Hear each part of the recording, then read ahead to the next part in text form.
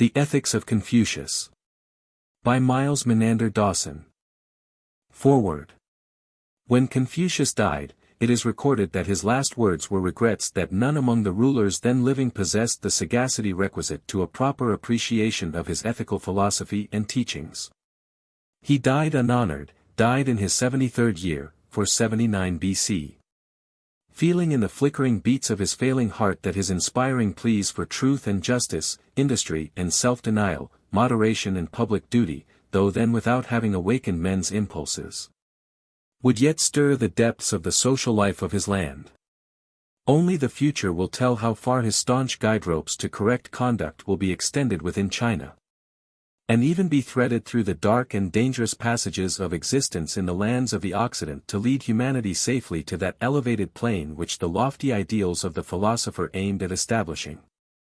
Not yet has the world, sagacious as it is, appreciated the wealth of gentleness, the profound forces for good, the uplifting influences embodied in the teachings of the ancient sage, whose aim, reduced to its simplest definition, was to show how to get through life like a courteous gentleman.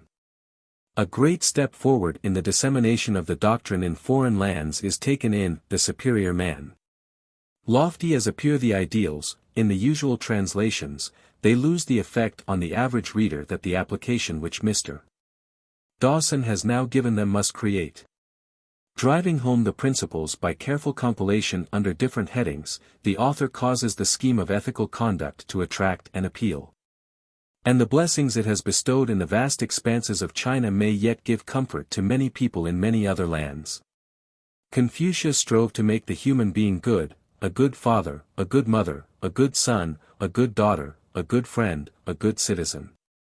Though his truths were unpalatable at the time of their enunciation, they have lived to bear good fruit, despite the desperate efforts of Emperor Qin Shi Huang to destroy them by fire. And it is gratifying to see that a still wider sphere is being more and more developed for them in the West. The movement that is now being energized in China to make the doctrine more familiar to the people, may also find reflection in foreign lands. The Superior Man will surely help the struggler in the mire of complexity to find his way out to the clean, substantial foothold of manliness and integrity. Shanghai, China. How do you find this book? Any thoughts about the book or the author? Any suggestion for improvement? Please take a moment to share your thoughts in a comment. If you like it, share it with your friends who might enjoy it as well. Subscribe to keep in touch. Visit CompleteAudiobooks.com for more quality content. Introduction. Works of Confucius and Chief Followers. The ethical and political precepts of Confucius are not well known in Occidental countries, even to most of those who give special attention to these subjects. And of what is known, much, indeed most, is confused with the notion that Confucius taught a religion in our sense of that term. Yet these ethical teachings, which are almost purely secular, have for more than 2,000 years been accepted by a larger number of human beings than those of any other teacher. This, also, notwithstanding that the peoples who so receive Confucian morals as their guide are of the most various views concerning religion, i.e., for instance, are Buddhists, Mohammedans, Taoists, Shintoists, etc. No other ethical system, whether of religious origin, or of secular, has ever been acceptable to persons professing religious convictions so diverse. And his political maxims have been regarded as fundamental, and knowledge of them, as well as of his ethics, has been insisted upon as a prime essential to political preferment, in a nation which, despite the not infrequent shifting of ruling dynasties, has the unparalleled record of continuing from prehistoric times to the present without a single break. In view of their obvious importance and of the availability of translations of the Chinese classics, the question naturally arises, why the prevailing want of information concerning the works of Confucius, his disciples and followers? Though due in part, no doubt, to Confucianism not being a religion and so receiving but scant attention from students of comparative religions, to the relatively small interest of Occidentals, until very recently, in things Chinese, and to the somewhat expensive editions in which alone the best translation is available, the want of information concerning these teachings is, in my opinion, chiefly due to this, they are found in large volumes consisting of ancient Chinese classics which Confucius edited, of a collection of his sayings, of certain books by his disciples that purport to give his precepts accurately.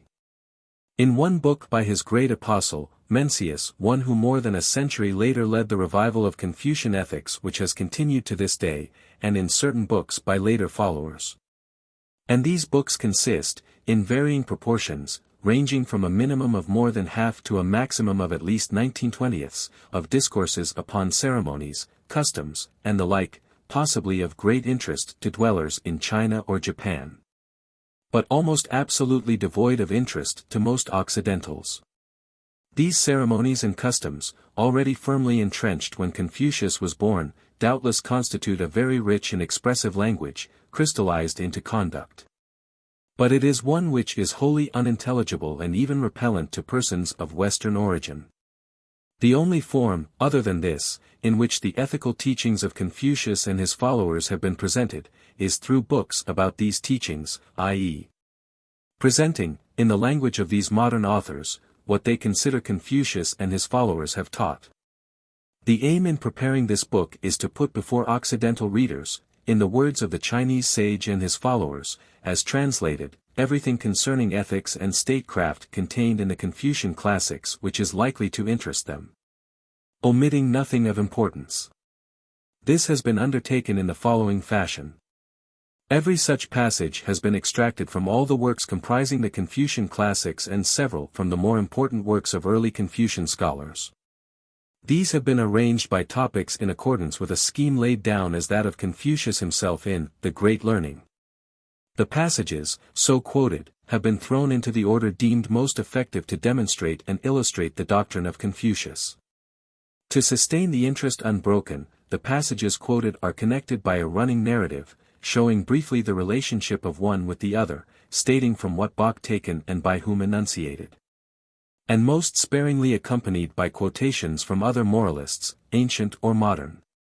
This book makes no claim to be an exhaustive study of the text, or of the commentaries on the text, of the Chinese sage, and much less to epitomize a critical investigation and collation of original texts. It accepts the generally received canon of the sayings and writings of Confucius as authentic, and deals exclusively with their significance as viewed scientifically in these days. Thus considered, the sayings of Confucius are seen to exhibit wonderful foresight and insight. Indeed, it is a continual marvel that, like Socrates, Plato, and Aristotle, Confucius should have come so near to laying down, formally, the lines which scientific investigation must pursue. And yet that, as generation after generation passed away, the attitude of many of the disciples of each of these should have become more and more that of blind and even superstitious imitation of the great teacher, an almost scrupulous avoidance of the application of his principles in the never-ending search for truth. This seems to have commenced with the immediate disciples of the sage, and by the time of Mencius it was already a species of idolatry, expressed in such sayings as this: "Since first there were living men until now, there has never been another Confucius." Book 2, PTI, C. 2, v. 23. "From the birth of mankind till now, there has never been another like our master." Book 2, PTI, C. 2, v. 27. So also, among the Greeks and Romans, the very name, philosopher, i.e., lover of wisdom, which Socrates gave to himself as one who did not pretend to be wise already, but who merely sought wisdom earnestly, soon lost its true meaning, as veneration for Socrates, Plato, or Aristotle took the place of the childlike, simple, open-minded search for truth which they inculcated as the obvious duty of intelligent beings. In other words, the positive teaching of these great minds became in due time prescriptive authority in the view of their followers, while the essential factor in the thought of each of the great teachers, that the mind should be open, should, in the words of St. Paul, try all things and hold fast that which is good, gave way to a prohibition against questioning any declaration of the Master, and later against questioning any of the accepted derivations and corollaries of the authoritative sayings. It is to be remembered that Confucius never made claim to be inspired. To be sure, he said of himself, "If heaven had wished to let this cause of truth perish, then I, a mortal yet to be born, should not have got such a relation to that cause. But this was rather a declaration of the universality of divine providence than a claim of special inspiration. Later, however, the commentators virtually claimed it for him, i.e., that he was divinely sent, as in the annotation of Kung Yang quoting the adjunct of the spring and autumn and also in the adjunct of the Xiao King, in which Confucius is represented as reporting to heaven the completion of his writings and as receiving divine approval in the form of a red rainbow arching down and becoming transformed into yellow jade with words carved upon it. This book is written to afford others opportunity for the same inspiring understanding of the true nature of the Confucian conception of good conduct as an encouragement of independent, clear thinking concerning the purposes of life and what may be done with it, which met so warm a welcome in my own mind when I first fortunately chanced upon a really good translation of the Analects of Confucius. What is here attempted is but an unworthy recognition of the great benefit, which, across 25 centuries, the Chinese sage conferred upon me. My thanks are due to various persons who have aided me with criticisms and suggestions, but very especially to Chen Huanchang, Ph.D. Columbia, Qin Shi of 1904 AD, i.e., winner of the prize in the highest competitive examination in China on the teachings of Confucius, formerly secretary of the Grand Secretariat at Pekin, now president of the Confucian Society in China and leader of the successful movement there to restore public recognition of Confucian ethics and observances. Dr. Chen has looked up for me all doubtful interpretations of texts, advising me of the variant views and enabling me to choose among them. In general, and with almost no exceptions, the commonly accepted meaning is given. The works of Confucius, his disciples, and most important followers, including ancient books edited by him, books of his sayings, and accounts of his teachings by his disciples and by early apostles and commentators. Confucius was born in 552 B.C. and died in 479 B.C. His name was Kung Chin Chunganai, of which Kung was the family name, Chin the personal, i.e., what we call Christian, name, and Chunganai the special name given upon reaching full age. He was called Kung Fu Tse later, the appellation Fu Tse meaning master, and this has been Latinized into Confucius. 1. The actual authorship of but one book is ascribed to him, viz., Ch. Chin, Spring and Autumn, English edition, Volume 5. Chinese Classics. This book is said to have been written by Confucius himself, in his 72nd year, and to have been designed by him to serve as an epitome of his teachings upon all ethical, social, and religious subjects. At least, Mencius so speaks of it. The book, in a different form and known as the Annals of Lu, was in existence before Confucius, and his task seems, after all, to have been to edit and amplify it. The work as it has come down to us, however, undoubtedly unchanged since the Han Dynasty, is a bare record of events, almost utterly devoid of instruction and even of interest. 2. A collection of conversations with Confucius, containing many of his most important sayings, was made by his disciples after his death. It is known as Luan Yu, the Analects, translated by James Legge, and published in The Sacred Books of the East. Several important books or collections of books, already ancient when Confucius was born and regarded as classics, were edited by Confucius and further edited by his early disciples. These are 3. E. King, The Book of Changes. 4. Xiao King, The Book of Filial Piety. 5. Shu King, The Book of History. 6. Shi King, The Book of Poetry, also called the Odes. 7. Li Qi, The Book of Ceremonies. All of these were translated by James Legge and published in The Sacred Books of the East. The last mentioned is also often called Younger Tai's Record of Rites, and it is affirmed that the Li Qing, said to be an older and greatly variant edition, should be accepted instead.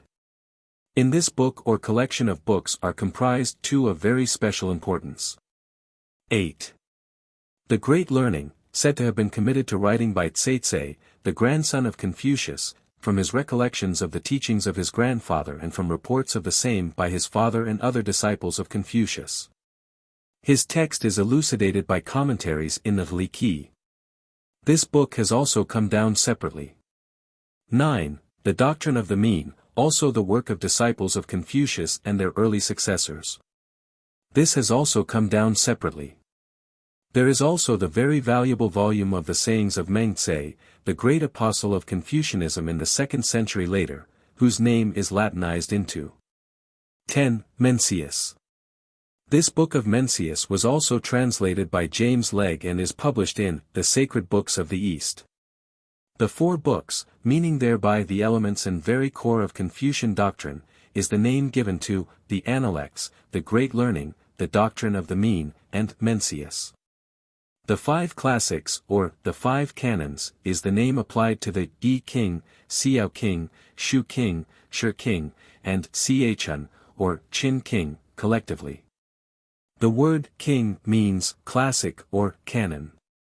Other works of Confucian commentators and scholars which are occasionally quoted from are 11. Shuo Yuan, Park of Narratives. 12. Sun Tzu. 13. Kuheng Chuan, Kuliang's Commentary. 14. Many Dewdrops of the Spring and Autumn. 15. Hanku. 16. History of Han Dynasty. 17. History of Latter Han Dynasty. 18. Narratives of Nations. 19. Kunyang Chuan, Kunyang's Commentary. The citations of this book are for the most part given by the name of the work, the name or number of the chapter and other grand division of the work and the verse. To the end that any edition in Chinese or any translation into English or into another language may be conveniently referred to. M.M.D. Confucius. Kung Fu-tse, the philosopher Kung, whose name has been Latinized into Confucius, was born in the year 551, or 552, BC. His father, Shu Henghe, was an officer in charge of the district of Zhou in the state of Lu and had been famous for his strength and daring. He was of the Kung family and lineally descended from Huang Ti, an almost legendary character of ancient China. At the age of 70, Shu Yonghe, the father of 10 children of whom but one was a son and he a cripple, sought a wife in the Yen family where there were 3 daughters. The 2 elder of them demurred when apprised by their father of the old man's suit, but the youngest, Qingcai, only 17 years of age, offered to abide by her father's judgment. The following year Confucius was born and 3 years later she was a widow.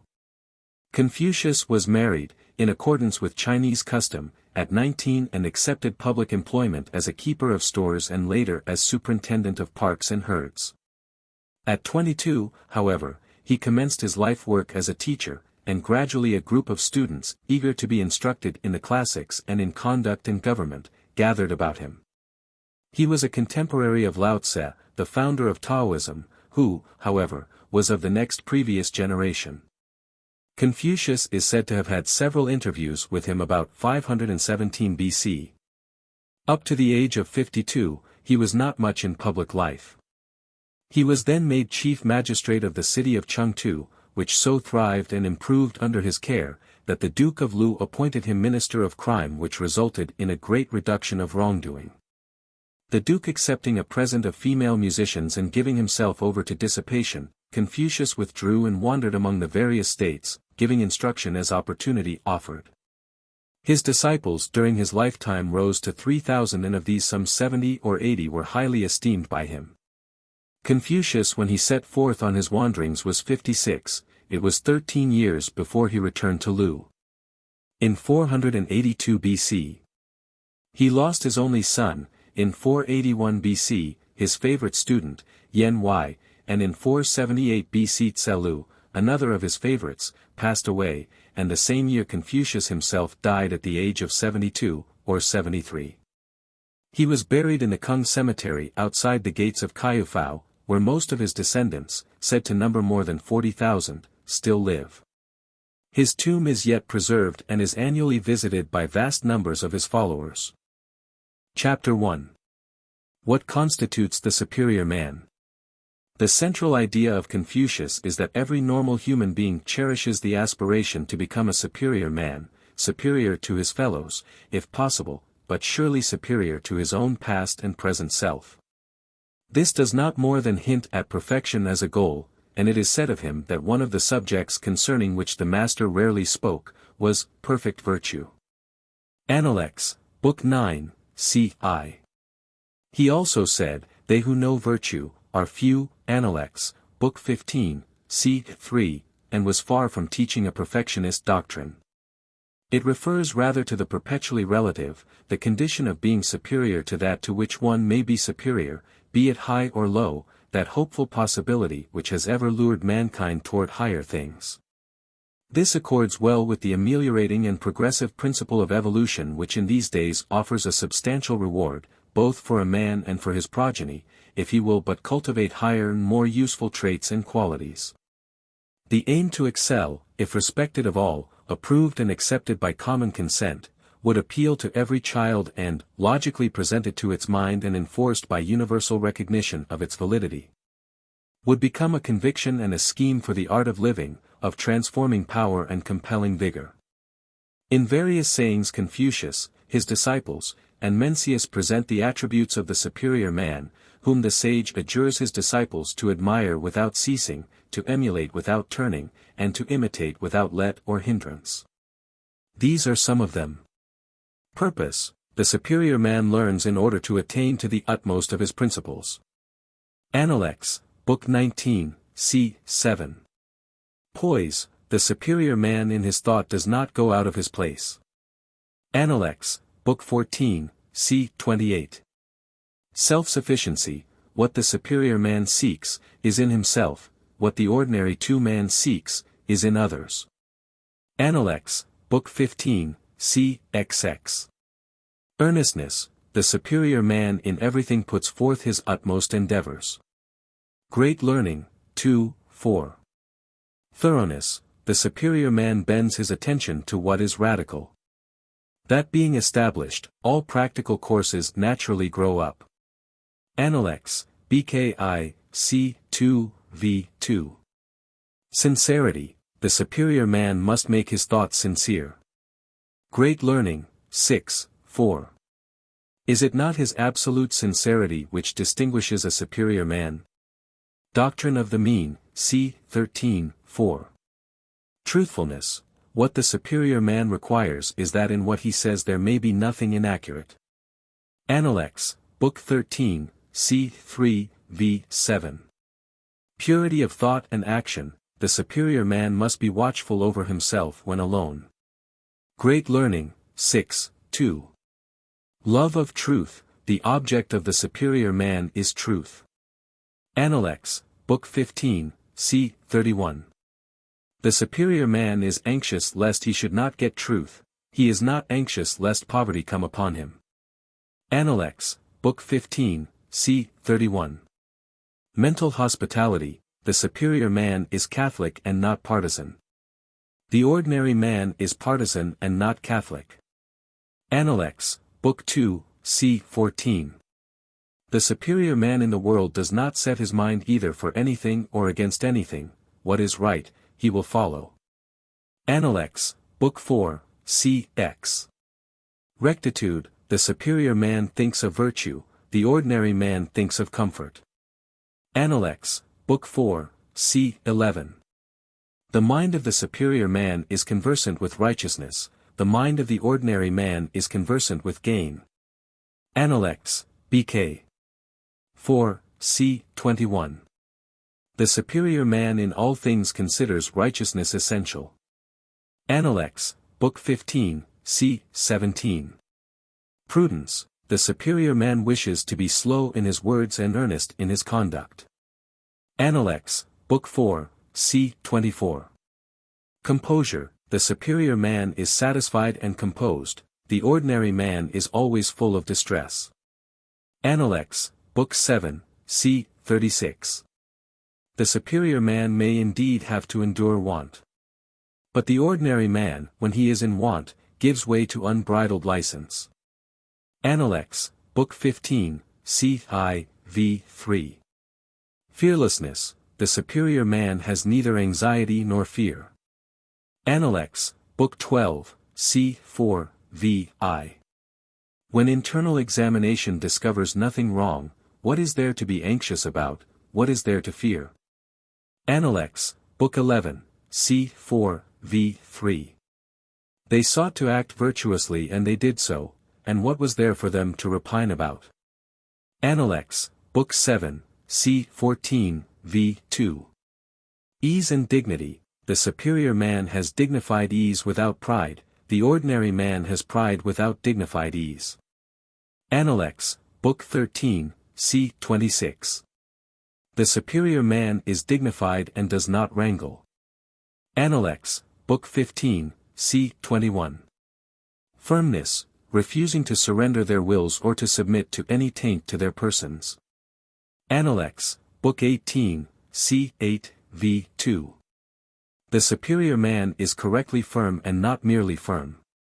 Analects, Book 15, c. 36. Looked at from a distance, he appears stern, when approached, he is mild, when he is heard to speak, his language is firm and decided. Analects, Book 19, c. 9. Lowliness, the superior man is affable but not adulatory. The ordinary man is adulatory but not affable. Analects, Book 13, c. 23. Avoidance of sycophancy, I have heard that the superior man helps the distressed, but he does not add to the wealth of the rich. Analects, Book 6, c. 3, v. 2. Growth, the progress of the superior man is upward, the progress of the ordinary man is downward. Analects, Book 14, c. 24. The superior man is distressed by his want of ability, he is not distressed by men's not knowing him. Analects, Book 15, c. 18. Capacity, the superior man cannot be known in little matters but may be entrusted with great concerns. Analects, Book 15, c. 33. Openness, the faults of the superior man are like the sun and moon. He has his faults and all men see them. He changes again and all men look up to him. Analects, Book 19, c. 21. Benevolence, the superior man seeks to develop the admirable qualities of men and does not seek to develop their evil qualities. The ordinary man does the opposite of this. Analects, Book 12, c. 16. Broad-mindedness, the superior man honors talent and virtue and bears with all. He praises the good and pities the incompetent. Analects, Book 19, c. 3. The superior man does not promote a man on account of his words, nor does he put aside good words on account of the man. Analects, Book 15, c. 22. Charity, to be able to judge others by what is in ourselves, this may be called the art of virtue. Analects, Book 6, c. 28, v. 3. Moderation, the superior man conforms with the path of the mean. Doctrine of the mean, c. 11, 6. 3. The Golden Rule, when GM cultivates to the utmost the capabilities of his nature and exercises them on the principle of reciprocity, he is not far from the path. What you do not want done to yourself, do not do unto others. Doctrine of the mean, c. 13, v. 3. Reserve power, that wherein the superior man cannot be equaled is simply this, his work which other men cannot see. Doctrine of the mean, c. 33, v. 2. The art of living. The practice of right living is deemed the highest, the practice of any other art lower. Complete virtue takes first place, the doing of anything else whatsoever is subordinate. Li Qi, Book 17, Sect. 3, 5. These words from the Li Qi are the keynote of the sage's teachings. Confucius sets before every man, as what he should strive for, his own improvement, the development of himself, a task without surcease, until he shall abide in the highest excellence. This goal, albeit unattainable in the absolute, he must ever have before his vision, determined above all things to attain it, relatively, every moment of his life, that is, to abide in the highest excellence, of which he is at the moment capable. So he says in The Great Learning, what one should abide in being known, what should be aimed at is determined, upon this decision, unperturbed resolve is attained, to this succeeds tranquil poise, this affords opportunity for deliberate care. Through such deliberation the goal is achieved. Text, v. 2. This speaks throughout of self-development, of that renunciation of worldly lusts which inspired the cry, for what shall it profit a man if he shall gain the whole world and lose his own soul? But this is not left doubtful, for again in The Great Learning, he says, from the highest to the lowest, self-development must be deemed the root of all, by every man. When the root is neglected, it cannot be that what springs from it will be well ordered. Text, v. 6, 7. Confucius taught that to pursue the art of life was possible for every man, all being of like passions and in more things like than different. He says, by nature men are nearly alike, by practice, they get to be wide apart. Appendix, Book 17. c. 2. Mencius put forward this idea continually, never more succinctly and aptly than in this, all things are already complete in us. Book 7, PTI, c. 4, 1. Mencius also announced that the advance of every man is independent of the power of others, as follows, to advance a man or to stop his advance is beyond the power of other men. BKI, PT 2, c. 16, 3. It has already in these pages been quoted from the Appendix, that the superior man learns in order to attain to the utmost of his principles. In the same book is reported this colloquy. Selu asked what constitutes the superior man. The master said, the cultivation of himself with reverential care, Appendix, Book 14, c. XLV. And in the Doctrine of the Mean, when one cultivates to the utmost the capabilities of his nature and exercises them on the principle of reciprocity, he is not far from the path. c. 13, 3. In The Great Learning, Confucius revealed the process, step by step, by which self-development is attained and by which it flows over into the common life to serve the state and to bless mankind. The ancients, he said, when they wished to exemplify illustrious virtue throughout the empire, first ordered well their states.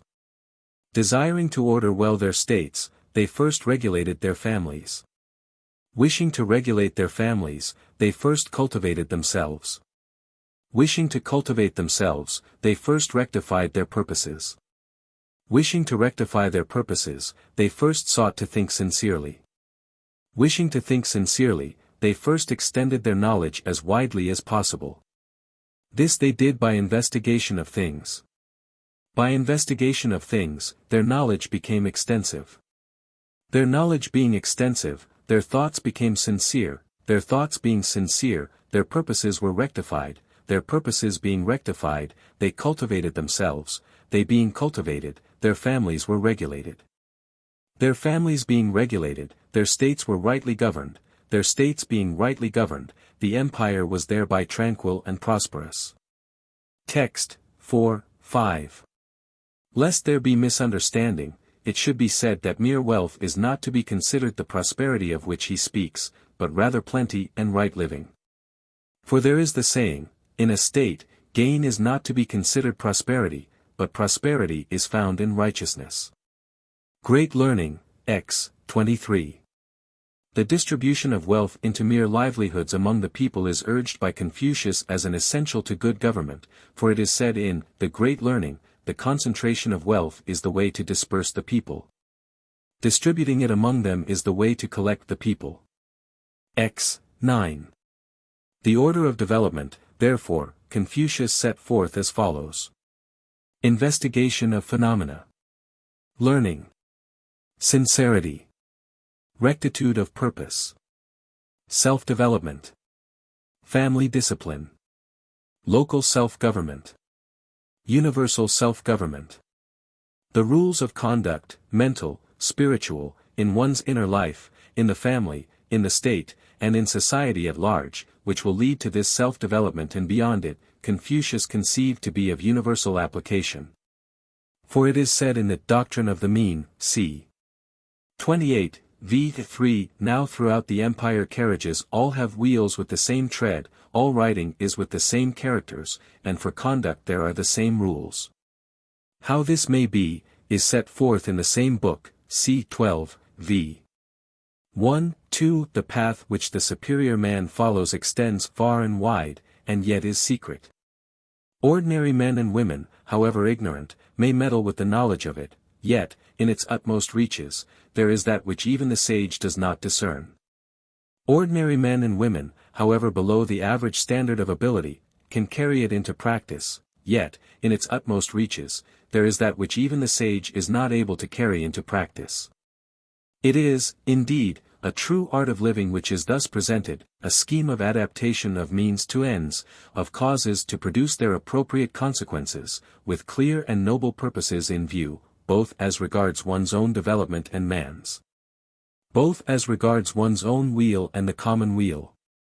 For the completion of its work, it requires, also, the whole of life, every deflection from virtue marring by so much the perfection of the whole. Its saintliness lies not in purity alone, but in the rounded fullness of the well-planned and well-spent life, the more a thing of beauty if extended to extreme old age. Confucius thus modestly hints how slowly it develops at best, when he says, "At 15 I had my mind bent on learning. At 30 I stood firm. At 40 I was free from doubt. At 50 I knew the decrees of heaven. At 60 my ear was an obedient organ for the reception of truth. At 70 I could follow what my heart desired without transgressing what was right." Appendix, Book 2, c. 4. That it is not finished until death rings down the curtain upon the last act, is shown in the Appendix by this aphorism attributed to his disciple, saying, "The scholar may not be without breadth of mind and vigorous endurance. His burden is heavy and his course is long. Perfect virtue is the burden which he considers it his to sustain, is it not heavy? Only with death does his course stop, is it not long?" Appendix, Book 8, c. 7. Mental morality. When you know a thing, to hold that you know it, and when you do not know a thing, to acknowledge that you do not know it, this is knowledge. Appendix, Book 2, c. 17. In these words Confucius set forth more lucidly than any other thinker, ancient or modern, the essential of all morality, mental honesty, integrity of the mind, the only attitude which does not close the door to truth. The same thing is put forward in a different way in the Li Qi, thus, do not positively affirm when you have doubts, and when you have not, do not put forth what you say, as merely your view. BKI, Sect. I, PTI, c. 3, 5.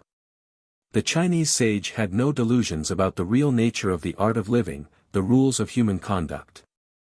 He knew and understood that ethics are of the mind, that sticks and stones are neither moral nor immoral but merely unmoral.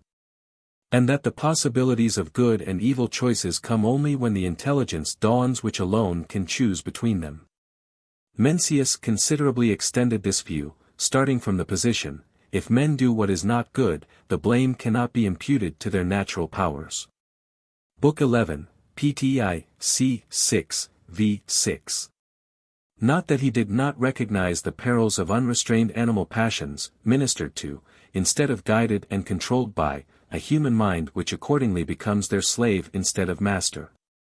For he says, that whereby man differs from the lower animals is little. Most people throw it away, the superior man preserves it. Book 4, pt 2, c. 19, v. 1.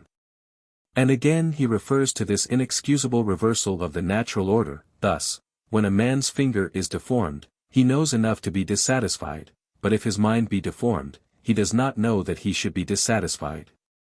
This is called, ignorance of the relative importance of things. Book 6, PTI, c. 12, v. 2. The Li Qi says of this, more explicitly, it belongs to the nature of man, as from heaven, to be still at his birth. His activity shows itself as he is acted on by external things, and develops the desires incident to his nature. Things come to him more and more, and his knowledge is increased. Then arise the manifestations of liking and disliking. When these are not regulated by anything within, and growing knowledge leads more astray without, he cannot come back to himself, and his heavenly principle is extinguished. Now there is no end of the things by which man is affected. And when his likings and dislikings are not subject to regulation, from within, he is changed into the nature of things as they come before him. That is, he stifles the voice of heavenly principle within, and gives the utmost indulgence to the desires by which men may be possessed. On this we have the rebellious and deceitful heart, with licentious and violent disorder. Book 17, Sect. I. V. 11, 12. Therefore, with acumen and discernment never excelled, Confucius divined that the mind must first be honest with itself. This indicates the essential immorality of the mind which clings to that which it does not know, with fervency and loyalty more devoted than that with which it holds to that which it does know.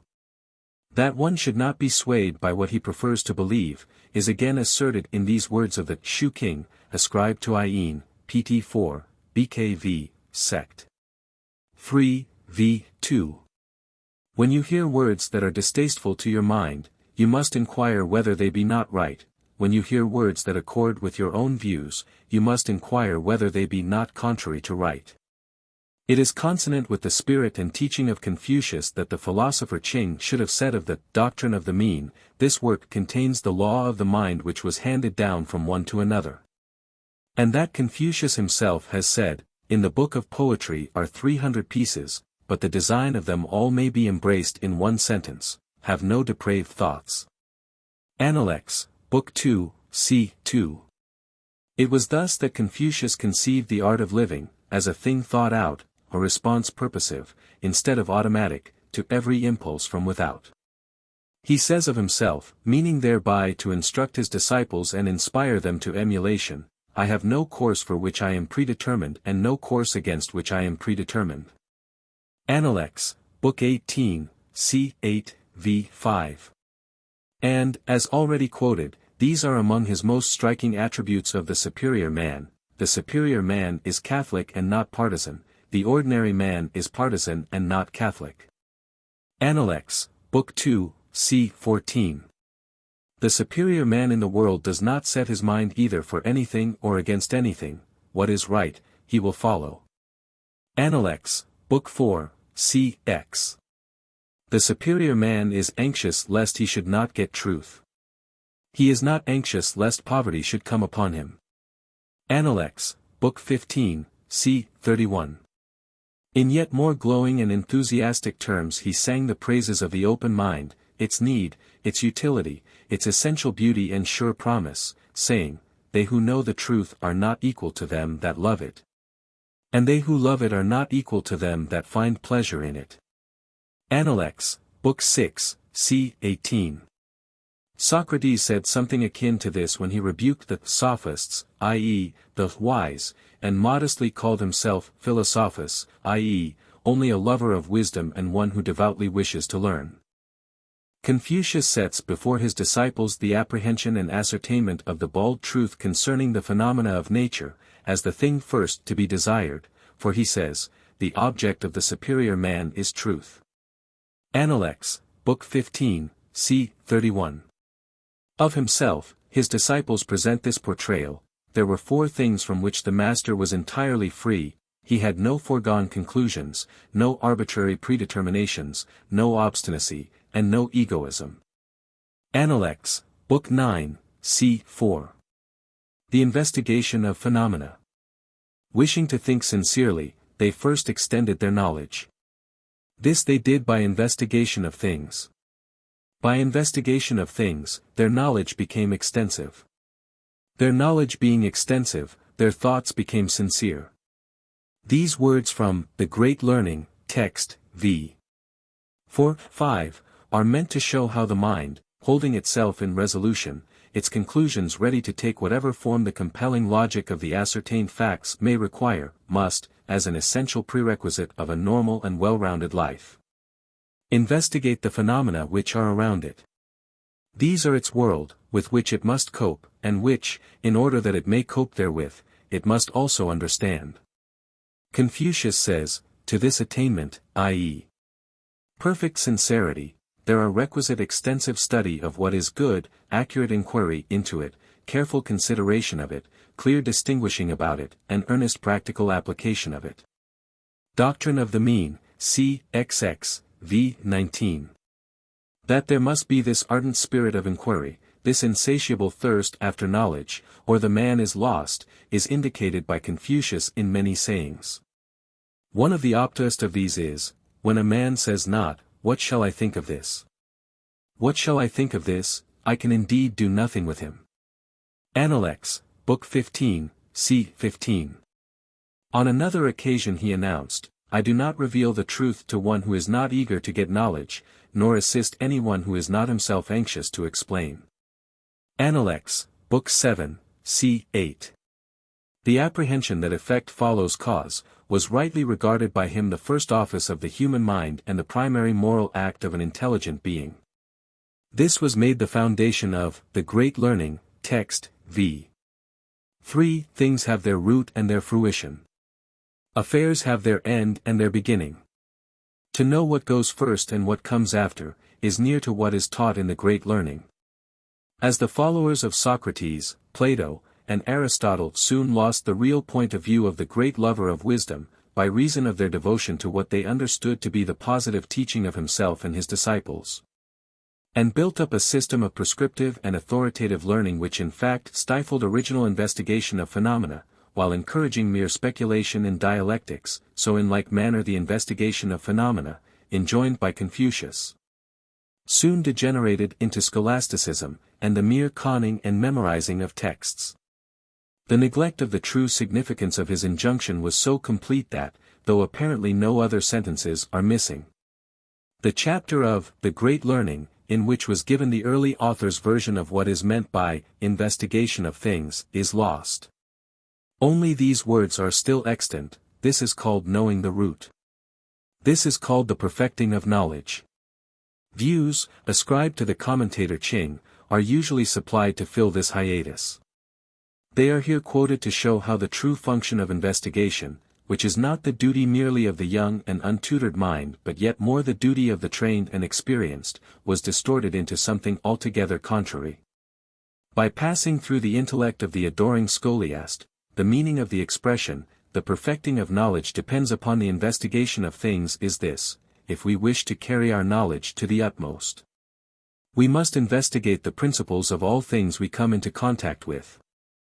For the intelligent mind of man is certainly formed to know, and there is not a single thing of which its principles are not a part. But so long as all principles are not investigated, man's knowledge is incomplete. On this account, the Learning for Adults, in its opening chapters, instructs the learner in regard to all things in the world, to proceed from what knowledge he has of their principles and pursue his investigations of them until he reaches the extreme point. After exerting himself in this way for a long time, he will suddenly find himself possessed of a wide and far-reaching penetration. Then the qualities of all things, whether external or internal, subtle or coarse, will be apprehended, and the mind, in its whole substance and its relations to things, will be perfectly intelligent. This is called the investigation of things, this is called the perfection of knowledge. But, while it may have been, and indeed was, called the investigation of things, by Ching and by many of the scholiasts since his day, it is obviously far from that enduring open-mindedness and spirit of impartial inquiry which Confucius held to be the first essential to the art of living. The words of Confucius, therefore, have clearer and higher significance in this scientific age than in all the centuries during which Asiatic students have memorized them in the schools. That Confucius meant no such blind following of authority is clear from this saying, "Why gives me no assistance? There is nothing that I say, in which he does not delight." Appendix, Book 11, c. 3. Investigation and the spirit of free investigation, in order that knowledge may ever be subjected to repeated tests, are the root, according to the reasoning of Confucius, from which the conduct of life must proceed. Therefore, and referring thereto, the philosopher Yu is quoted as saying, "The superior man bends his attention to what is radical." That being established, all practical courses naturally grow up. Appendix, BKI, c. 2, v. 2. This is set forth at length in yet more enthusiastic language, when we minutely investigate the nature and reasons of things till we have entered into the inscrutable and spiritual in them, we attain to the largest practical application of them. When that application becomes quickest and readiest and personal poise is secured, our virtue is thereby exalted. Proceeding beyond this, we reach a point which it is hardly possible to comprehend. We have thoroughly mastered the inscrutable and spiritual and understand the processes of transformation. This is the fullness of virtue. E. King, Appendix 3, Sect. 2, v. 33-34. Learning. Learning without thought is labor lost. Thought without learning is perilous. Appendix, Book 2, c. 15. The emphasis is put upon thinking in this statement of the Duke of Cao, quoted in the Shu King, by Confucius with approval: the wise, through not thinking, become foolish. And the foolish, by thinking, become wise. PTV, Book 18, 2. To the idea expressed in these astute words thus adopted by Confucius, he has added a personal application elsewhere, emphasizing the emptiness of mere speculation. I have been the whole day without eating and the whole night without sleeping, occupied with thinking. It was of no avail. The better plan is to learn. Appendix, Book 15, c. XXX. The idleness of thought, desire, and conduct proceeding upon insufficient data is set forth by the sage in great detail, in the following: there is the love of being benevolent without the love of learning. The beclouding here leads to a foolish simplicity. There is the love of knowing without the love of learning. The beclouding here leads to dissipation of mind. There is the love of being sincere without the love of learning. The beclouding here leads to an injurious disregard of consequences. There is the love of straightforwardness without the love of learning. The beclouding here leads to rudeness. There is the love of boldness without the love of learning. The beclouding here leads to insubordination. There is the love of firmness without the love of learning. The beclouding here leads to extravagant conduct. Appendix, Book 17, c. 8, v. 3. Therefore the necessity for patient, unremitting study, not merely of books but of men, animals, and things, of the phenomena of animate and inanimate nature, is urged by the great teacher again and again. Learn as if you might not attain your object and were always fearing lest you miss it.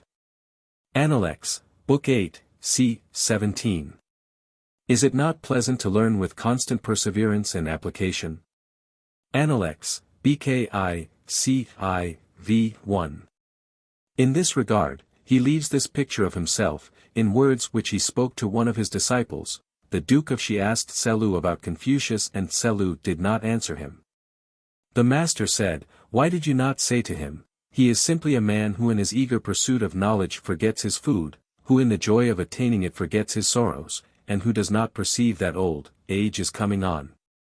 Appendix, Book 7, c. 18.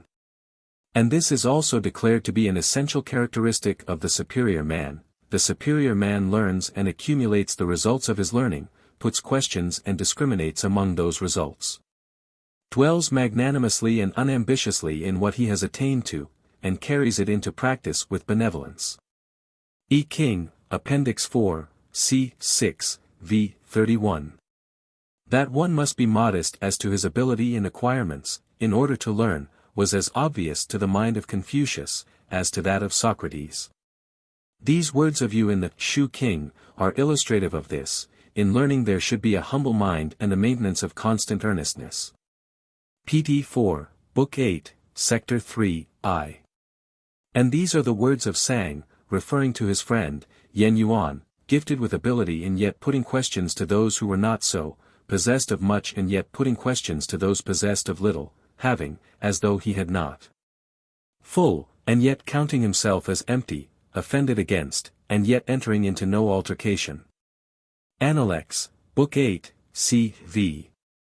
Though the mentor of princes, Confucius did not himself depart from such modesty in giving instruction, even as he adjured his disciples to observe it always in receiving tea.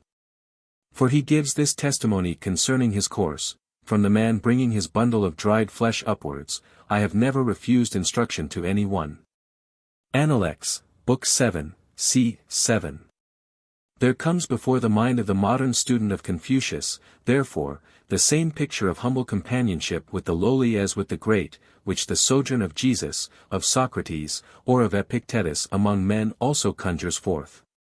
That such would be the universal consequence, were there universal instruction, i.e. that learning is essentially democratic and not a respecter of rank, riches, or even of persons, he affirms in this sentence, there being instruction, there will be no distinction of classes, Analects, Book 15, c. 38. Which declaration, accepted and followed, has preserved China from that stifling death into which the caste system of India has forced its unhappy people. Yet by no means unto all, the scoffer as well as the earnest student, the dull as well as the discerning, did Confucius consider that all knowledge should be imparted. Instead he said, to those whose talents are above mediocrity, the highest subjects may be announced. To those who are below mediocrity, the highest subjects may not be announced. Analects, Book 6, c. 19. The course which he who would learn must follow is given by Tse in these words, he who from day to day recognizes what he has not yet attained to, and from month to month remembers what he has attained to, may be said to love to learn. Analects, Book 19, c. v. And that thoroughness and completion of all tasks are absolutely requisite, in these, the prosecution of learning may be compared with what may happen in raising a mound. If there lack but one basket of earth to complete the work, and I there cease, the cessation is my own act. Analects, Book 9, c. 18. That gravity and earnestness are requisite, he thus affirms, if the scholar be not grave, he will not call forth any veneration, and his learning will not be solid. Analects, BKI, c. 8, v. 1. The reward of learning he declares to be, it is not easy to find a man who has learned for 3 years, without coming to be virtuous. Analects, Book 8, c. 12.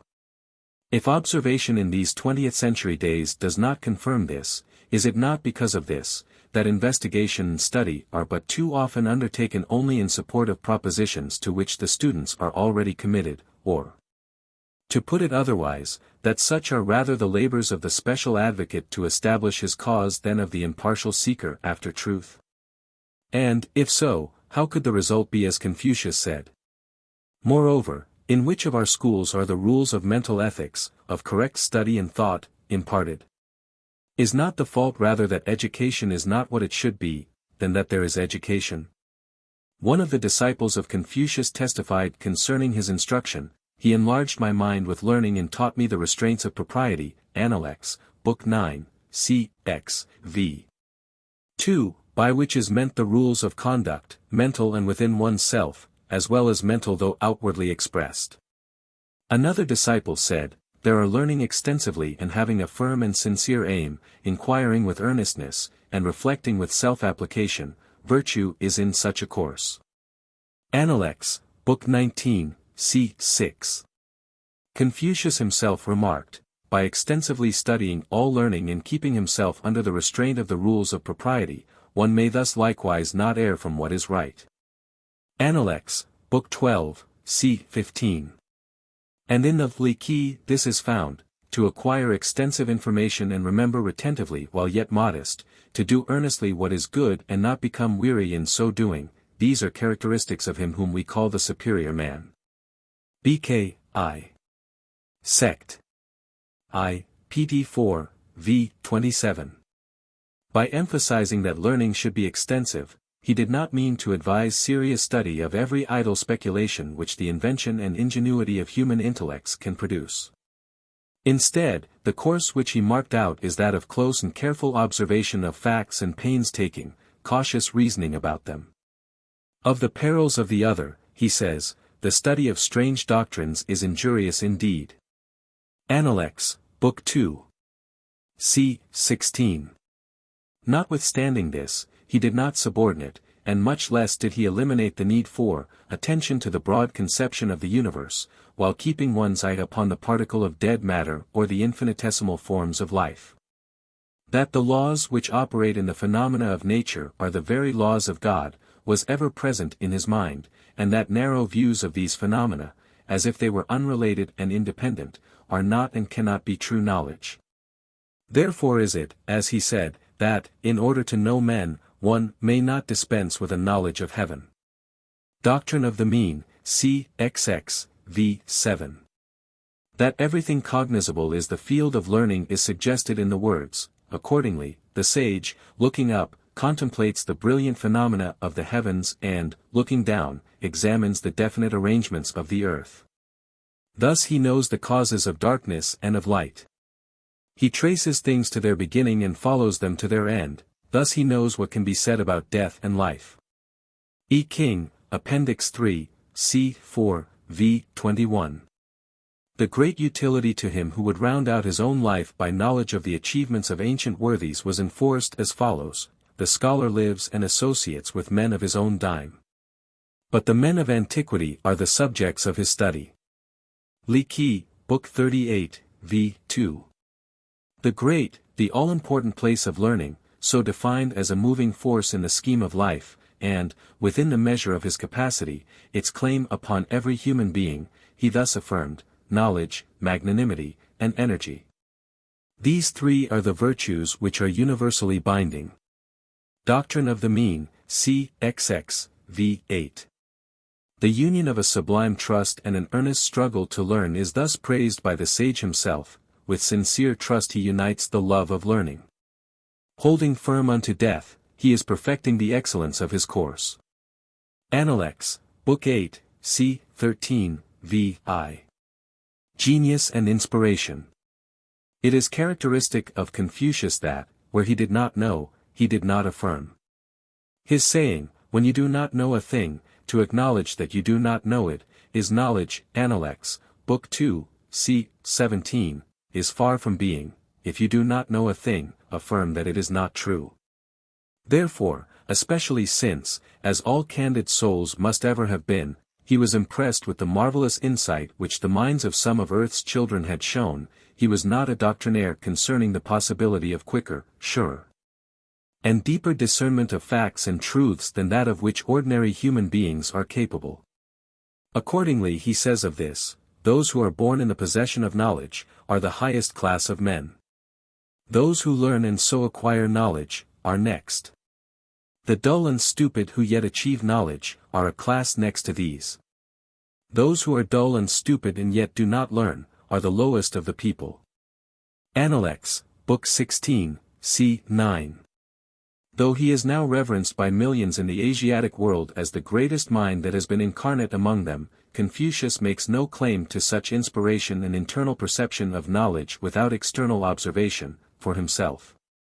Instead, he says, I am not one who was born in the possession of knowledge, I am one who is fond of antiquity and earnest in seeking it there. Analects, Book 7, c. 19.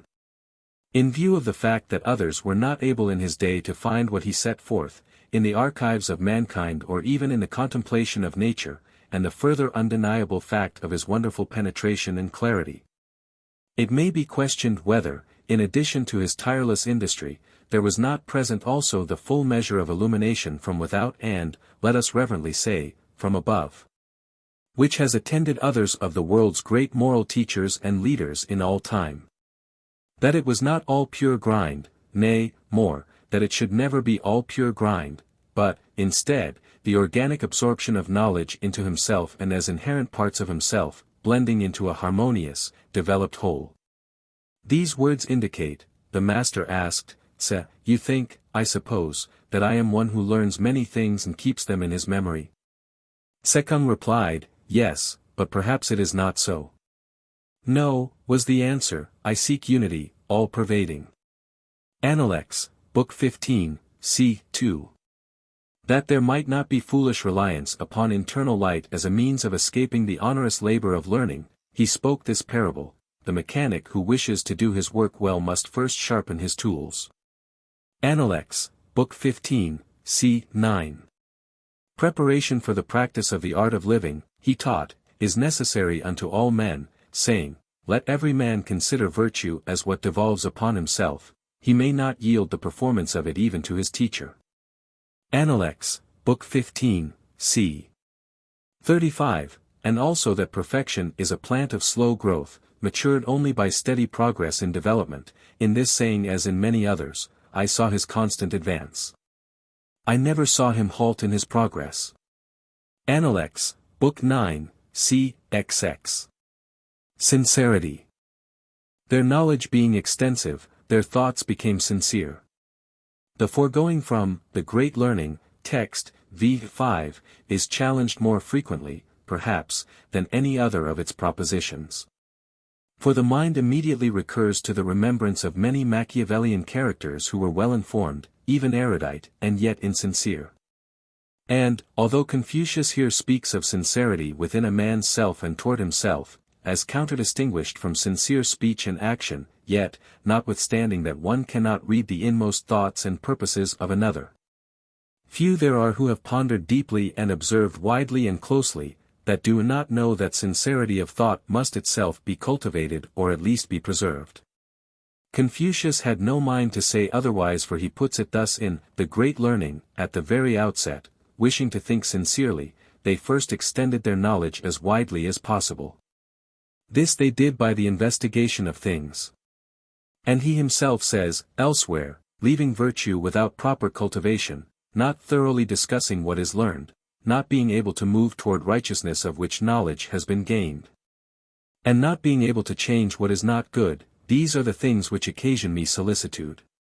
Appendix, Book 7, c. 3. He also said, referring to knowledge, a man can enlarge his principles, the principles do not, i.e., of themselves, enlarge the man. Appendix, Book 15, c. 28. The same is also implied, as well as that a man of character, while ready to serve, will not permit himself to be used, by this saying. Appendix, Book 2, c. 12. The superior man is not an utensil, i.e., his usefulness is not confined to one thing.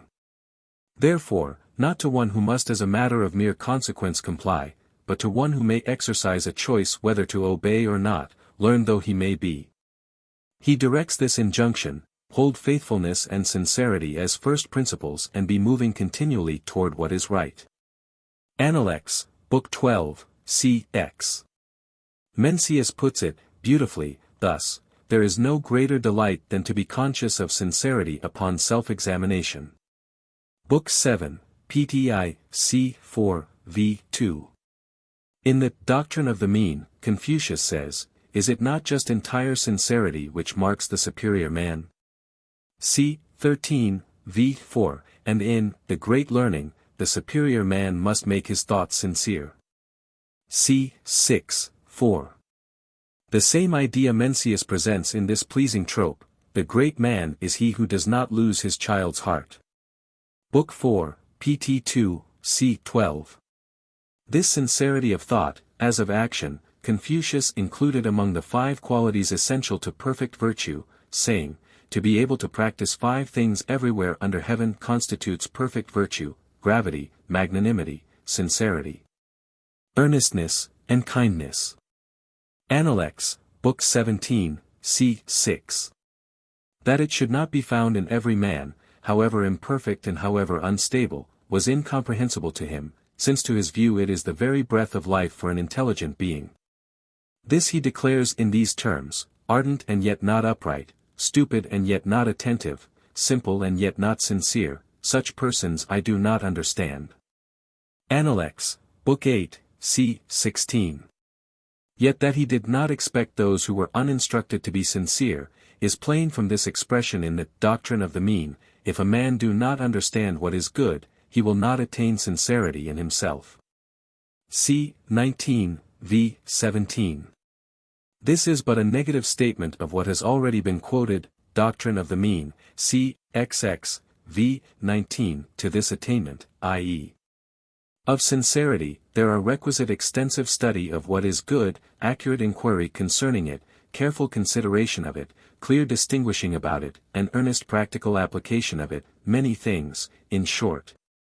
Besides and beyond mere knowledge, essential as the intelligent perception of things as they are, may be. As much is also implied in, he who attains to sincerity chooses the good and firmly holds it fast. Doctrine of the Mean, c. 21, v. 8. That the attainment of sincerity is an essential prerequisite to self-development, this book strongly asserts. Sincerity, it says, is that whereby self-development is effected and the path by which a man must direct himself, Doctrine of the Mean, c. 25, v. 1. And again, it is only he who is possessed of the completest sincerity that can exist under heaven, who can give full development to his nature. Doctrine of the Mean, c. 22. In the Yi King, Appendix 4, Sect. I, c. 2, v. 3, it is said, he is sincere even in his ordinary words and earnest in his everyday conduct. Guarding against depravity, he preserves his sincerity. His goodness is recognized in the world but he does not boast of it. This beneficent power he is also not confined to exerting upon himself and for his own development only. Instead, it is of broader and even universal application, for Confucius says, the possessor of sincerity develops not himself only. With it, he also develops others. Doctrine of the Mean, c. 25, v. 3. By means of sincerity, it is taught in the Doctrine of the Mean, and by it alone, man becomes, and is welcomed as, the co-operator with heaven, and may thus beneficially influence and even transform others. There is psychological import in the words, it is only he who is possessed of the completest sincerity that can exist under heaven, who can transform. Doctrine of the Mean, c. 23. This is but one of the many alluring rewards that the sage saw to attend sincerity, which is, besides, sufficiently its own reward. Insight and foresight are others, concerning which it is said in the Doctrine of the Mean, he who has sincerity without effort hits what is right and discerns without laborious thought, he is a sage who naturally and readily follows the path. C. XX, v. 18. It is characteristic of the completest sincerity to be able to foreknow. C. 24. When calamities or blessings are about to befall, the good or the evil will surely be foreknown by him. He, therefore, who is possessed of the completest sincerity, is like a spirit. C. 24. Extreme as these statements may appear, who is there among earnest thinkers and students that has not seen or experienced something very like this? It is obvious that the mind can the better fulfill its highest offices, if steadily applied thereto and never to the groveling arts of deception or, lower yet, of self-deception. If gross self-deception, as by cowardice, self-seeking, prejudice, or superstition, renders the mind incapable of perceiving the simplest truths concerning the phenomena of nature, it may well be that complete absence of the wish to deceive or to be deceived bespeaks clarity of vision and of prevision, which is, perhaps, only clear reasoning from the known and now, to the unknown and to be, though it otherwise seem impossible. The great learning teaches that a large measure of this clear vision may be attained. For, immediately after saying, the superior man is watchful over himself, when alone, it is added, there is no evil to which the inferior man will not proceed, when alone. When he beholds a superior man, he tries at once to disguise himself, concealing his evil under a display of virtue. The other penetrates him as if he saw his heart in reins, text, 6, v. 1, 2. And this is said, great learning, 6, v. 2, to warn the inferior man and encourage the superior, what is in fact within, will show without, and the master is quoted in the Doctrine of the Mean, c. XX, v. 18, as saying with an enthusiasm no more than commensurate with the subject, sincerity is the path of heaven.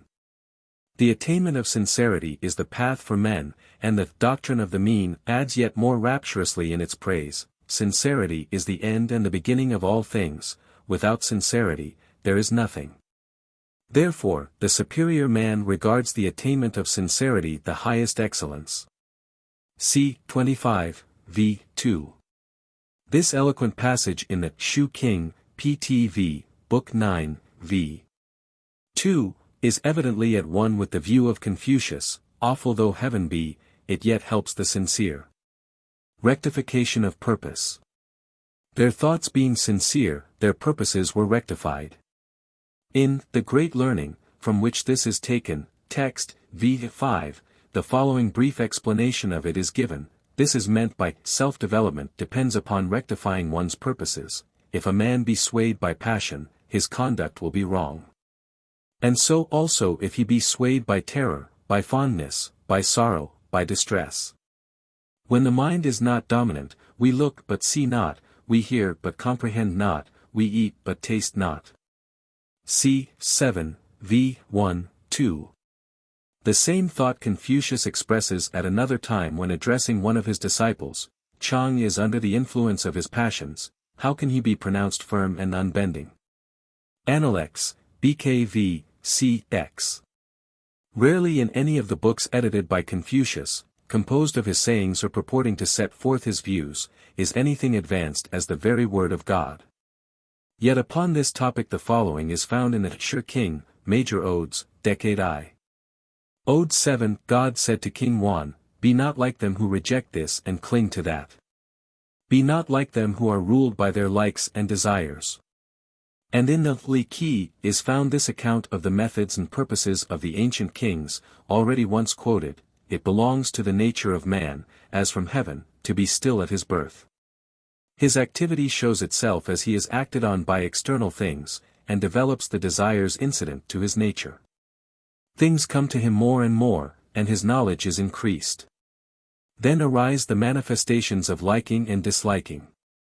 When these are not regulated by anything within, and growing knowledge leads more astray without, he cannot come back to himself, and his heavenly principle is extinguished. Now there is no end of the things by which man is affected. And when his likings and dislikings are not subject to regulation, from within, he is changed into the nature of things as they come before him. That is, he stifles the voice of heavenly principle within, and gives the utmost indulgence to the desires by which men may be possessed. On this we have the rebellious and deceitful heart, with licentious and violent disorder. Li Qi, Book 17. Sect. I, v. 11, 12.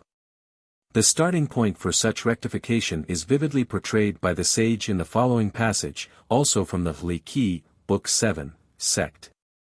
2, v. 20. The things which men greatly desire are comprehended in meat, drink, and sexual pleasure. The things which they greatly dislike are comprehended in death, exile, poverty, and suffering. Likes and dislikes are the great elements of men's minds. If to the three things desired by all men were added air, the four primal animal requisites to self-preservation and race preservation would have been named.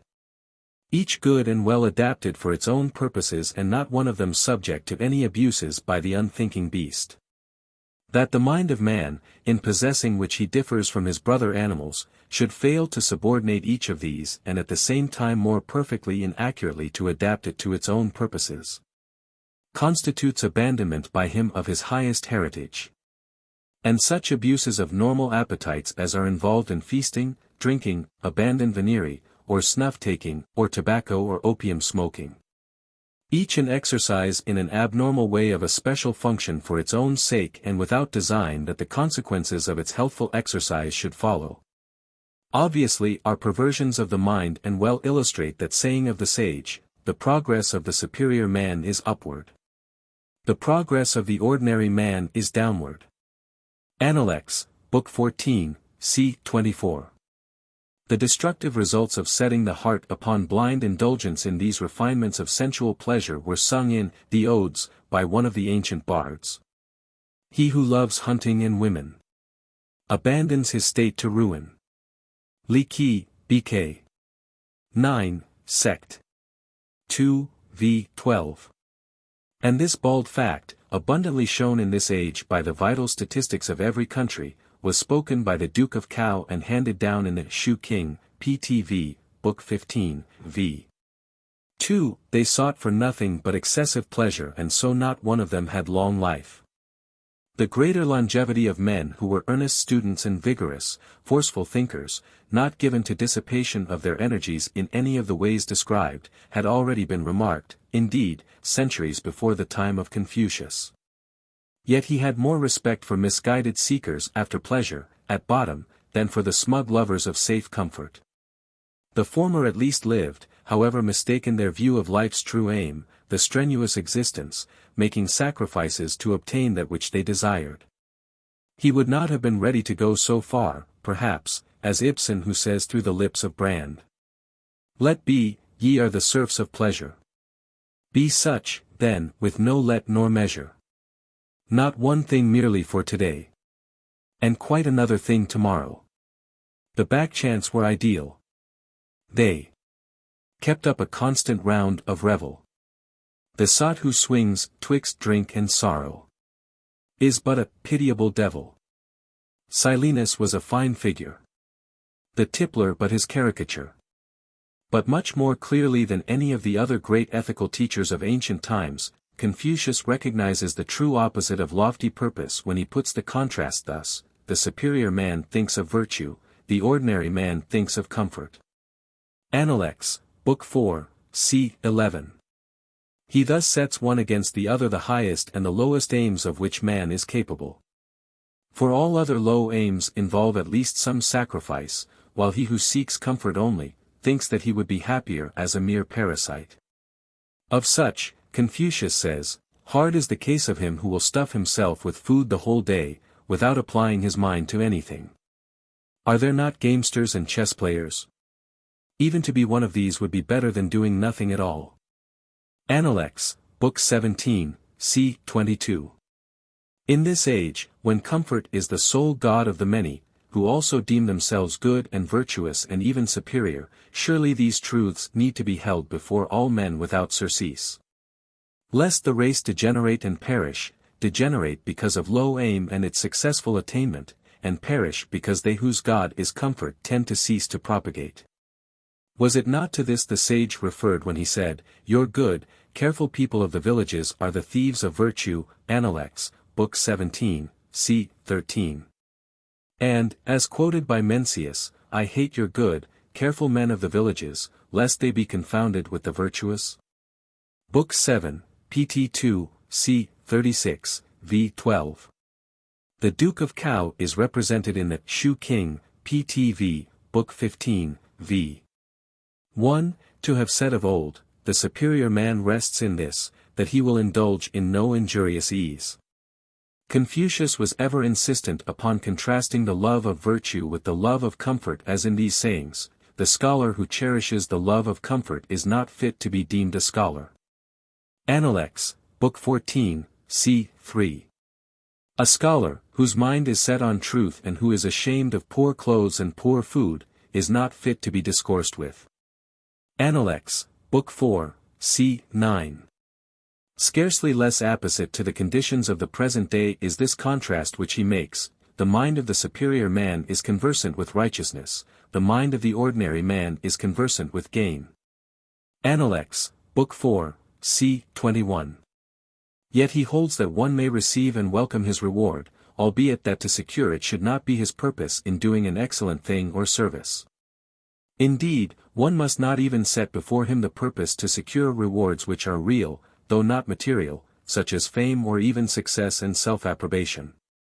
The course of virtue, leading to singleness of purpose and thoroughness of work, is thus marked out: the man of virtue makes the difficulty to be overcome his first business, and success only a subsequent consideration. Analects, Book 6, c. xx.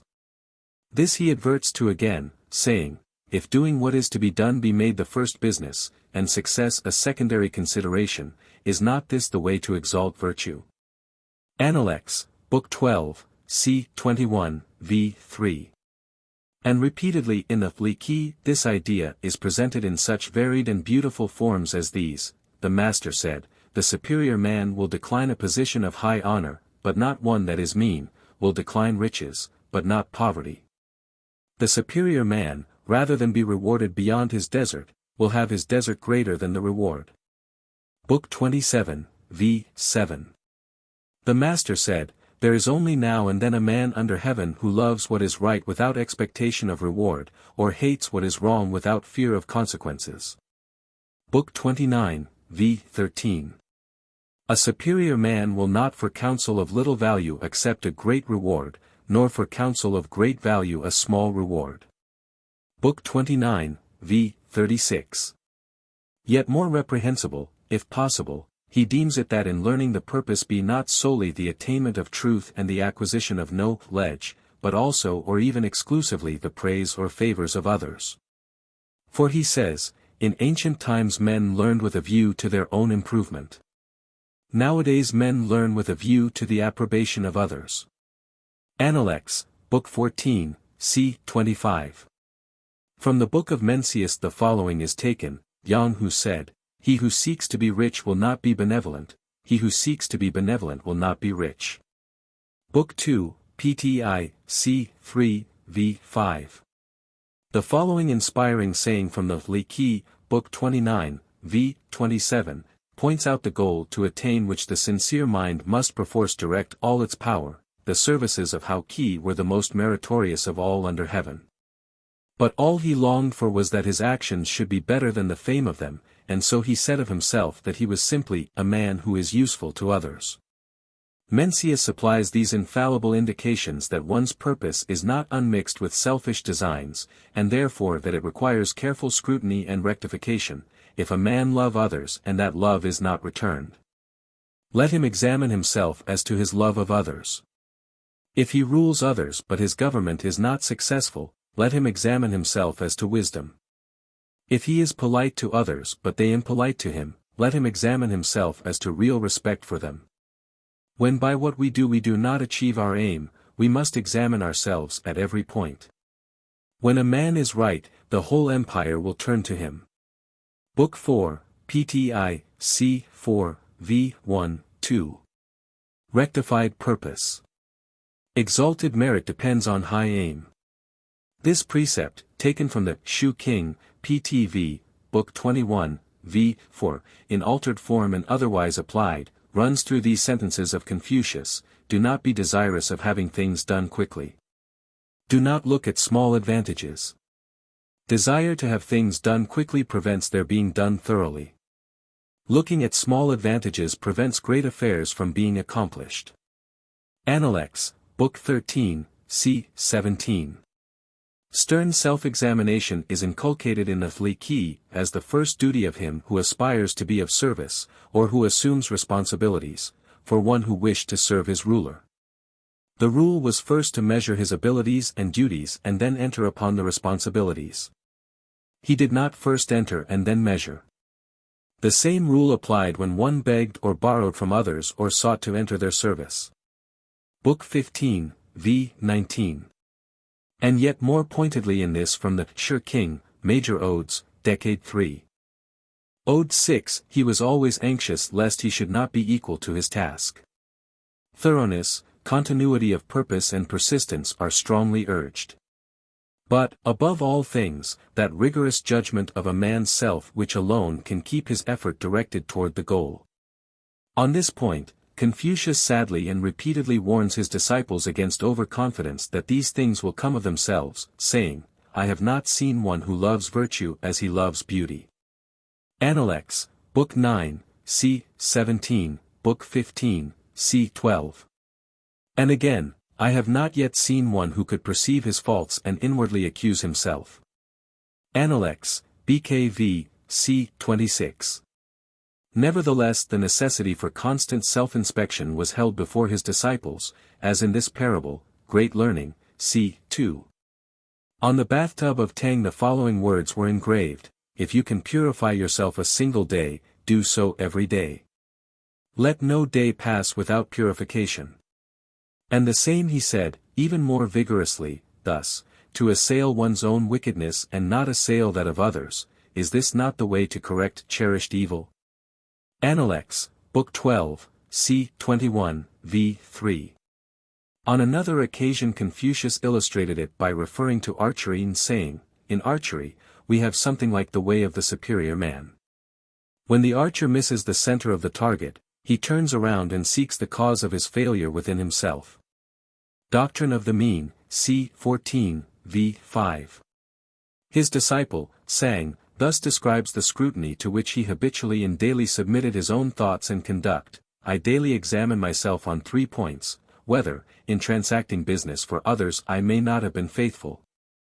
Whether, in intercourse with friends, I may not have been sincere, and whether I may not have mastered and practiced the instructions of my teacher.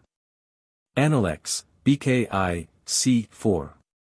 This the doctrine of the mean enjoins as necessary in order that one may justly cherish true self-respect. Saying, the superior man examines his heart that there may be nothing wrong there and that he may have no cause for dissatisfaction with himself. C. 33, v. 2. Both emulation of the virtues of superior men and this unrelenting introspection are urged in this counsel. When we see men of worth, we should think of equaling them.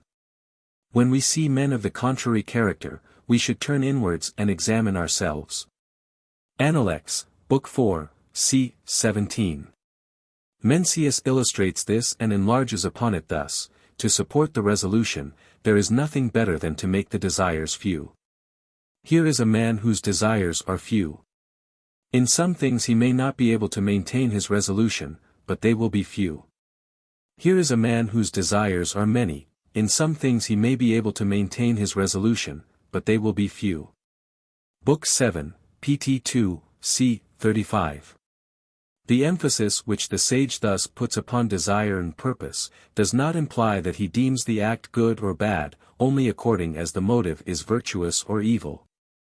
The act will be judged by its effect and the motive also by its result.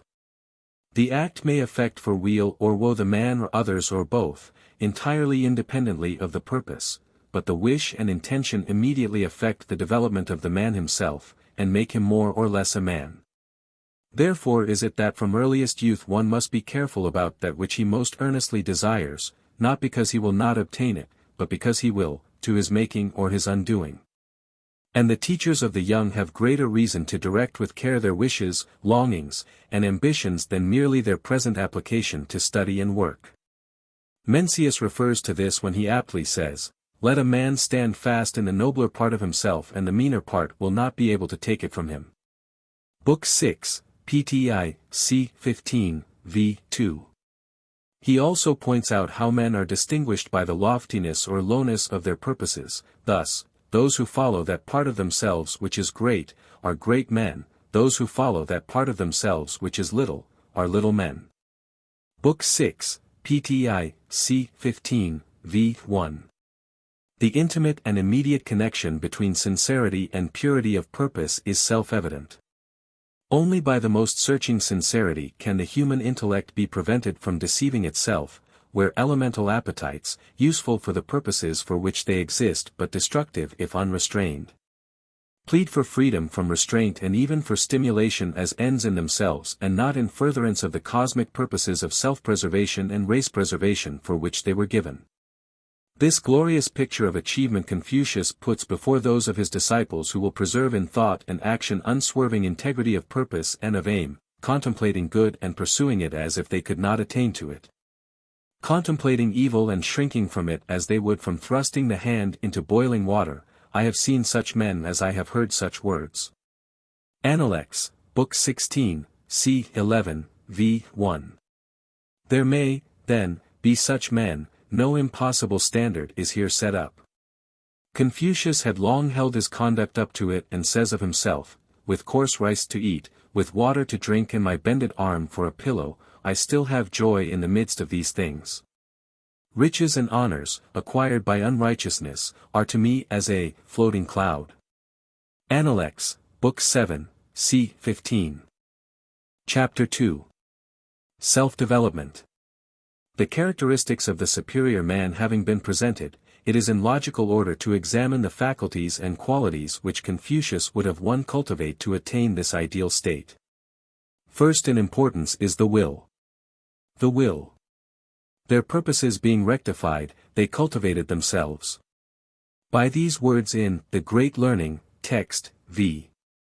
5, it is meant that when there is no conflict of aims, of duties and desires, when one wills what he wishes, and with all his heart singly and clearly wishes what he wills, then and not till then does the will become clear and firm and strong.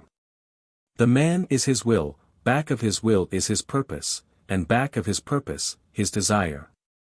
If his knowledge enable him to make right choices, he should be sincere, his desires should be disciplined, his purpose lofty, and, resting thereupon as on a rock, his will fixed and immovable. That is character. Confucius puts it, if the will be set on virtue, there will be no practice of wickedness. Appendix, Book 4, c. 4. True. For when the will rests upon set purpose, based upon purified desire, born of knowledge and discriminating investigation of phenomena, nothing can undermine it. This rectification of the antecedent conditions is what the sage refers to when he says, to subdue one's self and return to propriety is perfect virtue. Appendix, Book 12, c. 1, and again, the firm, the enduring, the simple, and the unpretentious are near to virtue. Appendix, Book 13, c. 27. That the will is proved by its resistance rather than its impelling force, Mencius says in this, men must be resolute about what they will not do and then they are able to act with vigor. Book 4, pt 2, c. 8. The same is meant, i.e. that if one's trust is thus grounded, nothing external can shake his determination, when Confucius says, the commander of the forces of a large state may be carried off, but the will of even a common man cannot be taken from him. Appendix, BK 9, c. 25. So speaks Ibsen who puts into the mouth of Brand. That one cannot him excuses. But never that he does not will. Confucius refuses to accept the excuse of inability unless one actually expires in a supreme effort to achieve. Therefore, when his disciple, Yen Qiu, said, "It is not that I do not delight in your doctrines, but my strength is insufficient," he admonished him, "They whose strength is insufficient give over in the middle of the way. But now you do but set limits unto yourself." Appendix, Book 6, c. x. The scorn of craven compromise is well voiced in this, Sechong said, when a man holds fast virtue, but without seeking to enlarge it, and credits right principles, but without firm sincerity. What account can be made of his existence or non-existence? Appendix, Book 19, c. 2. That the path of duty leads to the very brink of the grave, and beyond it, Confucius says in no uncertain language, the determined scholar and the man of virtue will not seek to live at the expense of injuring their virtue. They will even sacrifice their lives to preserve their virtue complete. Appendix, Book 14, c. 8. The man who in the view of gain thinks of righteousness, who in the view of danger is prepared to give up his life, and who does not forget an old agreement, however far back it extends, such a man may be reckoned a complete man. Appendix, BK 14, c. 13, v. 2. His disciple, Sechong, said of this, the scholar, beholding threatened danger, is prepared to sacrifice his life. When the opportunity for gain is presented to him, he thinks of righteousness. Appendix, Book 19, c. I.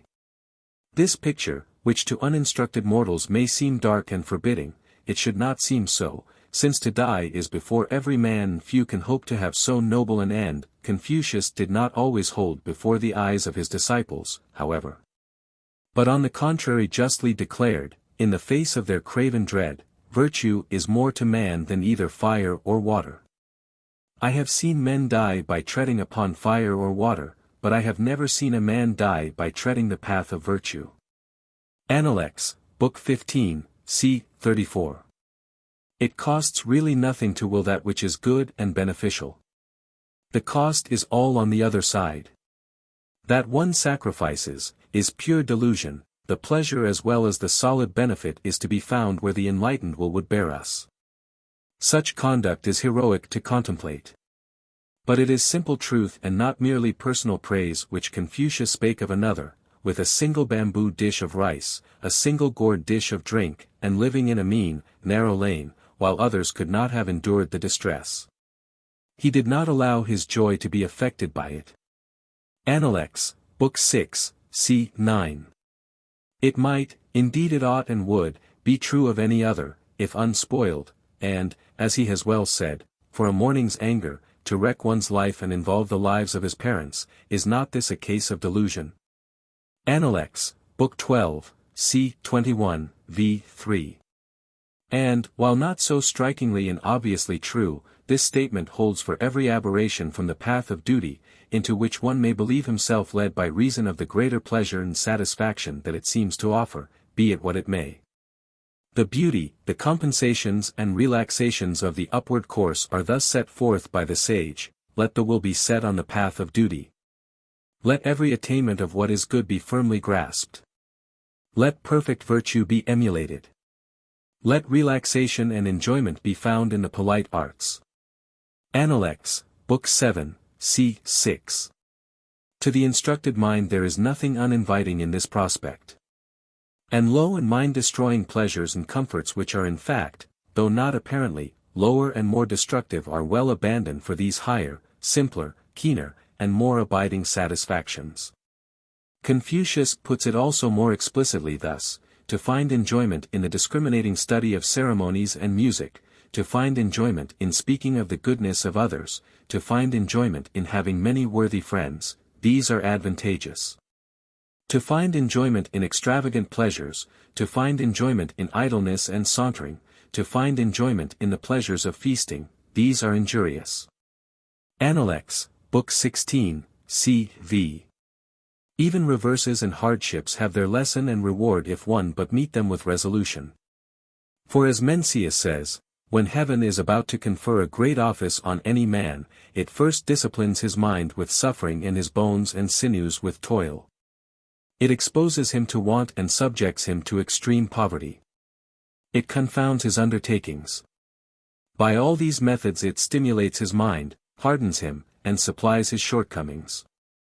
Book 6, pt 2, c. 15, v. 2. This development of the will, which is the development of the man, is therefore not a thing to terrify or repel. Instead, it is mastery, power, sway, achievement, that for which the mind of man longs unceasingly. And it comes of itself, if the basis for it has been safely and carefully laid in purified desires and righteous aims, without effort, without strain, without pain or penalty.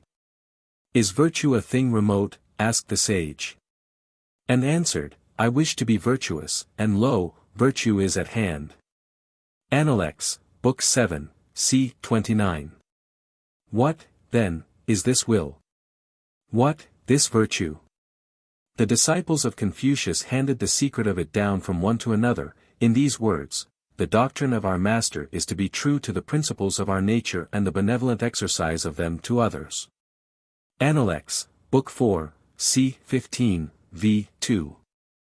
That the joy of well-doing is more than comparable with the pleasure of abandonment to sensual playing with elemental appetites, is said in these words of Wu, reported in the Shu King: I have heard that the good man, doing good, finds the day insufficient. And that the evil man, doing evil, also finds the day insufficient. PTV, BKI, Sect. 2. Fortitude. When the will accords completely with the purpose and the desire, courage follows necessarily. For, if one desires a given result, designs to compass it, and wills to achieve it, it can only mean that he is not fearful about it but instead is cool and determined. As it costs nothing to will, when the purpose are rectified. So, when the will is clear and firm, it costs nothing to be brave. Therefore in The Great Learning, it is said that by this course, unperturbed resolve is attained. Confucius elsewhere puts it, to see what is right and not to do it, is want of courage. Appendix, Book 2, c. 24, v. 2. For if one see what is right, he should think sincerely about it, without self-delusion. And, thinking thus, his desires and his purposes should be rectified and therefrom the will to do right will flow. And if he see the truth and do not do these things, it is plainly want of courage, the courage to cast aside comfortable delusions, to think sincerely and be undeceived. When undeceived and with desire and resolve purified, the will and courage follow inevitably. Confucius again refers to this, saying, when you have faults, do not fear to abandon them. Appendix, BKI, c. 8, v. 4. This is also the gist of the following injunction from the Li Qi, Book 15, v. 22, do not try to defend or conceal what was wrong in the past. So also speaks you in the Shu King, do not be ashamed of mistakes and so proceed to make them crimes. Pt. 4, Book 8, Sect. V. I. The fear here referred to is doubtless both the fear of discomfort and the fear of the prying eyes and the caustic tongues of others. To this craven dread, reference is made when Sehi says, the inferior man is sure to gloss his faults. Analects, Book 19, c. 8. The remedy for it, Confucius demonstrates in these brave words, I am fortunate. If I have any faults, people are sure to know them. Analects, Book 7, c. XXX, v. 3. Thus Mencius puts it, when anyone told Selu that he had a fault, he rejoiced. Book 2, Pti, c. 8, v. 1. Again speaking in the Yi King, in praise of the son of the Yen family, Confucius says, if anything that he did was not good, he was sure to become conscious of it, and, when he knew it, he did not do the thing again. Appendix 3, v. 42. So, also, King Tang is represented in the Shu King, as saying, the good in you I will not dare to keep concealed, and for the evil in me, I will not dare to forgive myself. Pt. 4, Book 3, v. 3. And in the Shu King, also, the great Shun is reported to have said, when I am doing wrong, it is yours to correct me. Do not concur to my face, and when you have retired, speak otherwise. Pt. 2, Book 4, I. Fearlessness Confucius ever named as an attribute of the superior man, saying, Analects, Book 14, c. XXX, v. 1, the way of the superior man is threefold, but I am not equal to it. Virtuous, he is free from anxieties. Wise, he is free from perplexities. Bold, he is free from fear, and he presents this opposite picture, Analects, Book 4, c. 2. They who are without virtue cannot abide long either in a condition of poverty and hardship or in a condition of enjoyment. This is even more strikingly presented in the following, having not and yet affecting to have, empty and yet affecting to be full, straitened and yet affecting to be at ease. It is difficult with such characteristics to have constancy. Analects, Book 7, c. 25, v. 3. And in this contrast, the superior man is satisfied and composed, the ordinary man is always full of distress. Analects, Book 7, c. 36. The cowardice of such concern about the future as sets one to speculating and worrying is condemned in the Li, Book 15, 22, as follows, do not try to fathom what has not yet arrived. The sage was not unaware that boldness may be the result of ignorance as well as of knowledge, that it may be madness and folly instead of clear sanity and wisdom. It was concerning such that Confucius spoke when he said of the superior man, he hates those who have valor only and are unobservant of propriety. He hates those who are forward and determined and at the same time of contracted understanding. Analects, Book 17, c. 24, v. 2. That the bravery of the superior man and the bravado of the inferior should be distinguished, is the gist of the following saying, men of principle are sure to be bold, but those who are bold may not always be men of principle. Analects, BK. 14, c. v. The absolute need of fearlessness, Mencius enjoins in this which he puts into the mouth of Mang Shishe, I look upon not conquering and conquering in the same way. To measure the enemy and then advance, to calculate the chances of victory and then engage, this is to stand in dread of the opposing force. How can I make certain of conquering? But I can rise superior to all fear. Book 2, Pti, c. 2, v. 5. The shame of moral cowardice is well set forth by Confucius in the Yi King, thus, if one be distressed by what need not distress him, his name is sure to be disgraced.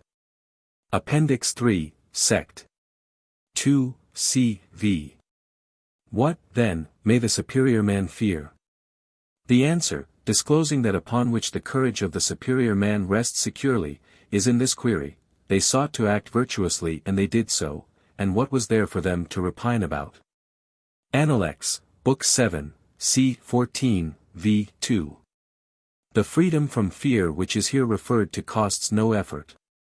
If the precedent conditions have been fulfilled, it is their natural and necessary consequence and appears in the noble attributes of the superior man, to which Confucius often adverted, as thus, the superior man has neither anxiety nor fear.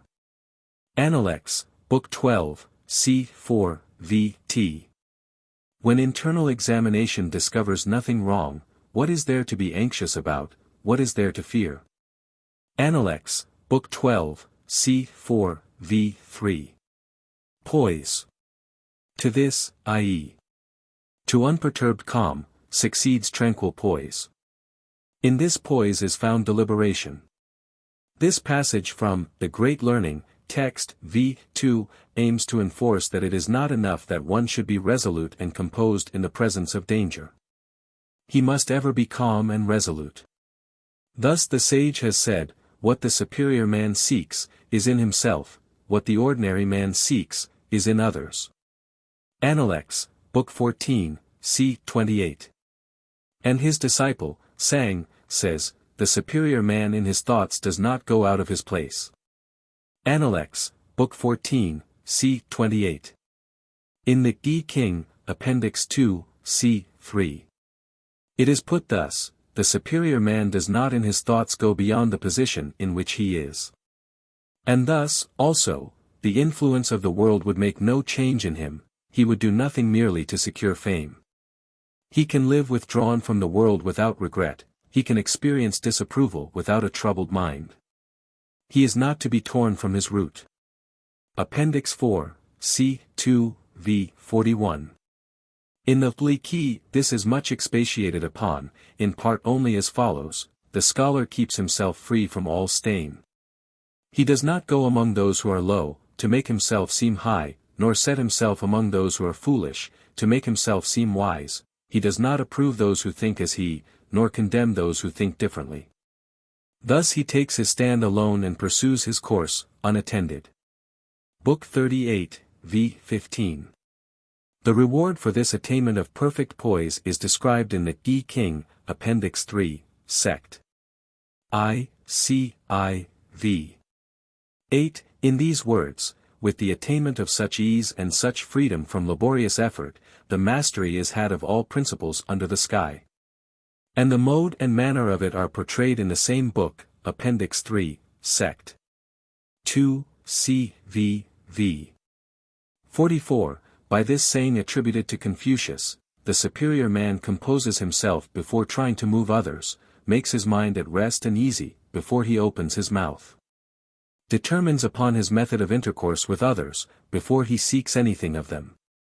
The central conception is that the man should be so balanced that, instead of giving unconscious reactions or semi-conscious responses to stimuli from without, every response, however promptly delivered in speech or act, should be purposive, the consequence of intelligent understanding and resolve.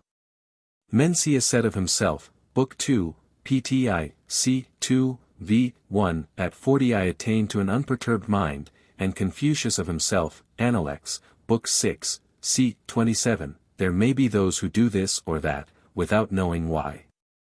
I do not do so. The sage also eulogizes the balanced, self-centered man in no uncertain terms, as follows, he with whom neither calumny which slowly soaks into the mind, nor insults that startle like a wound to the flesh, are successful, may indeed be called intelligent. Yea, he with whom neither soaking calumny nor startling insults are successful may be called far-seeing. Appendix, Book 12, c. 6. Here are yet other words of penetrating wisdom concerning the advantages of this perfect poise and calm. He who does not anticipate attempts to deceive him nor think beforehand of his not being believed, and yet apprehends these things readily when they occur, is he not a man of superior worth? Appendix, Book 14, c. 38. Mencius also characterizes such a man as follows, when he obtains the desired position to practice virtue for the good of the people, when disappointed in that ambition to practice virtue for himself. To be above the power of riches and honors to corrupt, of poverty and a mean condition to swerve and of might and sway to bend, these characterize the great man. Book 3, pt 2, c. 2, v. 3. Confucius deemed it indispensable for a ruler to thus possess his soul. Alone it would make a ruler good, if not indeed great. Therefore, he says, may not Shun be instanced as having governed efficiently without exertion? What did he do?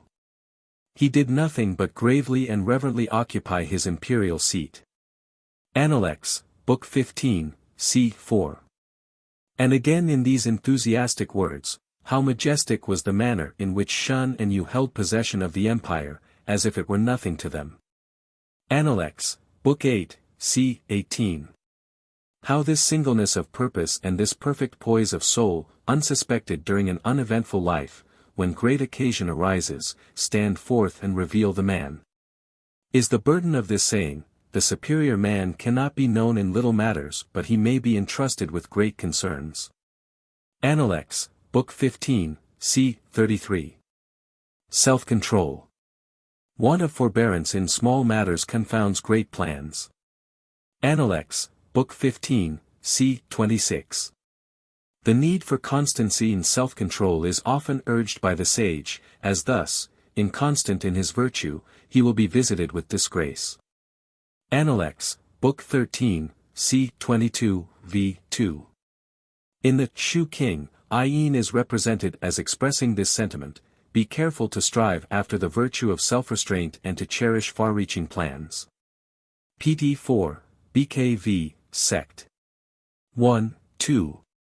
What is emphasized in these passages, is that he who has formed worthy conceptions of the significance of life and correct designs for accomplishing its ends must not permit himself, at unguarded moments, to be surprised into revelations of deeper-seated longings, by the unexpected presentation of opportunities for the safe enjoyment of sensual delights or by the excitement of rage or terror or other unworthy emotion.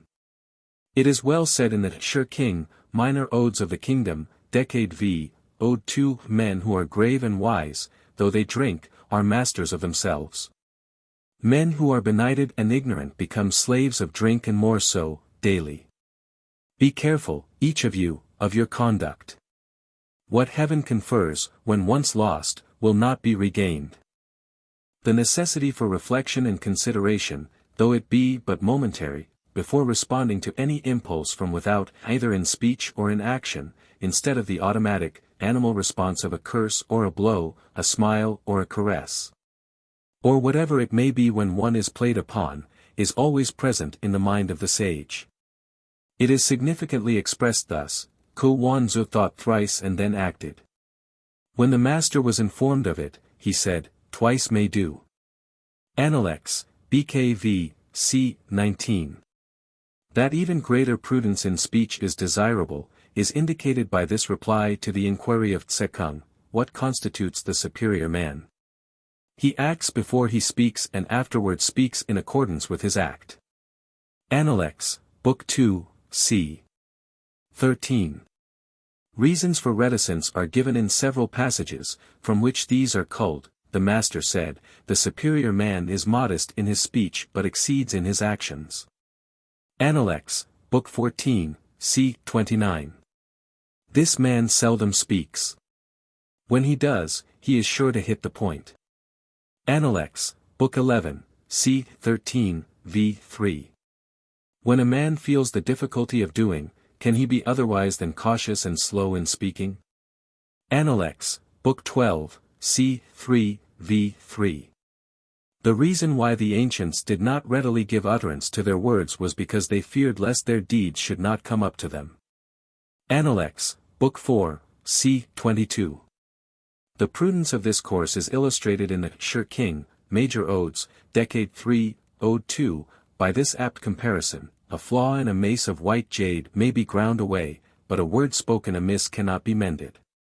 This is expatiated upon by the sage as follows: hear much and put aside the points of which you are in doubt, while you speak cautiously at the same time of others, then you will afford few occasions for blame.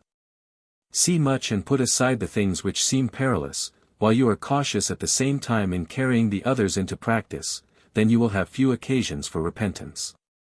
Appendix, Book 2, c. 17, v. 2. And when Fan Che asked about perfect virtue, Confucius replied in practical terms, it is, in retirement, to be sedately grave, in the management of business, to be reverently attentive, in intercourse with others, to be strictly sincere. Appendix, Book 13, c. 19. The portrait of such a man is well drawn in these outlines. Looked at from a distance, he appears stern; when approached, he is mild; when he is heard to speak, his language is firm and decided. Appendix, Book 19. c. 9.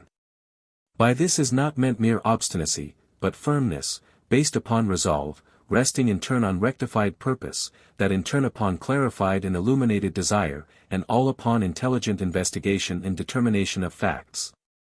Therefore, he has also said, the superior man is correctly firm, and not firm merely. Appendix, Book 15, c. 36. Dignity also accompanies this aplomb or mental and moral balance. As a consequence and not as a thing which must be thought about and striven for, simple dignity which comes as naturally as the bloom upon the peach or upon the cheek of youth or maiden, never to be confounded with arrogance. Of this, we learn, the superior man has dignified ease without pride. The ordinary man has pride without dignified ease. Appendix, Book 13, c. 26. Moderation. Sincerely hold fast the due mean. Appendix, BKXX, c. I, v. 1. The Master said, alas, how the path of the mean is not walked in. Doctrine of the Mean, c. v. An entire book, bearing the title, The Doctrine of the Mean, consisting chiefly of sayings of Confucius upon this subject, survives. The following account of its origin is found in the introduction. This work contains the law of the mind which was handed down from one to another in the Confucian school till Tsetse, the grandson of Confucius. Fearing lest in the course of time errors should arise about it, committed it to writing and delivered it to Mencius. What is meant by the mean is the virtue which the ancient Greeks especially praised under the name of temperance. It is defined in the Hliki as follows: pride should not be allowed to grow. The desires should not be indulged. The will should not be gratified to the full. Pleasure should not be carried to excess. BKI, sect. I, PTI, c. 2. Confucius attached great importance to this idea, saying, perfect is the virtue which is according to the mean. They have long been rare among the people who could practice it. Doctrine of the Mean, c. 3. He also said, I know how it is that the path of the mean is not walked in, the knowing go beyond it and the stupid do not come up to it. I know how it is that the path of the mean is not understood, the men of talents and virtue go beyond it, and the worthless do not come up to it. Doctrine of the Mean, c. 4, v. 1. The difficulty, indeed the well-nigh impossibility, of attaining this perfect self-control was appreciated by Confucius, who often spoke of it, saying, all men say, we are wise. But happening to choose the path of the mean, they are not able to keep it for a round month. Doctrine of the Mean, c. 6. And again, the empire, its states, and its families may be perfectly ruled, dignities and emoluments may be declined, naked weapons may be trampled under the feet, but the course of the mean cannot be attained to. Doctrine of the Mean, c. 9. And in another place he says, the good man tries to proceed according to the right path, but when he has gone halfway he abandons it. Doctrine of the Mean, c. 11, v. 2. Yet he does not overemphasize this nor fail to recognize that this path is as frequently found by the lowly and humble as by those who are conscious of greatness. He says, instead, the path is not far from man. When men try to pursue a course which is far from the common indications of consciousness, this course cannot be considered the path. Doctrine of the Mean, c. 13, v. 1. Mencius in two places reverently echoes this sentiment, as follows, the path of duty lies in what is near and men seek for it in what is remote, to follow it is easy and men seek it among arduous undertakings. Book 4, PTI, c. 11. The way of truth is like a great road. It is not hard to find it. The trouble is only that men will not look for it. Go home and seek it and you will find many ready to point it out. Book 6, pt 2, c. 2, v. 7. This strange but necessary combination of simplicity and complexity, of things easy and things difficult to understand, is well set forth in the following cryptic language. The way of the superior man may be found in its simple elements in the intercourse of common men and women, in its utmost reaches it shines brightly through heaven and earth. Doctrine of the Mean, c. 12, v. 4. Confucius finds the starting point for following the path of the mean in this, that one should be natural, should be himself. The whole picture of what is fundamentally necessary and of what result may be hoped for is in the following from the Doctrine of the Mean, c. 14. The superior man does what is proper to the station in which he is, he does not desire to go beyond this. In a position of wealth and honor he does what is proper to a position of wealth and honor. In a poor and low position, he does what is proper to a poor and low position. Situated among barbarous tribes, he does what is proper to a situation among barbarous tribes. In a position of sorrow and difficulty, he does what is proper to a position of sorrow and difficulty. The superior man can find himself in no position in which he is not himself. In a high situation he does not treat with contempt his inferiors, in a low situation he does not court the favor of his superiors. He rectifies himself, and seeks for nothing from others, so that he has no dissatisfaction. He does not murmur against heaven nor grumble against men. Thus it is that the superior man is quiet and calm, waiting for the appointments of heaven, while the inferior man walks in dangerous paths, looking for lucky occurrences. This path, according to Confucius, lies before every man. It is put thus in the Doctrine of the Mean, in a passage deemed by Chinese scholars to refer to Confucius only. It waits for the proper man, and then it is trodden. Hence it is said, only by perfect virtue can the perfect path in all its courses be realized. Therefore the superior man honors his virtuous nature and maintains constant inquiry and study, seeking to carry it out to its breadth and greatness, so as to omit none of the most exquisite and minute points which it embraces, and to raise it to its greatest height and brilliancy, so as to pursue the course of the mean. C. 27, v. 4, 5, 6. The qualities of the man who follows the path of the mean are matters about which the author of the Doctrine of the Mean becomes enthusiastic, indulging in declarations such as these: it is only he, possessed of all sagely qualities that can exist under heaven, who shows himself quick in apprehension, clear in discernment, of far-reaching intelligence and all-embracing knowledge, fitted to exercise rule, magnanimous, generous, benign and mild, fitted to exercise forbearance, impulsive, energetic, firm and enduring, fitted to maintain a firm grasp, self-adjusted, grave, never swerving from the mean and correct, fitted to command reverence. Accomplished, distinctive, concentrative, and searching, fitted to exercise discrimination, all-embracing is he, and vast, deep, and active as a fountain, sending forth, in their due seasons, his virtues. Doctrine of the Mean, c. 31, v. 1, 2. Confucius rarely held out any actual, earthly reward, external to the man, for any line of conduct, and indeed above all other attitudes of mind, he praised that which considered solely the thing to be done and not the reward for doing it. Yet as to certain consequences which flow from following the path of the mean, the Doctrine of the Mean was not silent, but said of him who follows it consistently, wherever ships and carriages reach, wherever the strength of man penetrates, wherever the heavens overshadow and the earth sustains, wherever the sun and moon shine, wherever frost and dew fall, all who have blood and breath unfeignedly honor and love him. C. 31, v. 3. Righteousness. Such deliberation results in achievement of the ends of being. These words from The Great Learning, text v. 2, raise the question, what is life's object? Confucius elsewhere answers it, man is born for uprightness. If a man lose his uprightness and yet live, his escape is the result of mere good fortune. Analects, Book 6, c. 17. Sang Tzu, according to Mencius, attributes this also to Confucius. if on self-examination, I find I am not upright, shall I not be in fear even of a poor man in his loose garments of haircloth? If on self-examination I find that I am upright, I will go forward against thousands and tens of thousands. Mencius, Book 2, PTI, C. 2, v. 7.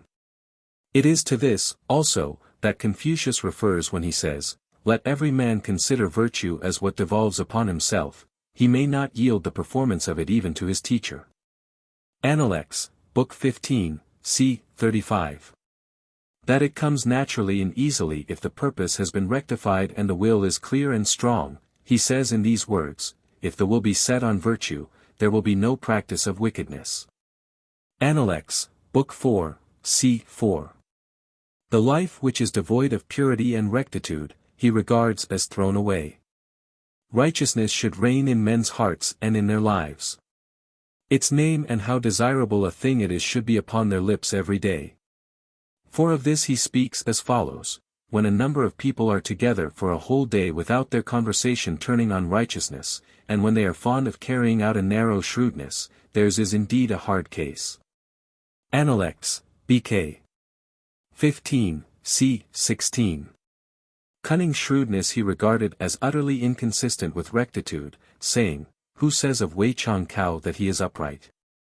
One begged some vinegar of him and he begged it of a neighbor and gave it to him." Appendix, BKV, c. 23.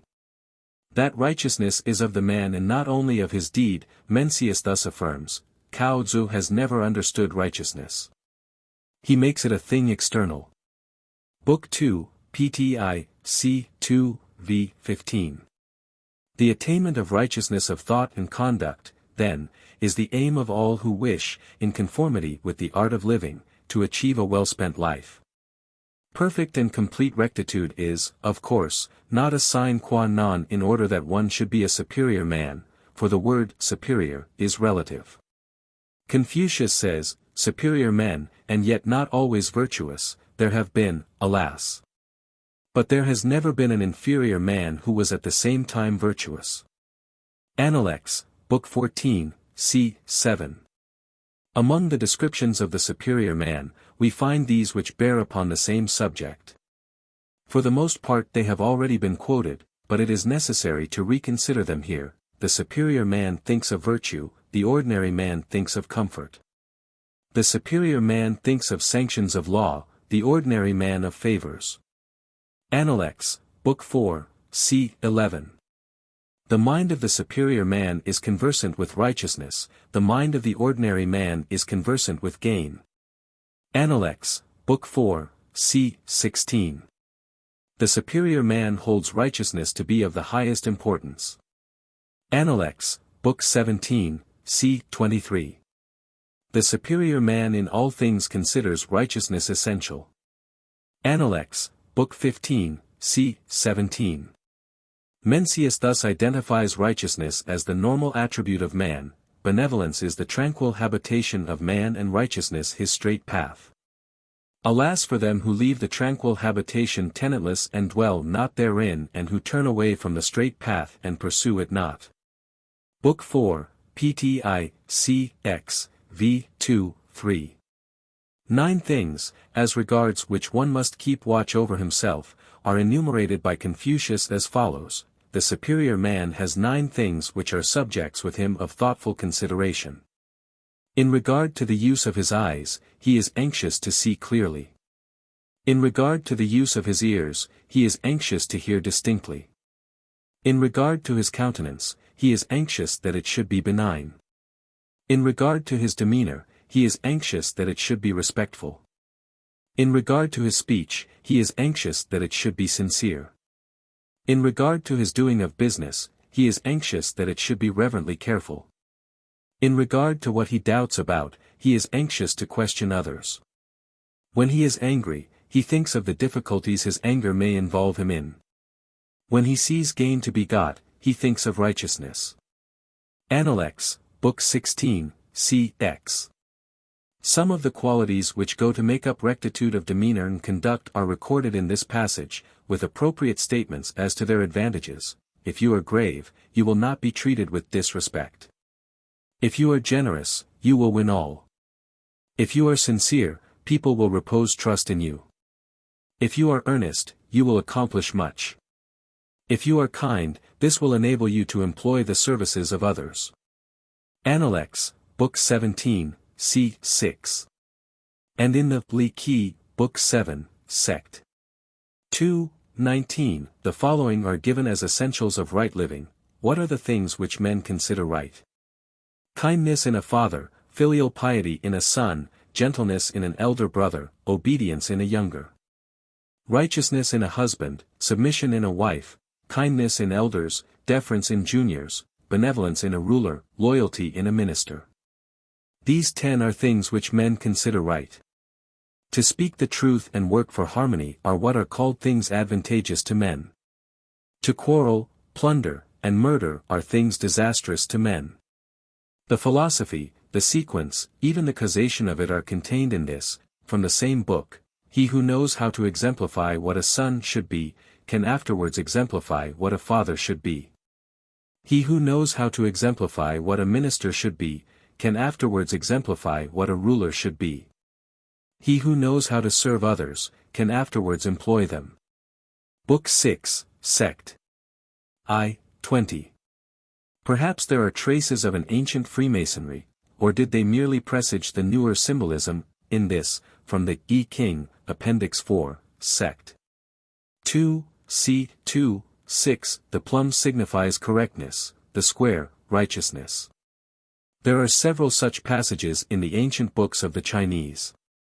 Self-righteousness is far from what the sage has in mind. Indeed, such a conception could not be harbored by him who said, I am fortunate. If I have any faults, people are sure to know them. Appendix, Book 7, c. XXX, v. 3. And again, in letters I am perhaps equal to other men, but the character of the superior man, carrying out in his conduct what he professes, is what I have not yet attained to. Appendix, Book 7, c. 32. As the sage puts it, to have faults and not to reform them, this indeed should be pronounced having faults. Appendix, Book 15, c. 29. He also said concerning himself, if some years were added to my life, I would give 50 to the study of the E, and then I might come to be without great faults. Appendix, Book 7, c. 16. And he especially praised the selection by Copiatia of a messenger who, when asked, what is your master engaged in, replied, my master is anxious to make his faults few, but has not yet succeeded. Appendix, Book 14, c. 26. And the necessity for frequent introspection and unsparing criticism of self is thus enjoined. Therefore, the superior man examines his heart that there may be nothing wrong there, and that he may have no cause for dissatisfaction with himself. Doctrine of the Mean, c. 33, v. 2. That righteousness may, and, indeed, must, in order to be practicable by mortals, coexist with the presence of many shortcomings and may even be reflected in them, Confucius indicates in this shrewd remark, by observing a man's faults. It may be known that he is virtuous. Appendix, Book 4, c. 7. Not that one is to hug this to his soul in self-justification and self-indulgence, for it is written, hold faithfulness and sincerity as first principles, and be moving continually toward what is right. Appendix, Book 12, c. x. v. 1. He would not lightly excuse or condone the abandonment of virtue, for is it not he, who in the view of gain thinks of righteousness, that is pronounced a complete man? Appendix, Book 14, c. 13, v. 2. The determined scholar and the man of virtue, he also said, will not seek to live at the expense of injuring their virtue. They will even sacrifice their lives to preserve their virtue complete. Appendix, Book 15, c. 8. Mencius also puts forth this idea in another dress, I prize life indeed, but there is that which I prize more than life, and therefore I will not seek to preserve it by improper means. I shrink from death indeed, but there is that which I shrink from more than death, and therefore there are occasions when I will not avoid danger. Book 6, Pti, c. x. v. I. Confucius had no notion of palliating the offense of one who abandons right doing, for he said of this, if a superior man abandon virtue, how can he fulfill the requirements of the name? The superior man does not, even for the space of a single meal, act contrary to virtue. In moments of haste, he cleaves to it. In seasons of danger he cleaves to it. Appendix, Book 4, v. 2, 3. And this constancy he again adverts to, sagely, the virtuous rest in virtue, the wise desire virtue. Appendix, Book 4, c. 2. Yet he laments, I have not seen a person who loved virtue, or one who hated what is not virtuous. He who loved virtue, would esteem nothing above it. He who hated what is not virtuous, would practice virtue in such a way that he would not allow anything that is not virtuous to approach his person. Is any one able for one day to apply his strength to virtue?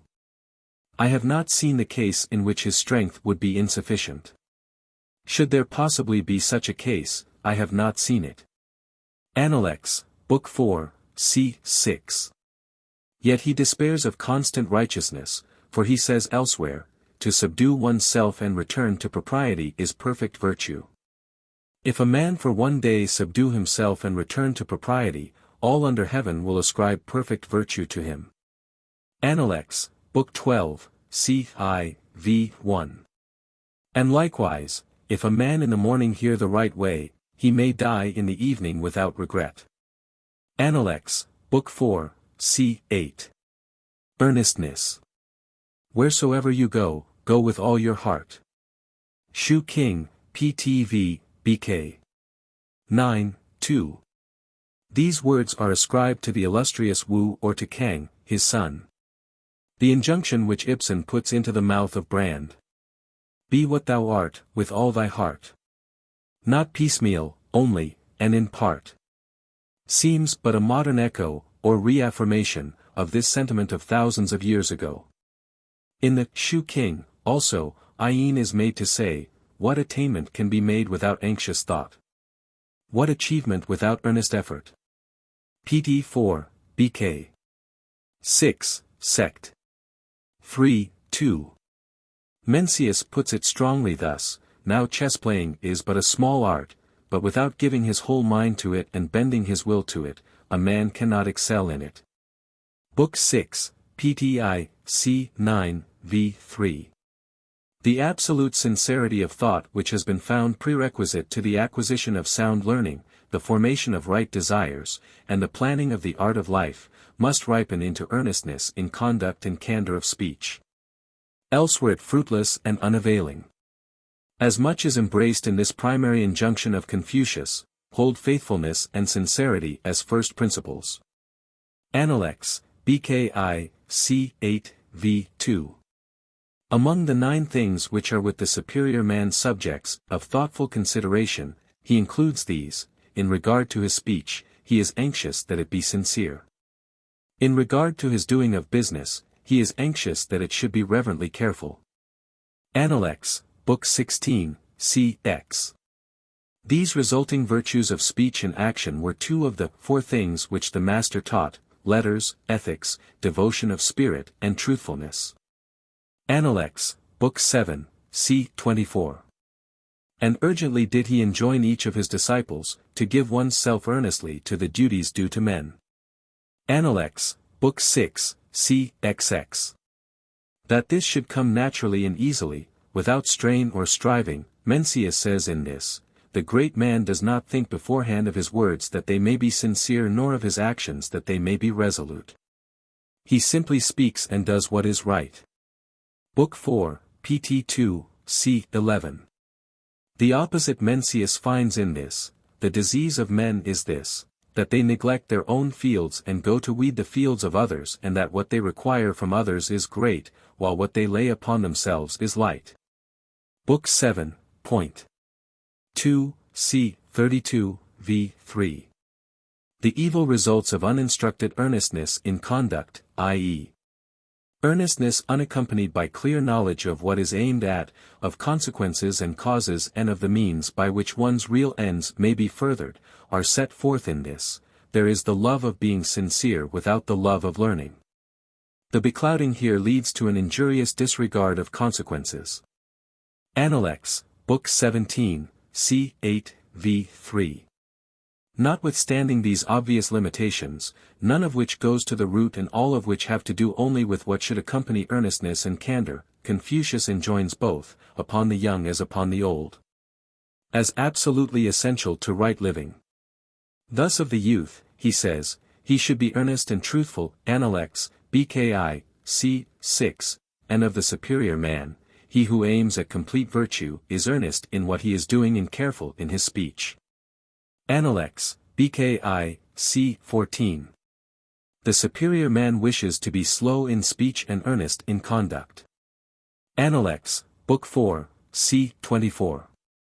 What the superior man requires, is just that in his words there may be nothing inaccurate. Appendix, Book 13, c. 3, v. 7.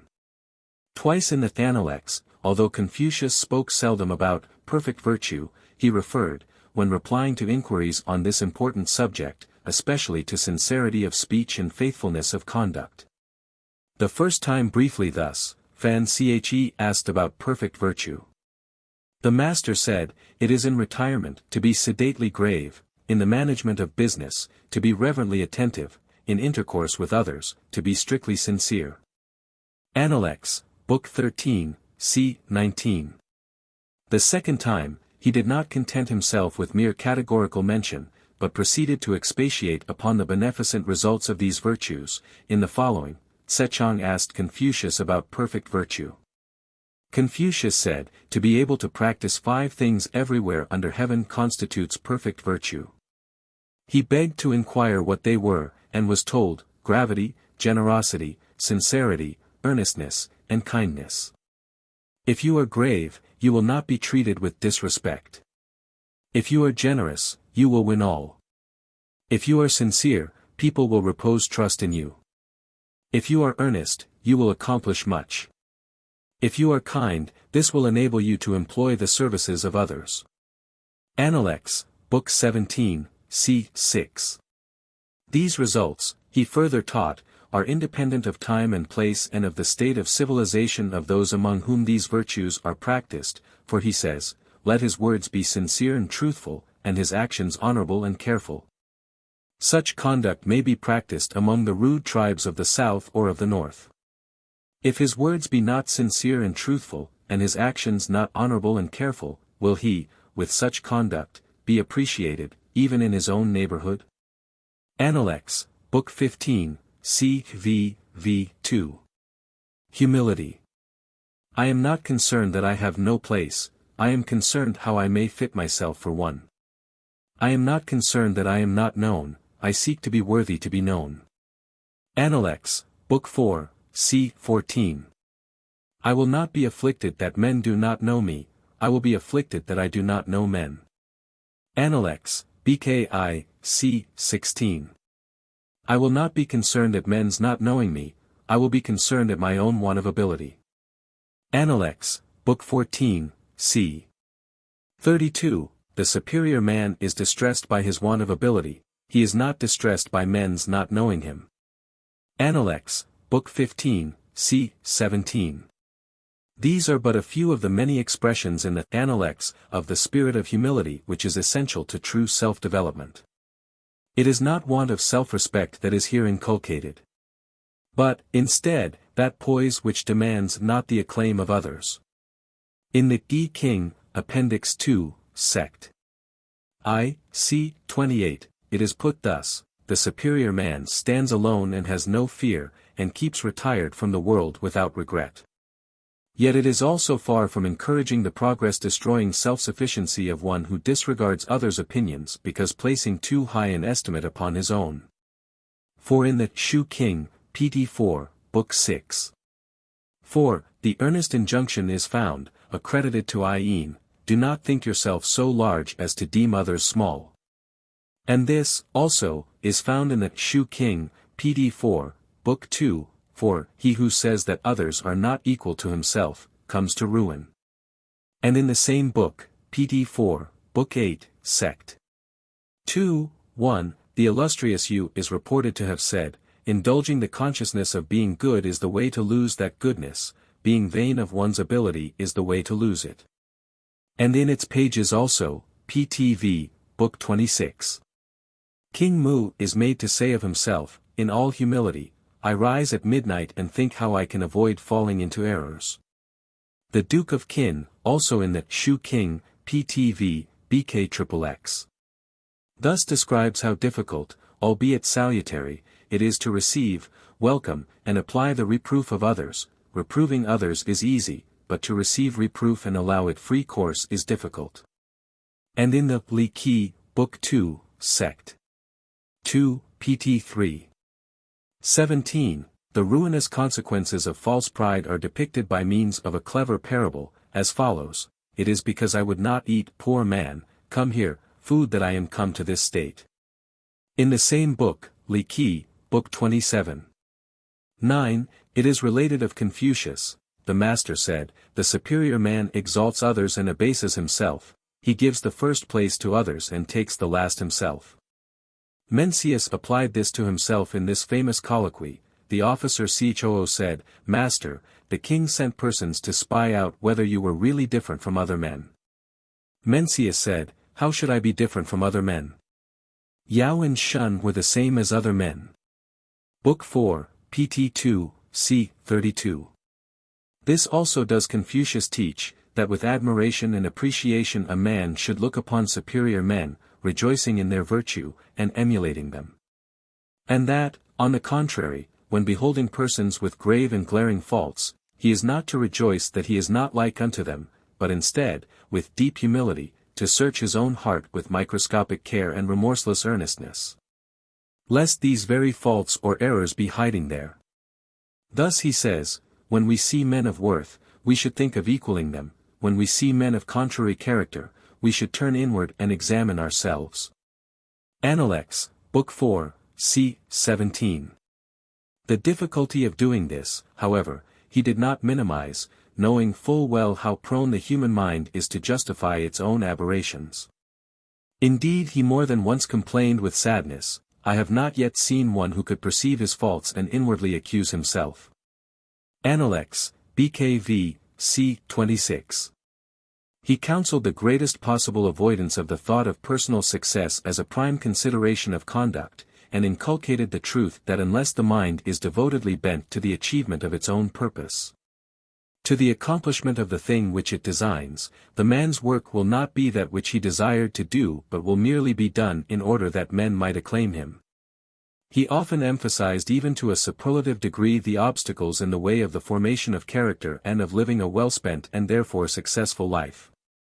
Indeed, that this should ever come up to one's longings, or even to one's expectations, was, he frequently granted, quite impossible, meaning thereby not that the structure might not be imposing or beautiful, but that it would fall short of that perfect beauty which the mind is able to conjure up before it, and must so imagine to itself if the man is to be kept steadily on the path of progress.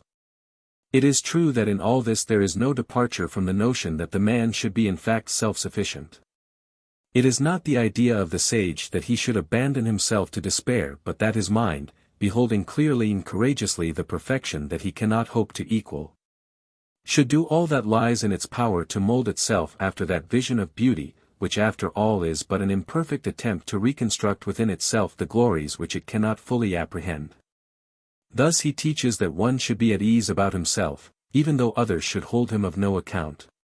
This is not meant by Confucius to be mere self-abasement, affected in order to obtain an advantage in coping with others, but a genuine willingness that one's work be done year in and year out, without being visited with the acclaim of the multitude. He says, is he not a man of complete virtue who feels no discomposure though men may take no note of him? Appendix, BKI, CI, v. 3. He thus pays his tribute of praise and appreciation to the great soul who compasses this, admirable, indeed, was the virtue of Y. With a single bamboo dish of rice, a single gourd dish of drink, and living in his mean narrow lane, while others could not have endured the distress he did not allow his joy to be affected by it. Admirable, indeed, was the virtue of Y. Appendix, Book 6, c. 9. Aspiration. The scholar does not deem gold and jade precious, but loyalty and good faith. He does not crave broad lands and possessions, but holds the rectification of himself his domain. He asks not great wealth but looks upon many-sided culture as true riches. Li Qi, Book 38, 6. Thus in the Li Qi, Confucius indicates that for and unto which man should aspire. It is contrasted thus with the opposite and vainglorious but destructive course. It is the way of the superior man to prefer the concealment of his virtue while it daily becomes more illustrious. And it is the way of the inferior man to seek notoriety while he daily goes more and more to ruin. Doctrine of the Mean, c. 33, v. 1. And in this passage perhaps even more discriminatingly and finely, the thing wherein the superior man cannot be equalled is simply this, his work which other men cannot see. Doctrine of the Mean, c. 33, v. 2. Of the path which leads to this and which Confucius trod, it is said in this from the Doctrine of the Mean, already once quoted, it waits for the proper man, and then it is trodden. Hence it is said, only by perfect virtue can the perfect path in all its courses be realized. Therefore the superior man honors his virtuous nature and maintains constant inquiry and study, seeking to carry it out to its breadth and greatness so as to omit none of the most exquisite and minute points which it embraces and to raise it to its greatest height and brilliancy, so as to pursue the course of the mean. C. 27, v. 4, 5, 6. This is the portrait, considered by Chinese scholars to be that of Confucius, which in a passage from the same book, already once quoted, presents the many-sided character to which men, striving for the right, are to aspire. It is only he possessed of all sagely qualities that can exist under heaven, who shows himself quick in apprehension, clear in discernment, of far-reaching intelligence and all-embracing knowledge, fitted to exercise rule. Magnanimous, generous, benign, and mild, fitted to exercise forbearance, impulsive, energetic, firm, and enduring, fitted to maintain a firm grasp, self-adjusted, grave, never swerving from the mean and correct, fitted to command reverence. Accomplished, distinctive, concentrative, and searching, fitted to exercise discrimination. All-embracing is he, and vast, deep, and active as a fountain, sending forth in their due seasons his virtues. Doctrine of the Mean, c. 31, v. 1, 2. In the Li Qi, in more prosaic but not less striking fashion, the aspirations which are justifiable, honorable, and beneficial for a man are detailed. Thus, there are 3 things that occasion sorrow to a superior man. If there be a subject of which he has not heard, and he do not hear of it, if he hear of it, and do not come to learn it, if he learn it but have no chance to practice it. There are 5 things that occasion the superior man humiliation. If in office and unfamiliar with its duties, if familiar with them but not carrying them into practice, if once in office and then dismissed, if in charge of a large territory but not well populated. If anybody with the same duties do better than he. Li Qi, Book 18, 20. In the Yi King, Appendix 3, Sect. 2, c. v. 37, Confucius sharply contrasts this with the sordid, self-destroying motives of the inferior man. Thus, the inferior man is not ashamed of what is not benevolent nor does he fear to do what is not righteous. Without the prospect of gain he does not stimulate himself to what is good, nor does he correct himself without being moved. The attitude which should be taken toward these incentives, usually so powerful, the sage thus presents: riches and honors are what men desire. If it cannot be brought about in the proper way, they should not be held. Poverty and meanness are what men dislike. If it cannot be brought about in the proper way, they should not be avoided. Appendix, Book 4, c. v. 1. Yet Confucius deemed it self-evidently a desirable thing that one's merit should be recognized and a thing almost incredible that true merit should go unrecognized. But he urged that this should be regarded as but an incident and not as the object to be aimed at and striven for. Instead, the labor must be primarily to serve one's fellow man and to develop one's self. Notoriety and genuine distinction he discussed in the following. The master said, what is it you call being distinguished? Sechong replied, it is to be heard of through the state, to be heard of through the family. The master said, that is notoriety, not distinction. The man of distinction is substantial and straightforward and loves uprightness. He examines people's words and looks into their countenances. He is anxious to defer to others. Such a man will be distinguished in the country, he will be distinguished in the family. As to the man of notoriety, he assumes the appearance of virtue but his actions belie it, and he rests in this character without any doubts about himself. Such a man will be heard of in the country, he will be heard of in the family. Appendix, Book 12, CXX. There is one sort of aspiration for fame which Confucius said that he himself did not possess, to live in obscurity and to practice wonders, in order to be mentioned with honor in future ages. This is what I do not do. Doctrine of the Mean, c. 11, v.I. Yet it is by no means his opinion that only they who by their virtues deserve to be known or even to be loved, receive the acclaim of the multitude. This but raises the question whether the man is really worthy or has merely deceived and misled the people. Confucius says that it but puts one upon inquiry, thus, when the multitude hate a man, it is necessary to examine into the case.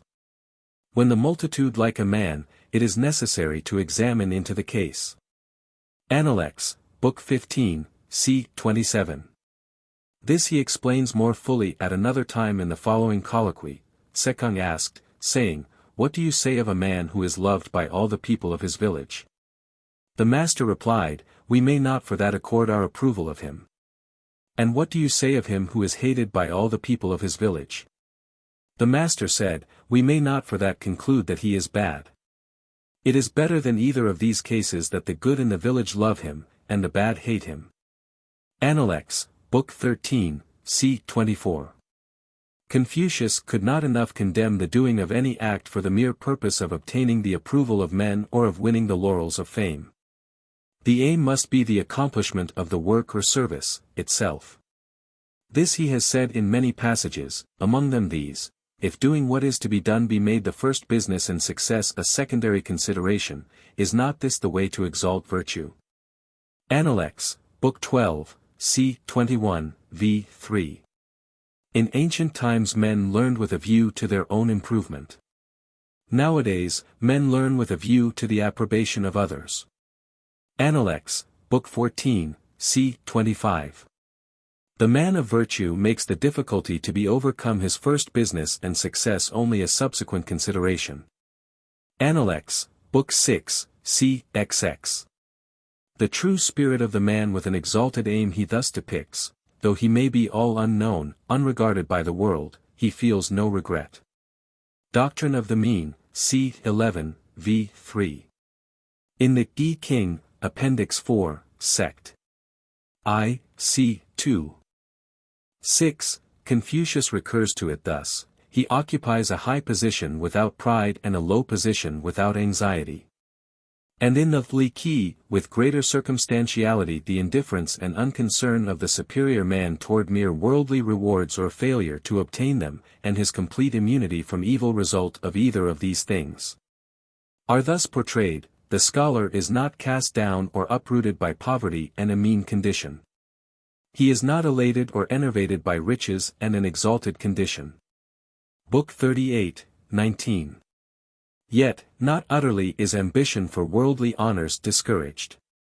For in the Doctrine of the Mean, in a passage already once quoted, and which Chinese scholars deem to refer to Confucius himself, the prospect of the man who pursues the path of the mean is thus apostrophized, wherever ships and carriages reach.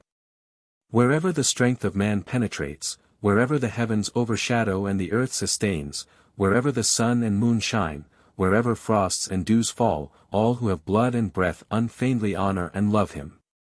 Doctrine of the Mean, c. 31, v. 3. And, although the words, I desire nothing but rightly to die, are ascribed to Sangtse, when dying, Li Qi, Book 2, Sect. I, Pti. 18, Confucius himself has said, the superior man dislikes the thought of his name not being mentioned after his death. Appendix, Book 15, c. 19. Prudence. If a man take no thought about what is distant, he will find sorrow near at hand. Appendix, Book 15, c. 11. In the Yi King, Appendix 3, Sect. 2, c. v.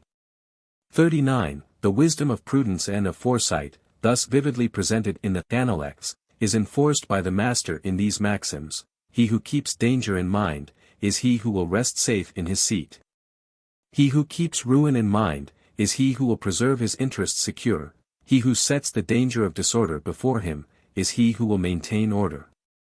And in the Shu King, Yu is represented as urging thoughtful care, by these words: for all affairs let there be adequate preparation, with preparation there will be no calamitous issue. Pt. 4, Book 8, Sect. 2, 1. Of the same nature is this injunction from the Li Qi, Book 15, 22, do not commence or abandon anything hastily. Though far from teaching that the aim of the superior man should be the acquisition of wealth, and though insistent upon the view that this depends so much more upon fortune than upon the desert, or even the scheming, of individuals, Confucius, as in the foregoing, pleads always for the use of foresight and prudence in the ordinary affairs of life. Thus he places among the cardinal qualities of the superior man reverent attention to business. Appendix, Book 16, cx. Yet he rarely discoursed upon this subject nor, indeed, upon the part of heaven in determining the good or ill fortune which attends man. And that this is not true only of the sayings which have come down to us, is shown by this statement of his disciples: the subjects of which the master seldom spoke were profitableness, also the appointments of heaven and perfect virtue. Appendix, Book 9, c.I. That the sordid pursuit of wealth is to be avoided he indicated in these words already quoted: riches and honor are what men desire. If it cannot be brought about in the proper way, they should not be held. Poverty and meanness are what men dislike. If it cannot be brought about in the proper way, they should not be avoided. Appendix, Book 4, c.v. v. 1. This he also said again and again, as in this contrast: the mind of the superior man is conversant with righteousness, the mind of the average man is conversant with gain. Appendix, Book 4, c. 16. And in another place he names as one of the qualities of the complete man, that, in view of gain, he thinks of righteousness. Appendix, Book 14, c. 13, v. 2. He teaches that riches and honors depend upon heaven. Appendix, Book 12. C. v. 3, notwithstanding which, prudence and industry will, in a well-governed country, ensure a competence. Wherefore he says, when a country is well governed, poverty and a mean condition are things to be ashamed of. When a country is ill governed, riches and honor are things to be ashamed of. Appendix, Book 8, c. 13, v. 3. To nothing would his proverb: to go beyond is as bad as to fall short. Appendix, Book 11, c. 14, v. 3, apply more aptly than to expenditure, of which he also sagely remarks. Appendix, Book 7, c. 35, extravagance leads to insubordination and parsimony to meanness. It is better to be mean than to be insubordinate, though, obviously, best of all to be neither. As regards the pursuit of wealth, Confucius spoke, for himself, thus: if the search for riches were sure to be successful, though I should become a groom with whip in hand to get them, I would do so. As the search may not be successful, I will pursue that which I desire. Appendix, Book 7, c. 11. Resignation to the appointments of heaven in this regard, and the greater desirability that more worthy ambitions be dominant, are urged in this striking passage. There is why. He has nearly attained to perfect virtue. He is often in want. Appendix, Book 11, c. 18. That riches is not that to which the soul of the superior man aspires, he affirms in these words, already quoted in another connection: the superior man is anxious lest he should not get truth, he is not anxious lest poverty should come upon him. Appendix, Book 15, c. 31. This version of riches takes unto itself wings, is given by the commentator in The Great Learning. Wealth, got by improper means, will take its departure in the same way. C. X. v. 10. Among the 3 things which the superior man guards against, he names avarice, saying, in youth, when the physical powers are not yet settled, he guards against lust. When he is strong, and the physical powers are full of vigor, he guards against quarrelsomeness. When he is old, and the animal powers are decayed, he guards against covetousness. Analects, Book 16, c. 7. Though duties, corresponding to their ill fortune or good fortune, rest upon the poor and upon the rich, Confucius deems it much harder for the impoverished man to possess his soul and act according to propriety. Of this he says, to be poor without murmuring is difficult. To be rich without pride is easy. Analects, Book 14, c. 11. The imprudence, not to speak of the immorality, of acting in a purely selfish manner, is shown in this: he who acts with a constant view to his own advantage will be much murmured against. Analects, Book 4, c. 12. This, however, is not limited to financial dealings, but applies as well to all other exactions. As to which the sage shrewdly observes, he who requires much from himself and little from others, will keep himself from being the object of resentment. Analects, Book 15, c. 14.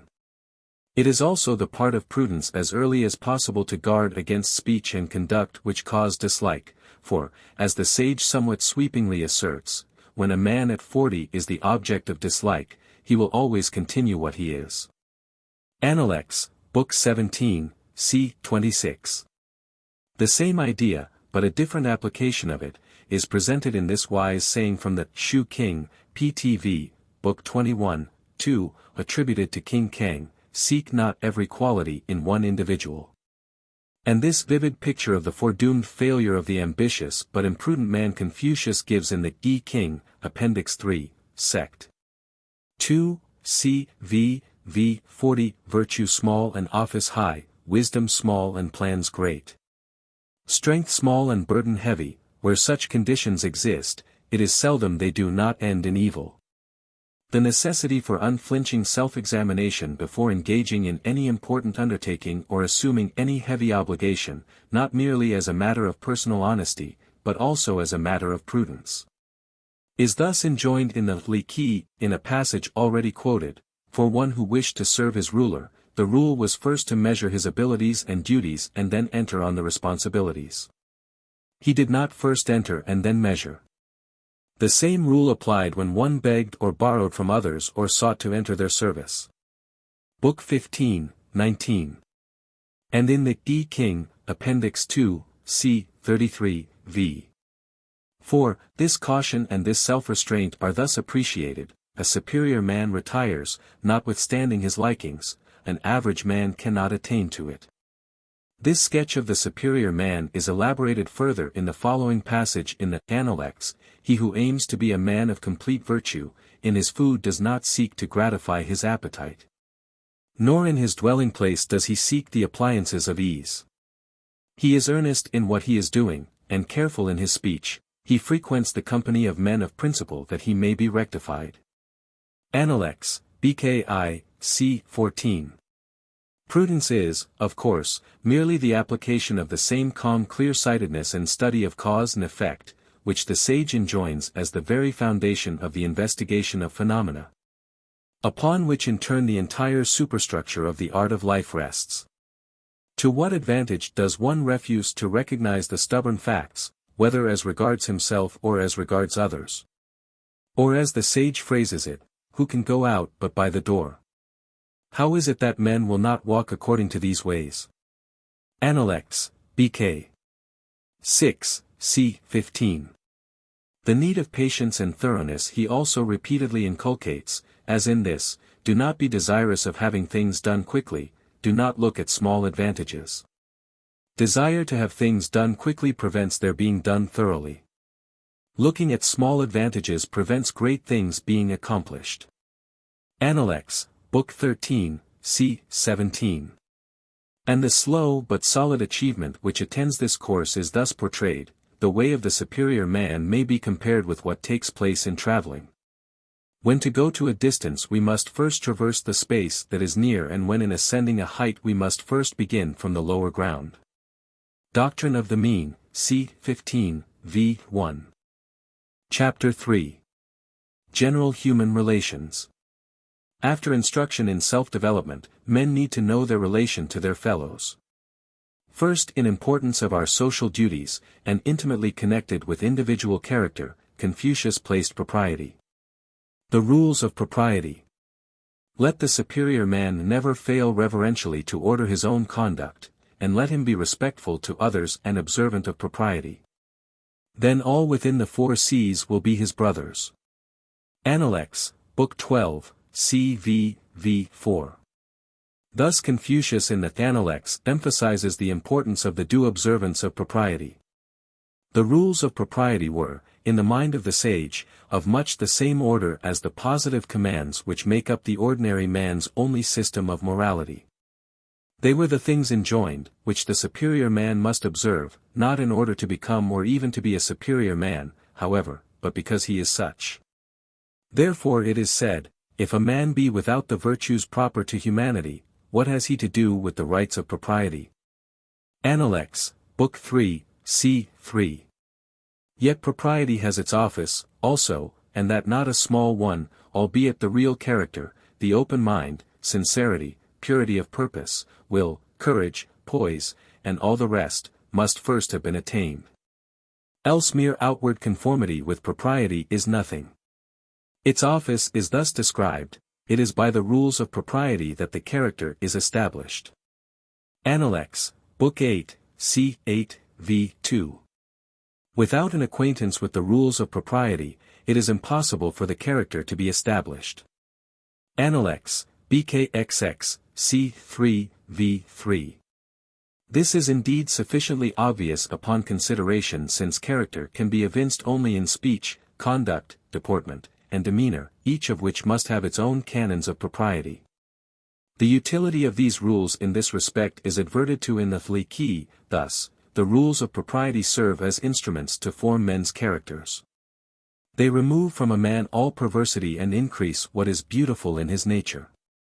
They make him correct, when employed in the ordering of himself; they ensure for him free course, when employed toward others. Book 8, Sect. I. 1. In another place in the Three, the following is said concerning the depraved state of men who have no conception of propriety: but if beasts and without the rules of propriety, father and son might have the same mate. BKI, Sect. I, PTI. CV, v. 21.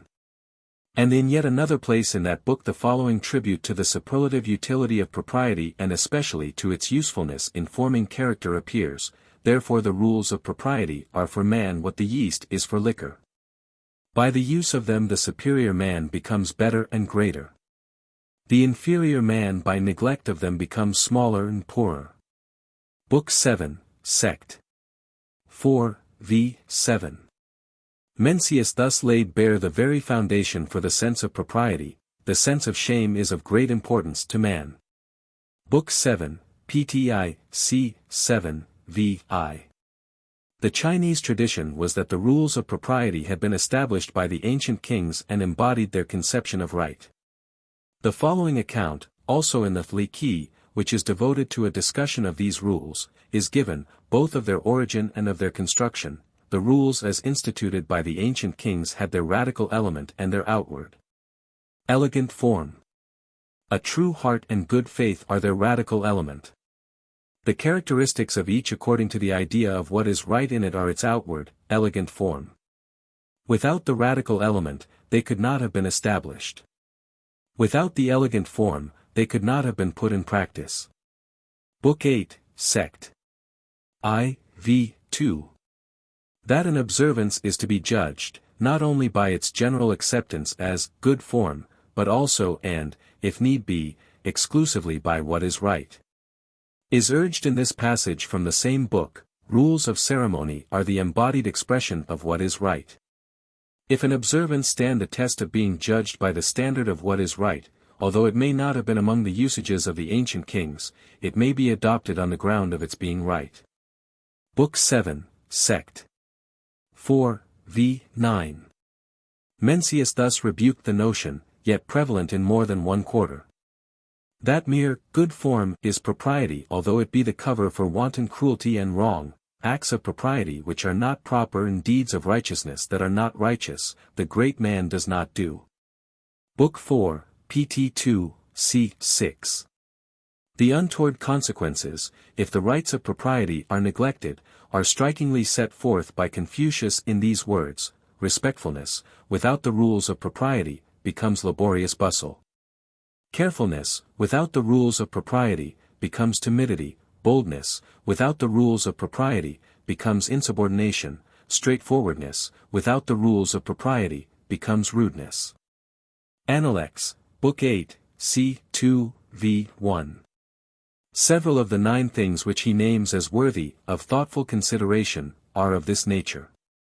The pronouncement, already once quoted, will bear repetition. The superior man has 9 things which are subjects with him of thoughtful consideration. In regard to the use of his eyes he is anxious to see clearly.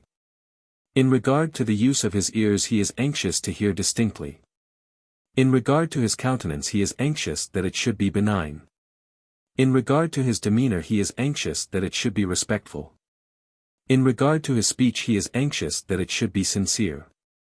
In regard to his doing of business he is anxious that it should be reverently careful. In regard to what he doubts about he is anxious to question others. When he is angry he thinks of the difficulties his anger may involve him in. When he sees gain to be got he thinks of righteousness. Appendix, Book 16, c. x. In another place he says, if you are grave, you will not be treated with disrespect. If you are generous, you will win all. If you are sincere, people will repose trust in you. If you are in earnest, you will accomplish much. If you are kind, this will enable you to employ the services of others. Appendix, Book 17, c. 6. Each of these has reference to a rule of propriety.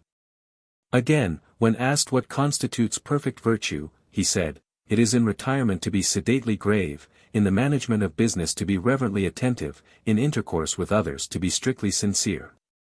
Appendix, Book 13, c. 19. Among the repulsive characters which he holds it the duty of the superior man to hate, is this: he hates those who have valor merely and are unobservant of propriety. Appendix, Book 17, e. 24, v. 1. Perhaps in nothing are the real qualities of a man more frankly exhibited than in his conduct toward those who are subject to his orders and must obey him. The petty tyrannies which the small mind invents under such conditions are familiar to every observer. But few have had the penetration to discern what Confucius illustrates in the following passage: the superior man is easy to serve and difficult to please. If you try to please him in any way which is not accordant with right, he will not be pleased. But in his employment of men he uses them according to their capacity. The inferior man is difficult to serve, and easy to please. If you try to please him, though it be in a way which is not accordant with right, he may be pleased. But in his employment of men he wishes them to be equal to everything. Appendix, Book 13, c. 25. This is but a shrewd practical application of this observation from the Li Qi: propriety is seen in humbling oneself and giving honors to others. BKI, Sect. I, PTI, c. 6, v. 25. But this humility must be such as comports with true dignity, for, as the Duke of Shao says in the Shu King, PTV, Book 6, 2, complete virtue allows no contemptuous familiarity. This combination of humility and dignity, which has ever characterized the Chinese conception of propriety, is cleverly adverted to in these significant and weighty sentences. Gan Ping Chung knew well how to maintain friendly intercourse. The acquaintance might be long, but he showed the same respect as at first. Appendix, BKV, c. 16. This combination of humility and dignity is yet more pointedly and convincingly outlined in this pithy sentence: condemning none, courting none, what can he do that is not good? Analects, Book 9, c. 26, v. 2. Though Confucius was so insistent that his disciples should learn and practice the refinements of polite behavior, he held the balance even, and at all times urged the greater importance of the real things of character. Complete sanity is in these discerning sentences. Where the solid qualities are in excess of the accomplishments, we have rusticity; where the accomplishments are in excess of the solid qualities, we have the manners of a clerk. When the accomplishments and solid qualities are equally blended, we then have the man of complete virtue. Analects, Book 6, c. 16. In the Li, the urgent need that one give reverent attention to propriety is thus phrased: the superior man watches over the manner in which he maintains his intercourse with other men. Book 8, Sect. 2, v. 14. It is, however, not desirable that overemphasis be laid upon unimportant details, for as Tse says in the Analects, when a person does not transgress the boundary line of the great virtues, he may pass and repass it in the small virtues. Analects, Book 19, c. 11. There is, notwithstanding, something near to vehemence in this urgent adjuration that propriety is on no account to be neglected either in passive or in active moments. Look not at what is contrary to propriety. Listen not to what is contrary to propriety, speak not what is contrary to propriety, make no movement which is contrary to propriety. Analects, Book 12, c. I, v. 2. This glowing picture of what the superior man, conversant with propriety and following its rules with discernment, sympathy, and enthusiasm, may become, already quoted from the Doctrine of the Mean, is so illuminating in this connection that it is here repeated: the superior man does what is proper to the station in which he is. He does not desire to go beyond this. In a position of wealth and honor he does what is proper to a position of wealth and honor; in a poor and low position, he does what is proper to a poor and low position. Situated among barbarous tribes he does what is proper to a situation among barbarous tribes; in a position of sorrow and difficulty, he does what is proper to a position of sorrow and difficulty.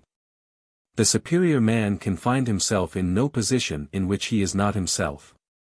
In a high situation he does not treat with contempt his inferiors; in a low situation he does not court the favor of his superiors. He rectifies himself, and seeks for nothing from others, so that he has no dissatisfaction.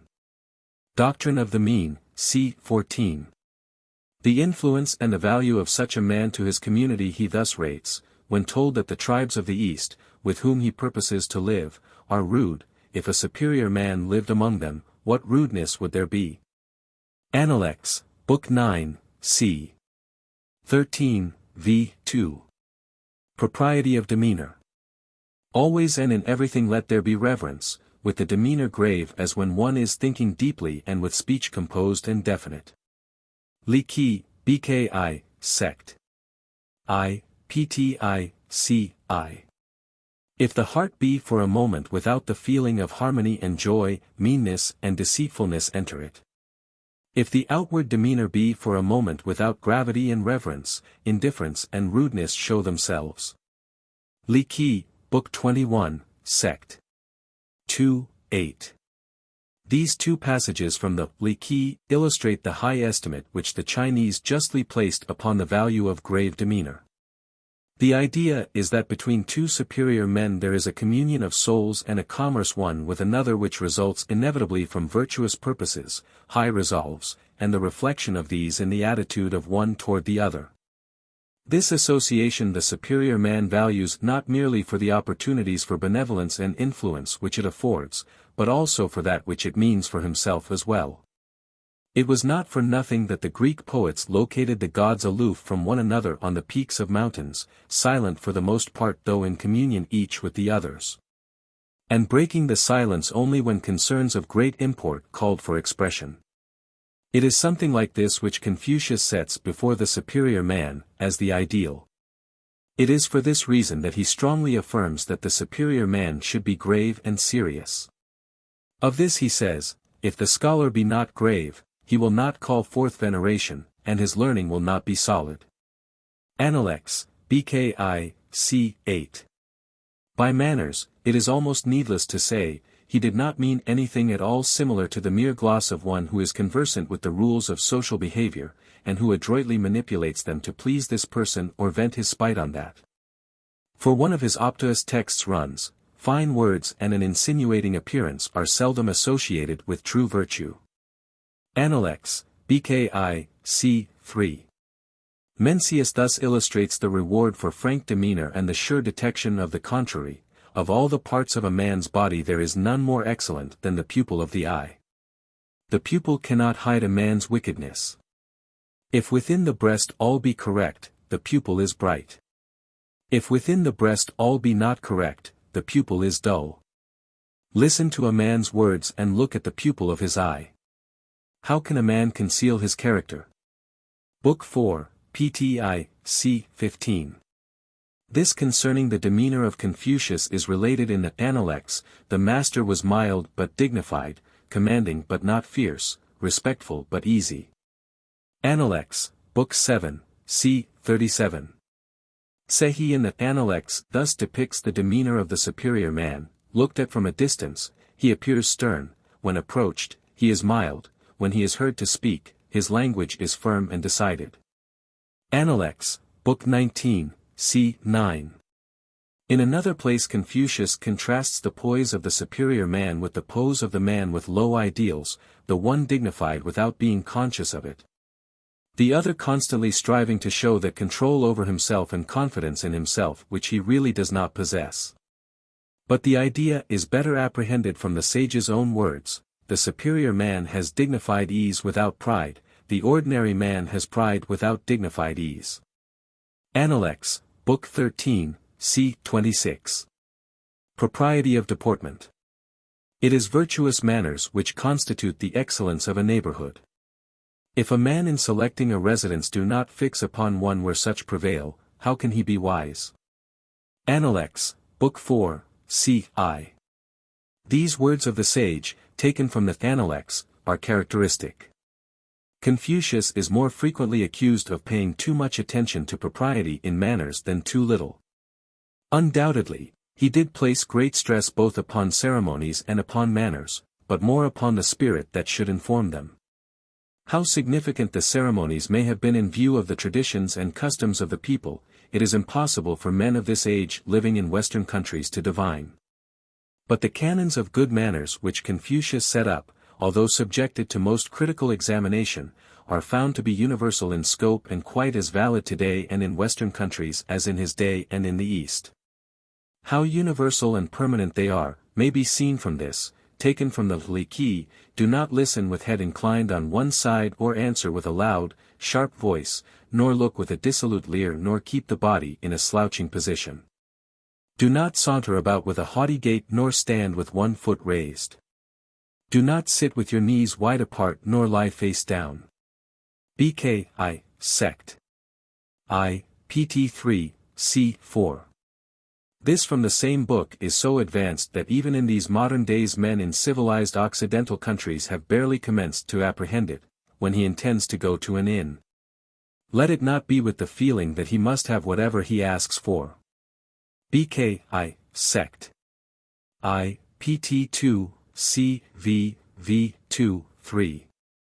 Undoubtedly he attached great importance to manners, in part because his whole system was one of breeding. It was his notion that a man should care about himself and therefore that his behavior should comport with his real dignity and his sense of dignity. One who so earnestly urged the necessity for absolute sincerity could scarcely be expected to praise that social polish which is both an affectation and a lie. He draws, indeed, a sharp distinction between the superior man, who is approachable and far from distant in manner but avoids flattery, and the man who behaves with hauteur, intended to wound and embarrass. Toward all but those into whose favor he would ingratiate himself. He places them thus in contrast: the superior man is affable but not adulatory, the inferior man is adulatory but not affable. Analects, Book 13, c. 23. That by propriety in deportment is not meant subserviency, Confucius shows by his reply, when asked by his disciple, Tsze-lu, how a sovereign should be served: do not impose upon him, and moreover withstand him to his face. Analects, Book 14. c. 23. This counsel, it is worth remarking, was given by one who was the instructor of princes. How minute, accurate, and well taken were the rules of behavior which he laid down is well illustrated by the following passages from the Li, in all cases, looks directed up into the face denote pride, below the girdle grief. Askance villainy. BKI, sect. 2, pt 3, c. 7. When a thing is carried with both hands, it should be held on a level with the heart, when with one hand, on a level with the girdle. BKI, sect. 2, pti, c. I, v. 1. When sitting by a person of rank, if he begin to yawn and stretch himself, to turn round his tablet, to play with the head of his sword, to move his shoes about, or to ask about the time of day, one may ask leave to retire. Book 15, 18. From a volume upon human conduct which betrays so fine and discriminating penetration, it is not surprising that we may cull so choice an expression of good taste as this, for great entertainments there should be no great display of wealth.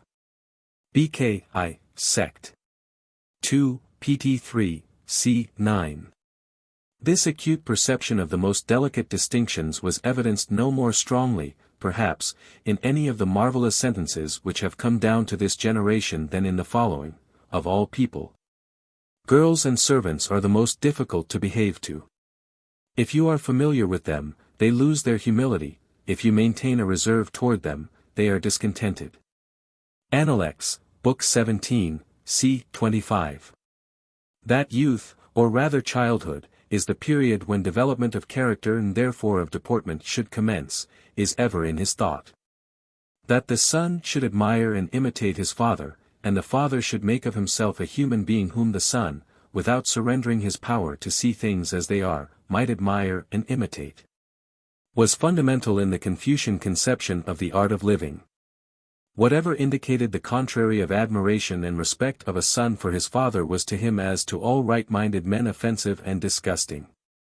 He characterizes such a boy, in youth not humble as befits a junior, Appendix, Book 14, c. 46. And later excoriates him in the following burning sentences: I observe that he is fond of occupying the seat of a full-grown man. I observe that he walks shoulder to shoulder with his elders. He is not one who is seeking to make progress in learning. He wishes quickly to become a man. Appendix, Book 14, c. 47, v. 2. That this might be avoided and that the manner as well as the purposes of the son might be directed into other and better channels, one of his disciples placed this requirement upon the father, whose parenthood vests him with responsibility for the manners of his offspring. I have also heard that the superior man maintains a distant reserve toward his son. Appendix, Book 16, c. 13, v. 5. Not one of the foregoing is inapplicable to the regrettable incivility of children in this buoyant but inconsiderate age. And surely no others are so sorely needed in these days of flippant disrespect for elders as these trenchant exposures of the inherent badness of the manners of Oriental youths of olden times. It remained for Mencius to lay down the following obviously correct rule for the association of friends: friendship should be maintained without condescension on the ground of age, station, or family. Friendship with a man is friendship with his virtue and does not admit of assumptions of superiority. BK v. pt 2, c. 3, v. I. The views of the sage as to what constitutes the true spirit of polite deportment seem always to square with the maturest judgment of the most recent authorities. What trained gentleman of any school will fail to recognize, with a thrill of satisfaction, this expression of the fundamentally correct notion of sportsmanship? Observable according to his disciples in the conduct of Confucius himself, the master angled, but did not use a net. He shot, but not at birds perching. Appendix, Book 7, c. 26. Propriety of speech. They who meet men with smartness of speech, for the most part procure themselves hatred. Appendix, BKV, c. 4, v. 2. That one should be most circumspect about his speech, Sekung enforces, also in the Appendix, by saying, for one word a man is often deemed to be wise and for one word he is often deemed to be foolish. Book 19, c. 25, v. 2. And especially that he should be cautious about making rash promises, Confucius thus enjoins, he who speaks without modesty, will find it hard to make his words good. Appendix, Book 14, c. 21. The same idea is more fully and explicitly developed in this passage of the Li Qi. The master said, dislike and reprisals will attend him whose promises from the lips do not ripen into fulfillment. Therefore the superior man incurs rather the resentment due to refusal than the charge of breaking his promise. Book 29, 49. The need for caution in giving commands is urged in these apt words from the Shu King, PTV, BKXX. 4. Be careful in the commands you issue, for, once issued, they must be carried into effect and cannot be retracted. And yet more generally, emphatically, and powerfully the reason for caution in speech in this striking passage of the Shu King, already quoted in another connection, a flaw in a mace of white jade may be ground away. But a word spoken amiss cannot be mended. Major Odes, Decade 3, Ode 2. The limits of proper admonition of a friend and the reasons therefore, Confucius also indicates thus, faithfully admonish your friend and try to lead him kindly. If you find him impracticable, stop. Do not disgrace yourself. Appendix, Book 12, c. 23. This proverb furnishes yet another reason for great moderation in that respect, those whose courses are different cannot lay plans for one another. Appendix, Book 15, c. 39. This also, which the Appendix puts into the mouth of a madman, fixes the limits both of reproof and of the utility of reference to the past. As to the past, reproof is useless, but the future may be provided against. Book 18, c. v. 1. Confucius dwells upon the same idea in another place, things that are done, it is needless to speak about, things that have had their course, it is needless to remonstrate about, things that are past, it is needless to blame. Appendix, Book 3. c. 21, v. 2. That one must watch carefully, lest he be misled by fair words, the sage shows, referring to his own experience, at first, my way with men was to hear their words and give them credit for their conduct. Now my way is to hear their words and look at their conduct. Appendix, BKV, c. 9, v. 2. Simplicity and directness of discourse are commended in all that Confucius says of sincerity of thought, candor of speech, and earnestness of conduct. But he rarely, if ever, put it better than in the following, Appendix, Book 16, c. XL. In language it is sufficient that it convey the meaning, i.e., the precise meaning, not something other than what seems to be said or variant from it. To this, also, the sage refers, though to the part of the listener, rather than that of the speaker, when he says, without knowing the force of words, it is impossible to know men. Appendix, BKXX, c. 3, v. 3. That is, one must accurately understand what a man says, though it is, of course, necessary to look beneath the mere words in many cases in order to discover the true character of the man. To this, also, the sage gives expression thus, the virtuous will be sure to speak aright, but not all whose speech is good are virtuous. Appendix, Book 14, c. v. In the Li Qi, this is said of the superior men of old, they did not peer into privacies nor form intimacies in matters aside from their proper business. They did not speak of old affairs nor wear an appearance of being in sport. Book 15, 20. And the urgent reasons for care in speaking of important matters are thus presented in the Yi King, Appendix 3, Sect. I, c. 8, 47. If important matters in the germ be not kept secret, that will be injurious to their accomplishment. Therefore the superior man is careful to maintain secrecy and does not allow himself to speak. Regarding candor it was well said, not alone of worldly success, but yet more of self-development, I know not how a man without truthfulness is to get on. Appendix, Book 2, c. 22. The craven character of deceit he often indicated and strongly condemned, as in these pregnant sentences, fine words, an insinuating appearance, and excessive respect, so Keu Ming was ashamed of them. I also am ashamed of them. To conceal resentment against a person and appear friendly with him, so Keu Ming was ashamed of such conduct. I also am ashamed of it. Analects, BKV, c. 24. The contempt with which such conduct is to be regarded, is thus described in the Li Qi. The master said, the superior man does not merely look benign as if, while cold at heart, he could feign affection. That is of the inferior man and stamps him as no better than the sneak thief. Book 29, 50. However covert such dissimulation may be, Confucius finds it equally reprehensible and degrading.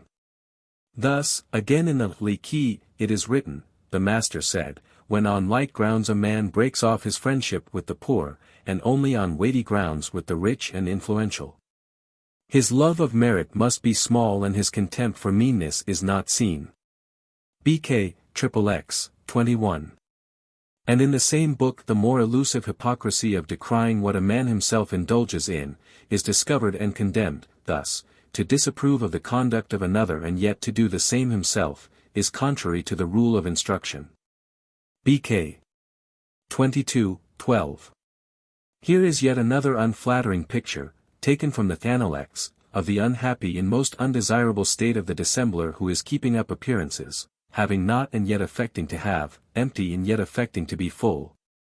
Straitened and yet affecting to be at ease, it is difficult with such characteristics to have constancy. Book 7, c. 25, v. 3. And here a picture of yet another type of man, going about deceiving himself, rather than others, because what he is shows through, ardent and yet not upright, stupid and yet not attentive. Simple and yet not sincere, such persons I do not understand. Analects, Book 8, c. 16. That such dissimulation must ever be unsuccessful in the end, Confucius asserted in many places, in no other perhaps more persuasively than in this, see what a man does. Mark his motives.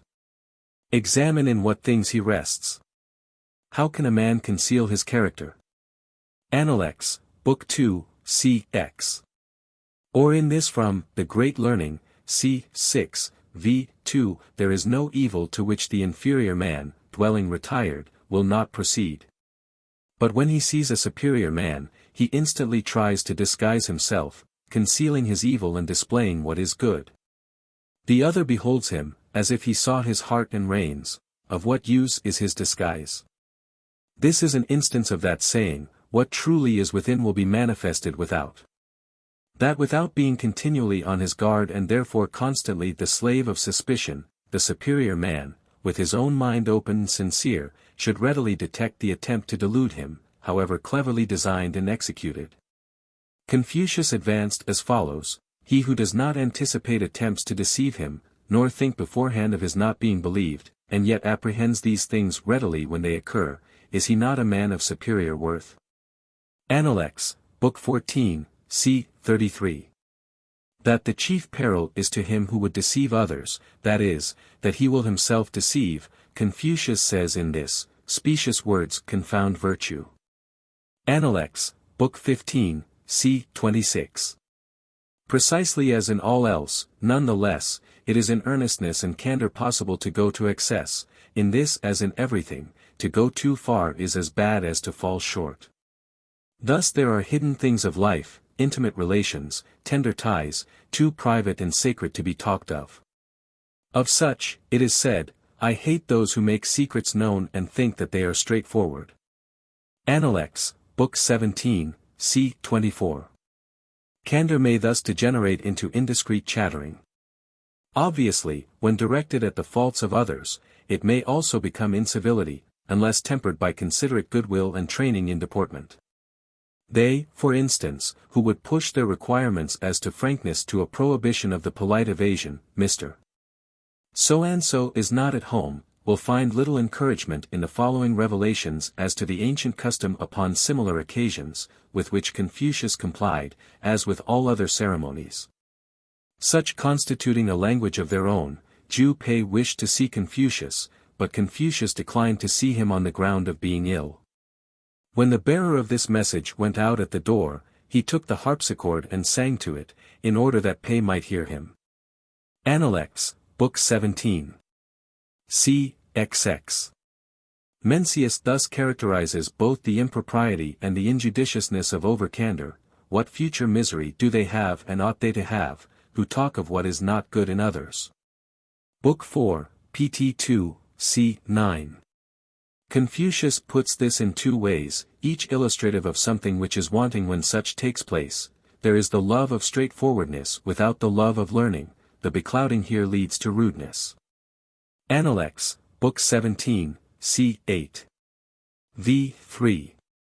Straightforwardness, without the rules of propriety, becomes rudeness. Analects, Book 8, c. 2, v. 1. Propriety of conduct. What I do not wish men to do to me, I also wish not to do to men.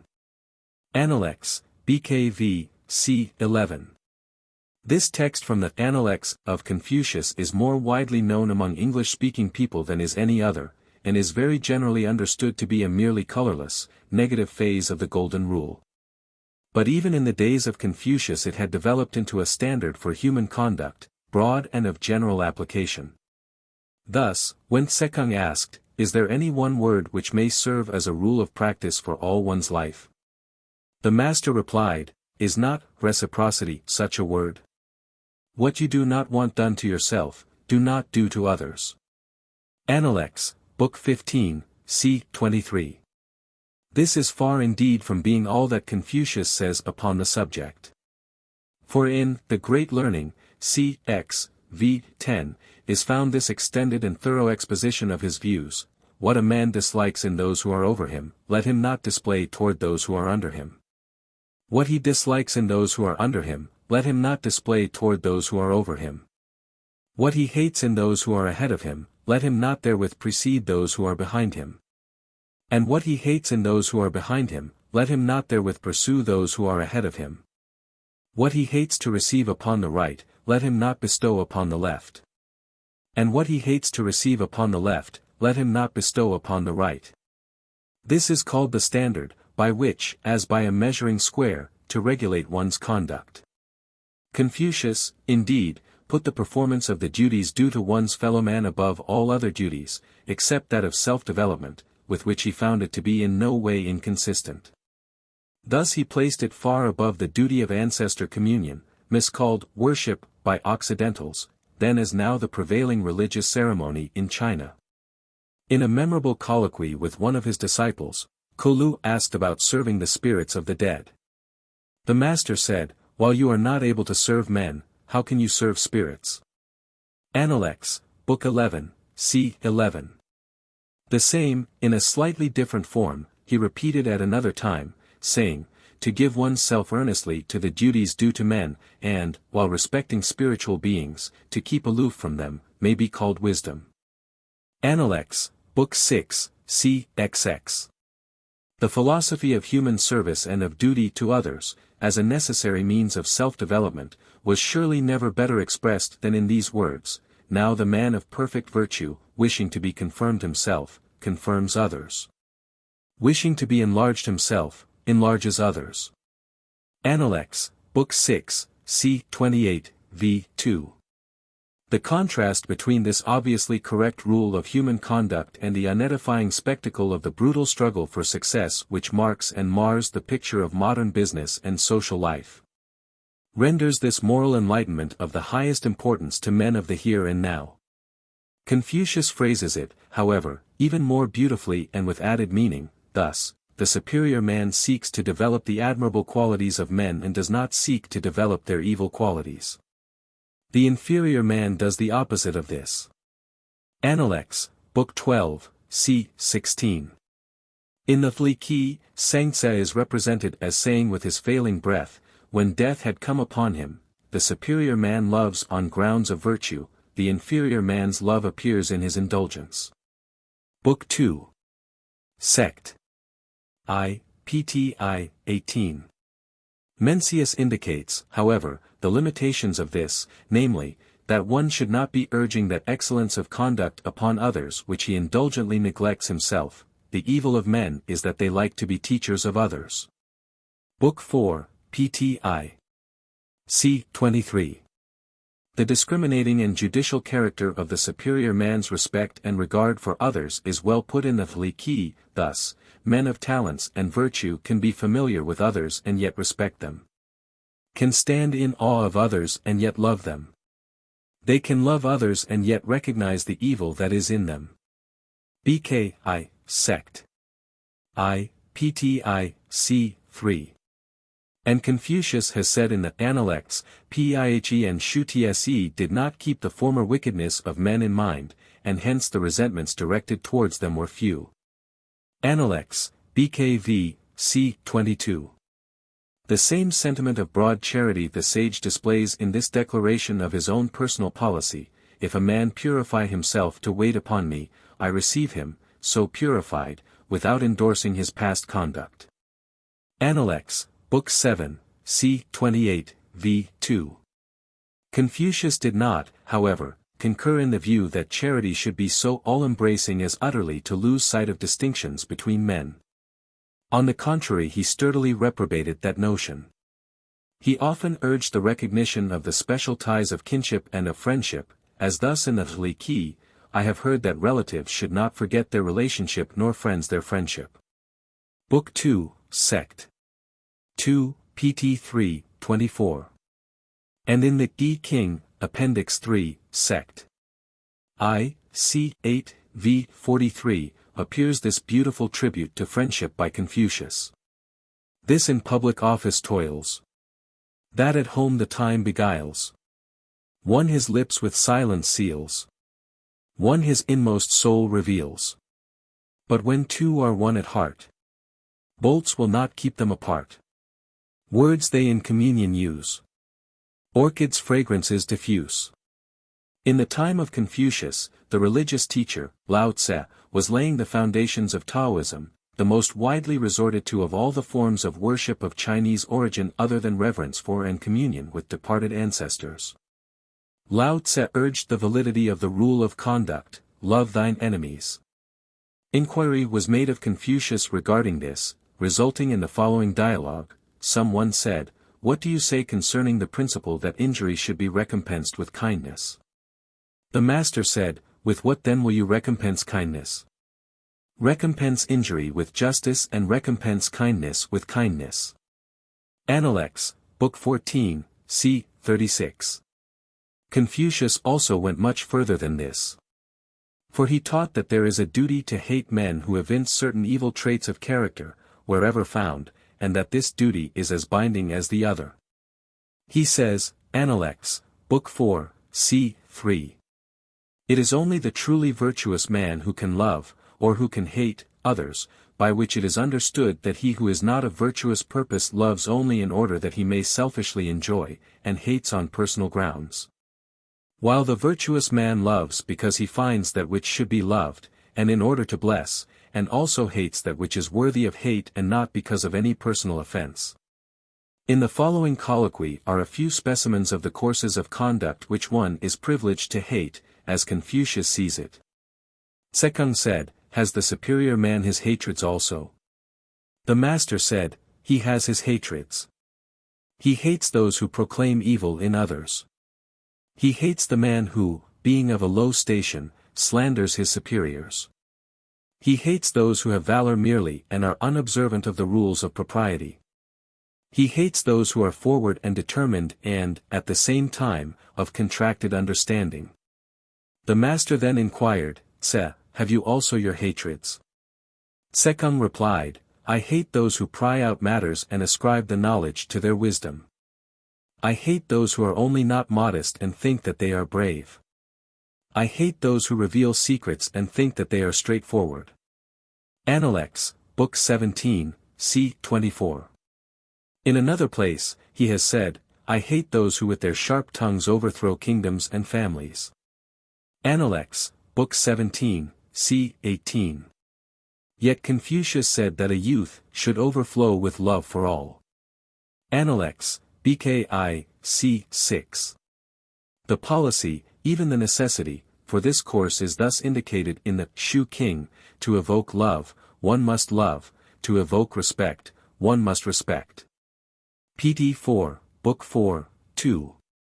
And Confucius was so far from intending that what he said of hatred for the wrongdoer should be interpreted as merely rancorous dislike of an unfortunate human being, the victim of evil influences, that, when asked by Fan Cie about benevolence, he replied, "It is to love all men." Appendix, Book 12, c. 22, v. 1. Propriety of example. There are 3 friendships which are advantageous and 3 which are injurious. Friendship with the upright, friendship with the sincere, and friendship with the man of much observation, these are advantageous. Friendship with the man of specious airs, friendship with the insinuatingly soft, and friendship with the glib-tongued, these are injurious. Appendix, Book 16, c. 4. Confucius, in addition to the foregoing, numbered among the 3 things men find enjoyment in, which are advantageous, this, to find enjoyment in having many worthy friends, and said that a youth should cultivate the friendship of the good. Appendix, BKI, c. 6. One of the traits, also, of him who aims to be a man of complete virtue is, he declares, that he frequents the company of men of principle that he may be rectified. Appendix, BKI, c. 14. In the Fli the converse is remarked, friendship with the dissolute leads to the neglect of one's learning. Book 16, 12. And in the Shu King, PTV, Book 26. Mu is recorded as voicing this warning, cultivate no intimacy with flatterers. The same ancient worthy is represented in the Shu King, Book 26, to have uttered this admonition, do not employ men of artful speech and insinuating looks. Confucius obviously intended to give the same counsel, when he said, fine words and an insinuating appearance are seldom associated with real virtue. Appendix, BKI, c. 3. The contrast between the meritorious and the meretricious in human character and of the usefulness of one and the harmfulness of the other is most cleverly revealed in this saying of Confucius, taken from the Li Qi, Book 29. 47. The superior man seems uninteresting but he aids to achievement, the inferior man winning but he leads to ruin. Prudence as regards conversation and association with others is also variously recommended by Confucius, as thus, when a man may be spoken with, not to speak with him is to waste opportunity. When a man may not be spoken with, to speak with him is to waste words. Appendix, Book 15, c. 7. The last of these admonitions he elsewhere puts figuratively, thus, rotten wood cannot be carved. A wall of dirty earth will not receive the trowel. Appendix, BKV, c. 9, v. 2. The same idea recurs in this counsel, faithfully admonish your friend and kindly try to lead him. If you find him impracticable, desist. Do not disgrace yourself. Appendix, Book 12, c. 23.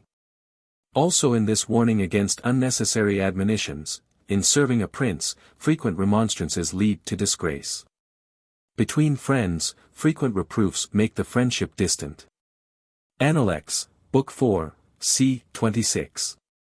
The 3 wishes, however, to which Confucius gave expression when interrogated by Tse-lu, were, in regard to the aged, to give them rest, in regard to friends, to show them sincerity. In regard to the young, to treat them tenderly. Appendix, BKV, c. 25. It therefore appears that he would not withhold his counsel or even reproof, if needed, although it might result in breaking the bonds of friendship. But would instead prefer to lose his friend, if need be, rather than fail of his full duty toward him. The attitude which the friend should take and the course, likewise, are indicated in these words. Can men refuse assent to the words of just admonition? But it is reforming the conduct because of them, which is the thing. Appendix, Book 9, c. 23. The great value of good example Confucius strikingly set forth in this question, if there were not virtuous men in Lu, how could this man have acquired this character? Appendix, BKV, c. 2. So also when remonstrated with, upon expressing his intention to go and live among the 9 wild tribes of the East, Confucius, answering, inquired, if a superior man dwelt among them, what rudeness would there be? Analects, Book 9, c. 13. v. 2. In another place he says, Analects, bki, c. 8, v. 3, have no friends not equal to yourself, meaning thereby of course not that they should be equal in abilities, necessarily, but equal in character and deportment. The same, very nearly, is the significance of this text. When the persons on whom a man leans are proper persons for him to be intimate with, he can make them his guides and masters. Analects, bki, c. 13. This his disciples, with boundless admiration, asserted that they had themselves obeyed, when they had hung upon the lips of Confucius.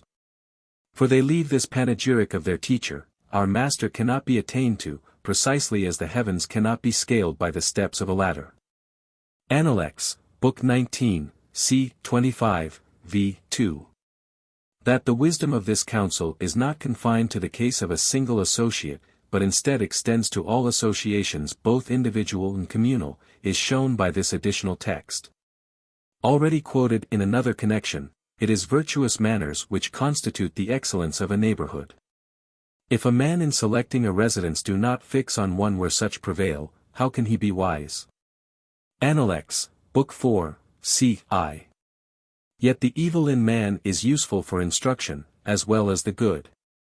And he says of this, when I walk along with 2 others, they may serve me as my teachers. I will select their good qualities and follow them, their bad qualities and avoid them.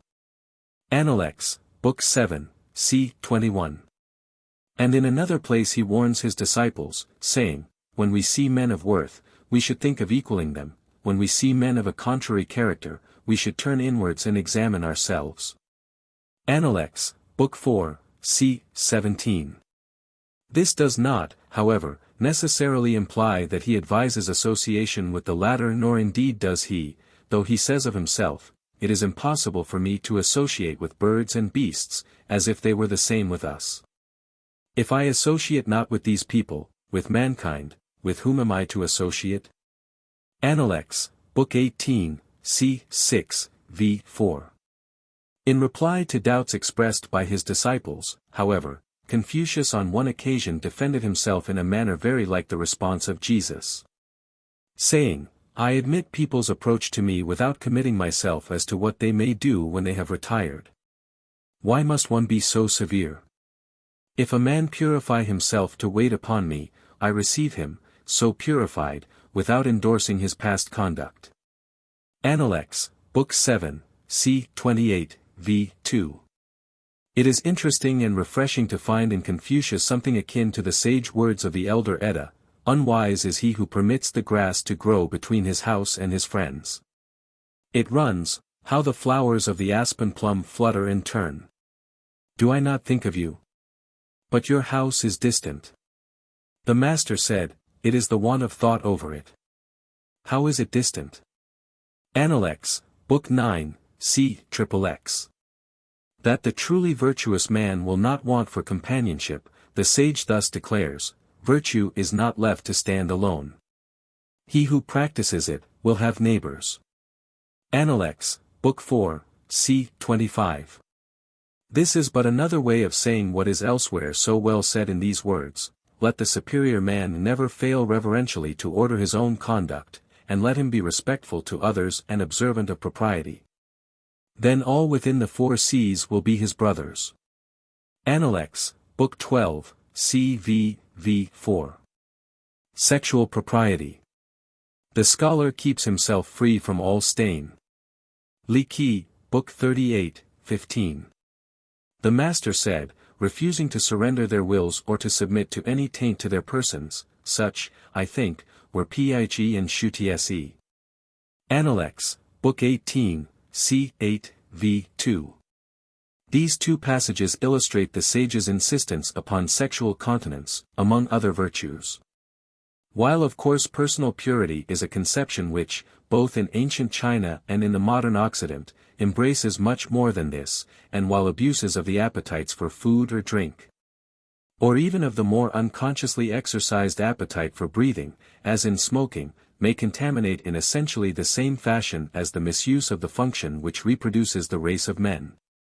Yet both in the days of Confucius and in these later days the superior seductiveness of the appeal of feminine beauty causes the mind to recur at once to chastity when personal purity is spoken of. Confucius distinguished and understood all of these evil habits which were exigent in his day and condemned them, as thus, to find enjoyment in extravagant pleasures, to find enjoyment in idleness and sauntering. To find enjoyment in the pleasures of feasting, these are injurious. Appendix, Book 16, c.v. And again, hard is the case of him who will stuff himself with food the whole day, without applying the mind to anything. Appendix, Book 17, c. 22. As regards all the physical functions, Mencius puts at once the problem and the difficulties, thus, the physical organs with their functions belong to our heaven-conferred nature. But a man must be a sage before he can satisfy the design of his physical organism. Book 7, pti, c. 38. But especially as respects the greatest of all human relations, that of a man with a woman, and those which grow out of it. The sage urged such regard for the purity of both sexes as would assure the suppression of mere playing with the means of the greatest of all human ends. The bringing of new lives into being and the development of higher and yet higher orders of human beings upon the earth. In the Li, it is thus insisted that the distinction between men and women must be observed and preserved for the good of all. If no distinction were observed between males and females, disorder would arise and grow. Book 17, Sect. I. 32. King Wan, one of the most celebrated rulers of China, in the time of Confucius already a character of almost legendary antiquity, is said in the first appendix to the Yi King, Sect. 2, c. 38, v.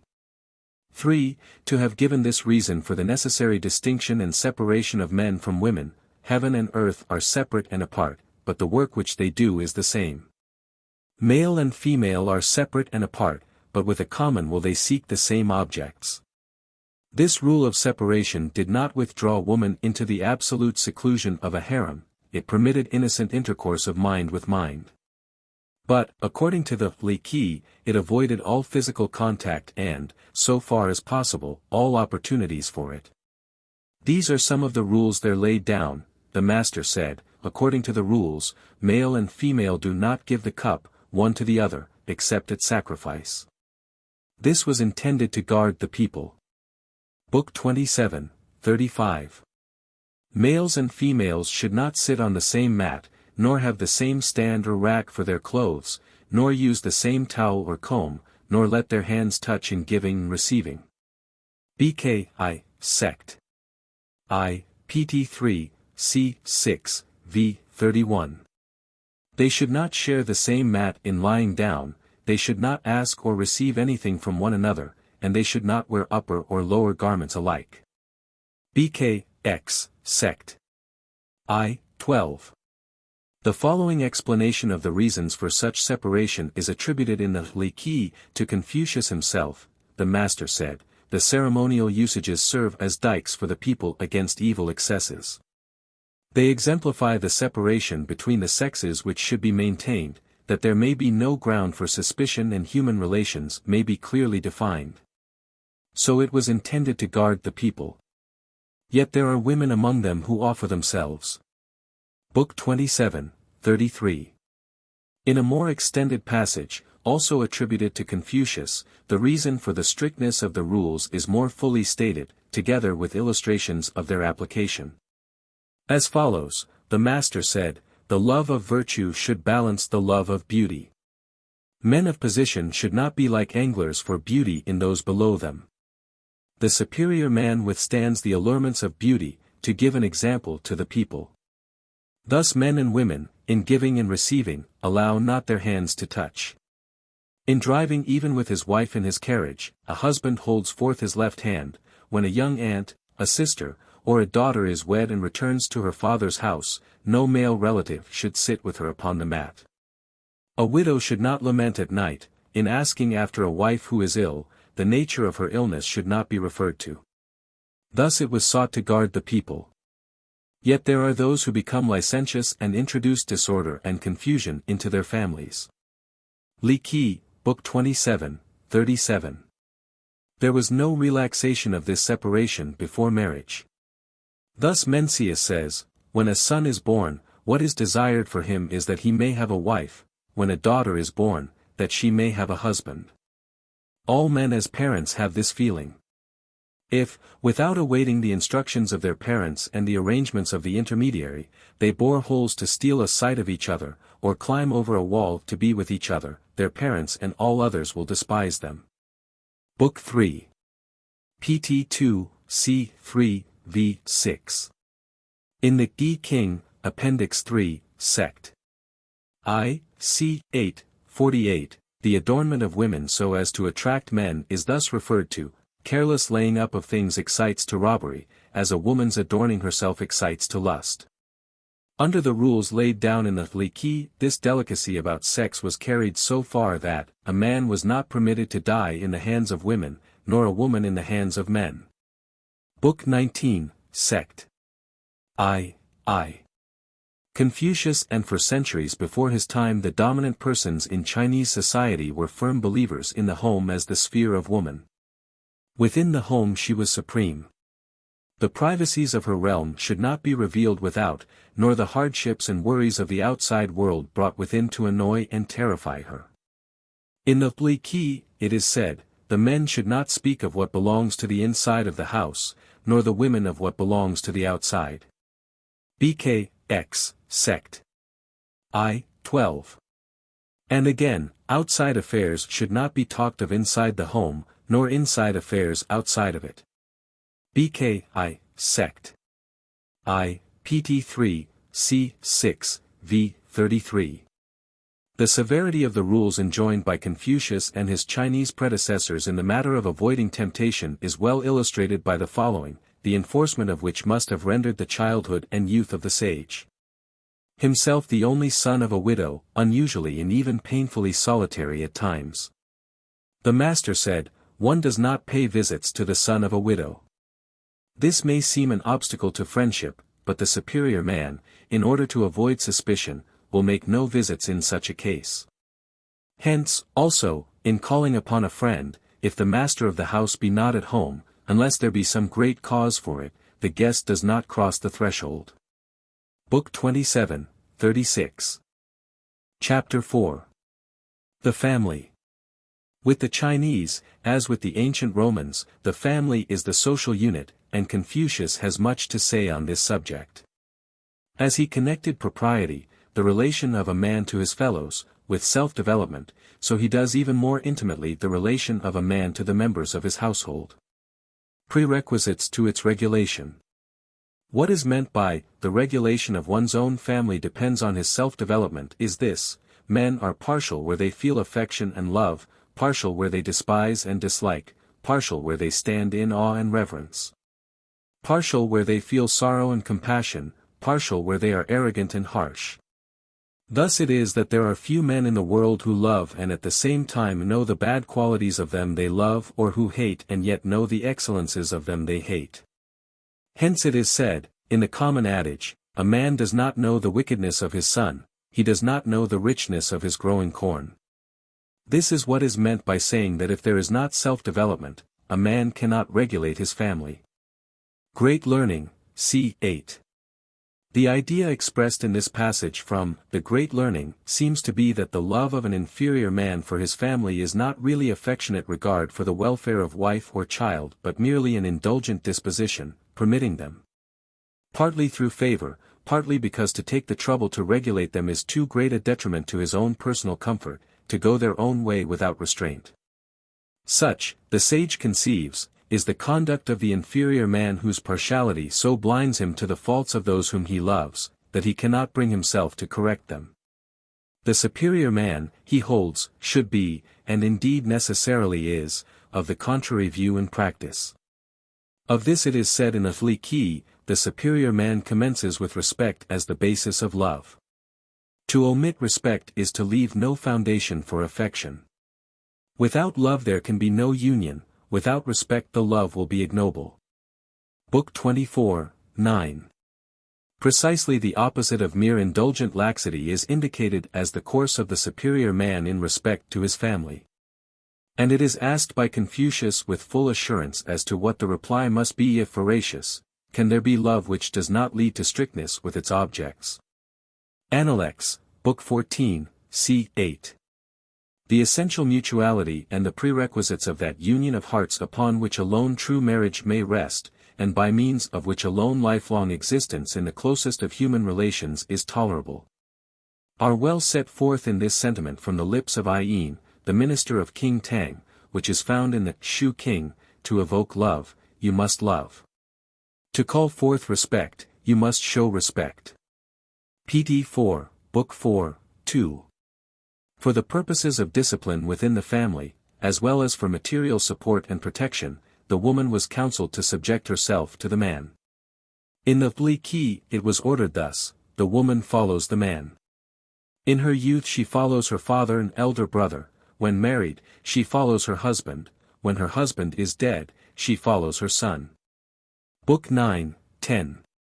About the worst that, in the opinion of Confucius, could be said of any man, was this remark of you: in the Shu King, speaking of Ku of Tan, son of Yao, he introduced licentious associates into his family. Pt. 2, Book 4, 1. The delights of a well-ordered household, where love and harmony hold sway, are pictured by the sage as follows. It is said in the Book of Poetry: a happy union with wife and children is like the music of lutes and harps. When there is concord among brethren, the harmony is delightful and enduring. Thus may you regulate your family and enjoy the delights of wife and children. The Master said, in such a condition parents find perfect contentment. Doctrine of the Mean, c. 15, v. 2, 3. Wedlock. The observance of propriety commences with careful attention to the relations between husband and wife. Li Qi, BKX, Sect. 2, 13. In these words, the Li Qi, the Book of the Rules of Propriety, celebrates the prime importance of the marriage relation and of the useful principles for the regulation of human conduct which spring out of it. This was a favorite and familiar idea of Confucius and will be adverted to frequently in the development of his theories of the regulation of the family and of the government. In his days, as in these days, there were not wanting those who saw in marriage a mere ceremony, conformity with which added no element of sacredness to a natural and necessary relation. These were rebuked in the Li Qi in these terms: he who thinks the old embankments useless and destroys them, is sure to suffer from the desolation caused by overflowing water. And he who should consider the old rules of propriety useless and abolish them, would be sure to suffer from the calamities of disorder. Thus if the ceremonies of marriage were discontinued, the path of husband and wife would be embittered and there would be many offences of licentiousness and depravity. Book 23, 7, 8. Again in the same book this is put tersely and pointedly, thus: this ceremony, i.e., marriage, lies at the foundation of government. Book 24, 11. In the Doctrine of the Mean, the duties of universal obligation are given as follows: the duties are between sovereign and minister, father and son, husband and wife, elder and younger brother, friend and friend. C. XX, v. 8. In the Elder Ties Book of Rights, Book 80.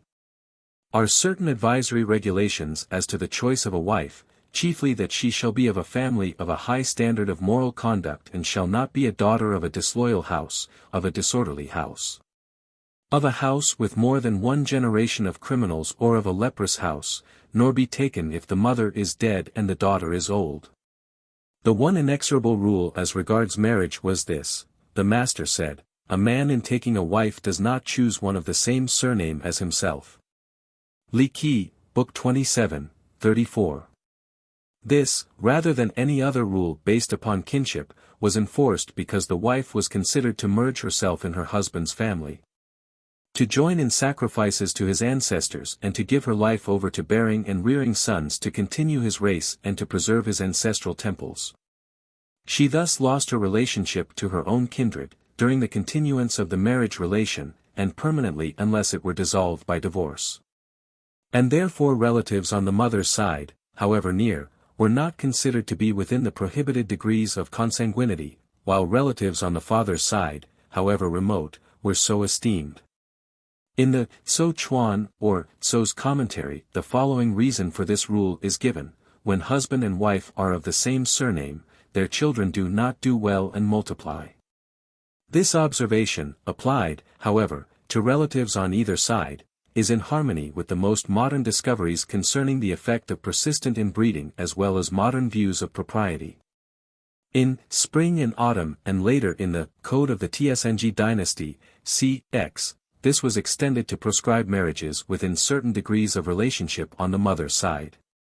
The wife became, by her marriage, of the same rank as her husband, thus being identified closely with his family.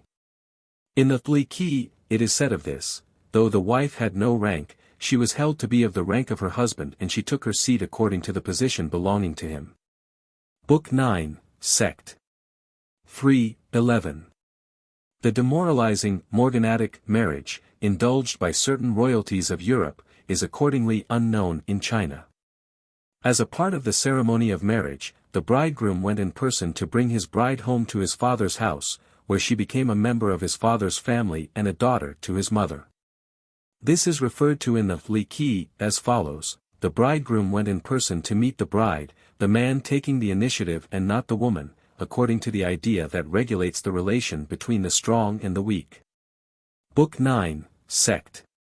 3:8. In the same book there is recorded an argument upon the propriety of this custom, in which Confucius is represented as taking part. The record runs as follows: the Duke said, "For the bridegroom in his square-topped cap to go in person to meet his bride, is it not making too much of it?" Confucius looked surprised, became very serious and said, "It is the union of two surnames in friendship and love, to continue the posterity of the sages of old, to supply those who shall preside at the sacrifices to heaven and earth. At sacrifices to ancestors, at sacrifices to the spirits of the land and grain. How can you, then, call the ceremony too great?" Book 24, 10. Mencius thus quotes from the ritual the instructions which the bride's mother gives her in view of the approaching nuptials. At the marriage of a young woman, her mother admonishes her, accompanying her to the door on her leaving and cautioning her with these words: "You are going to your home. You must be respectful. You must be careful.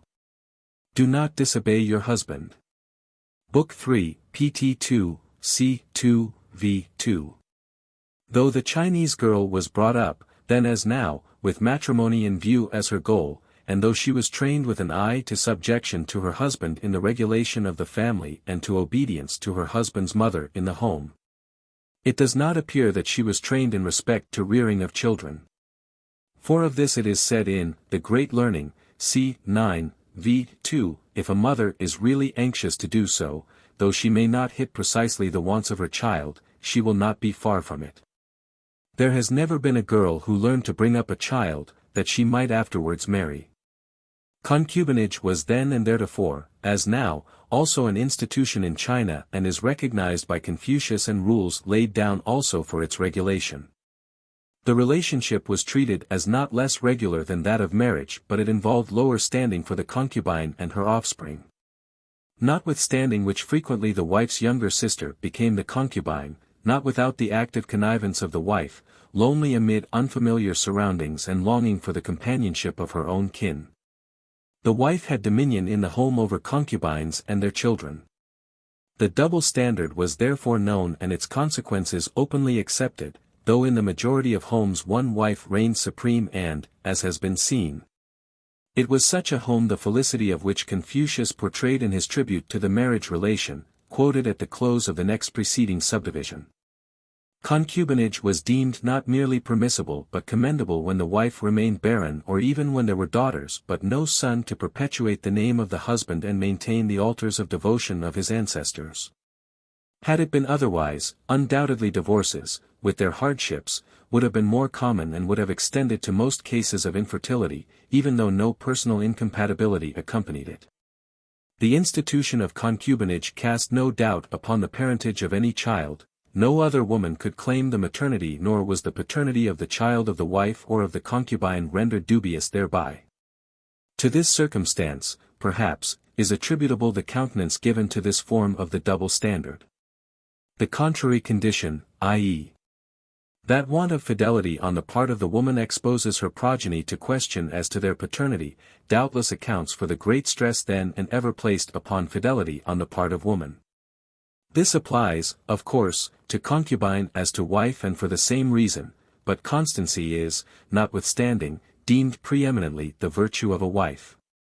The dignity of marriage and of procreation is thought by Confucius and his followers to be such that the husband and wife, together with heaven, form a turnian, cooperating to people the earth, in that wherever there is true marriage, there also God is to give the increase.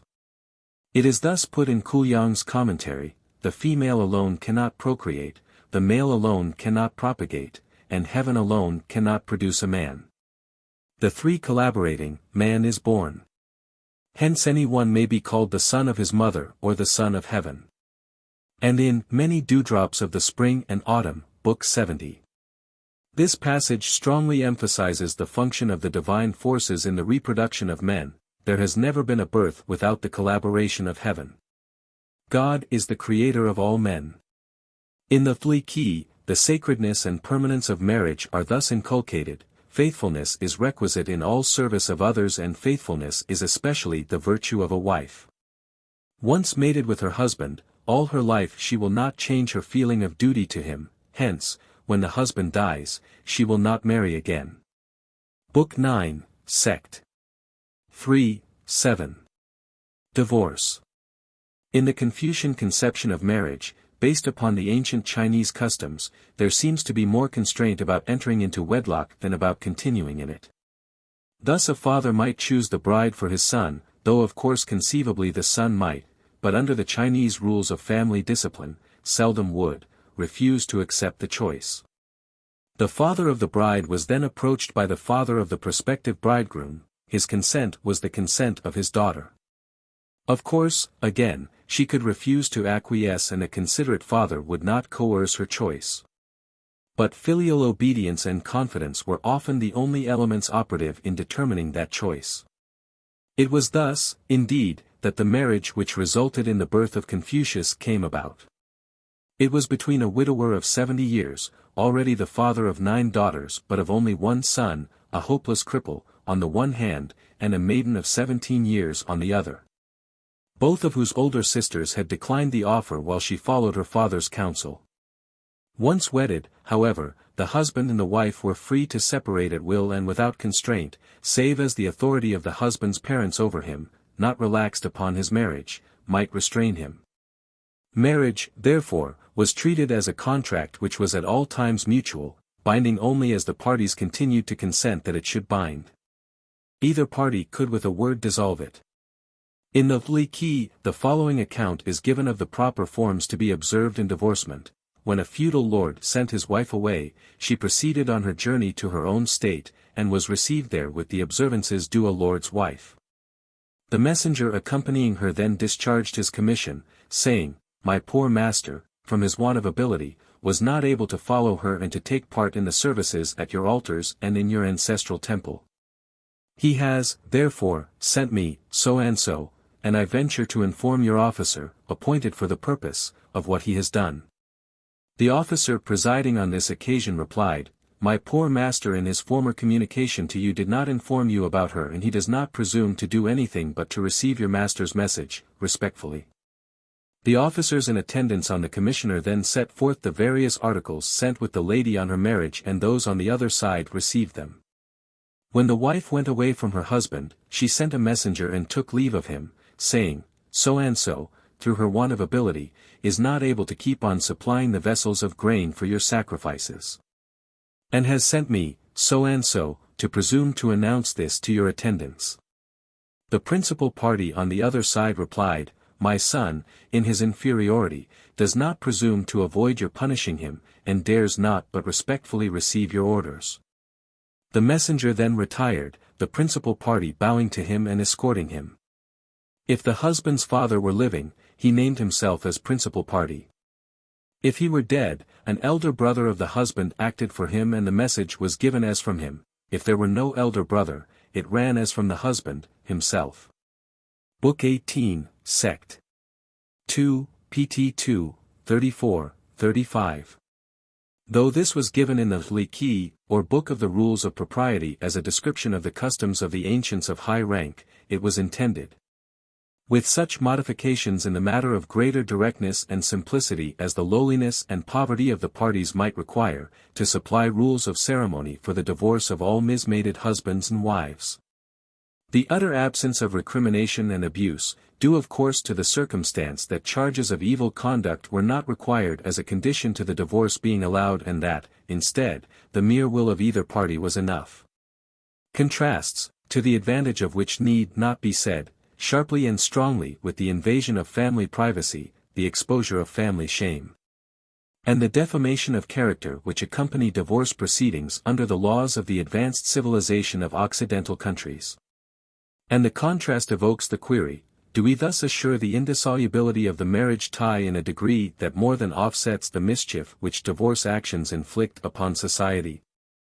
There was, and is, even under such a system, much moral restraint upon the wife to continue such, even though not satisfied with her lot. Her prospects of a second and happier marriage are often not alluring. The reception at her own home which she may expect, is not likely to be a warm welcome and it may be cold or even harsh. And if she has children, her lot is even more deplorable for, after very early infancy, they become members of her husband's family and are lost to her, forever. There is also the prosaic bread and butter question in many cases and it is presented in an aggravated form in a country where by general consent a virtuous woman's place is in a home. Not the least of the mother's hardships if she be the mother of the eldest living son, who becomes, after his father's death, the head of the family, is that after her death he may not go into mourning for her if divorced. For he is too completely identified with the service of the departed ancestors of the family of which he is the head and which she has abandoned. The hardships inflicted upon the husband by divorce may not be so serious. He must return the dower but he retains the more precious fruits of the marriage, his children. Yet consciousness of this very inequality, coupled with the traditional protective attitude toward the women of one's own family, must act upon the husband as a powerful deterrent. Especially in view of the fact that he may seek through concubinage a more acceptable consort and mother for his children, without thus entirely displacing, humiliating, and perhaps greatly injuring his spouse.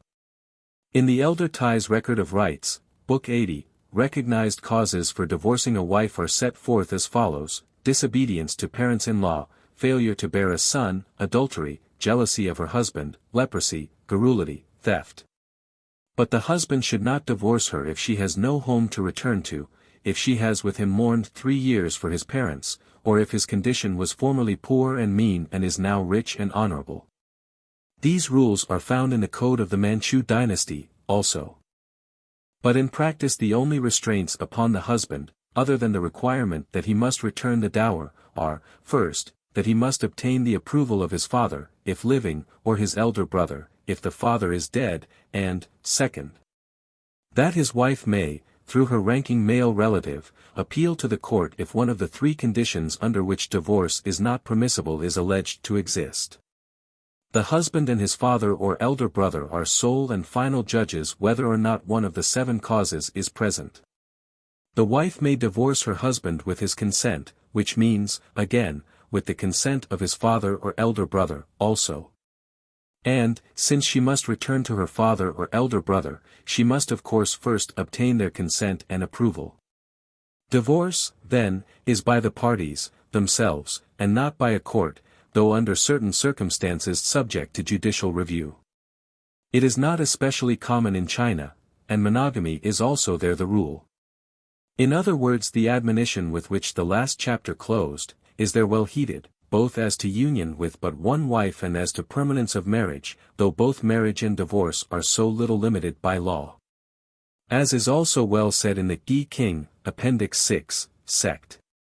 2, 32, the rule for the relation of husband and wife is that it should be enduring. Parenthood. Here now is the affection of a father for his sons, He is proud of the meritorious among them and ranks those lower who are not so able.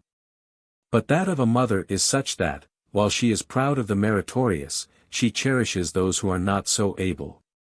The mother deals with them on grounds of affection rather than of pride, the father on grounds of pride rather than affection. Li Qi, Book 29, 29.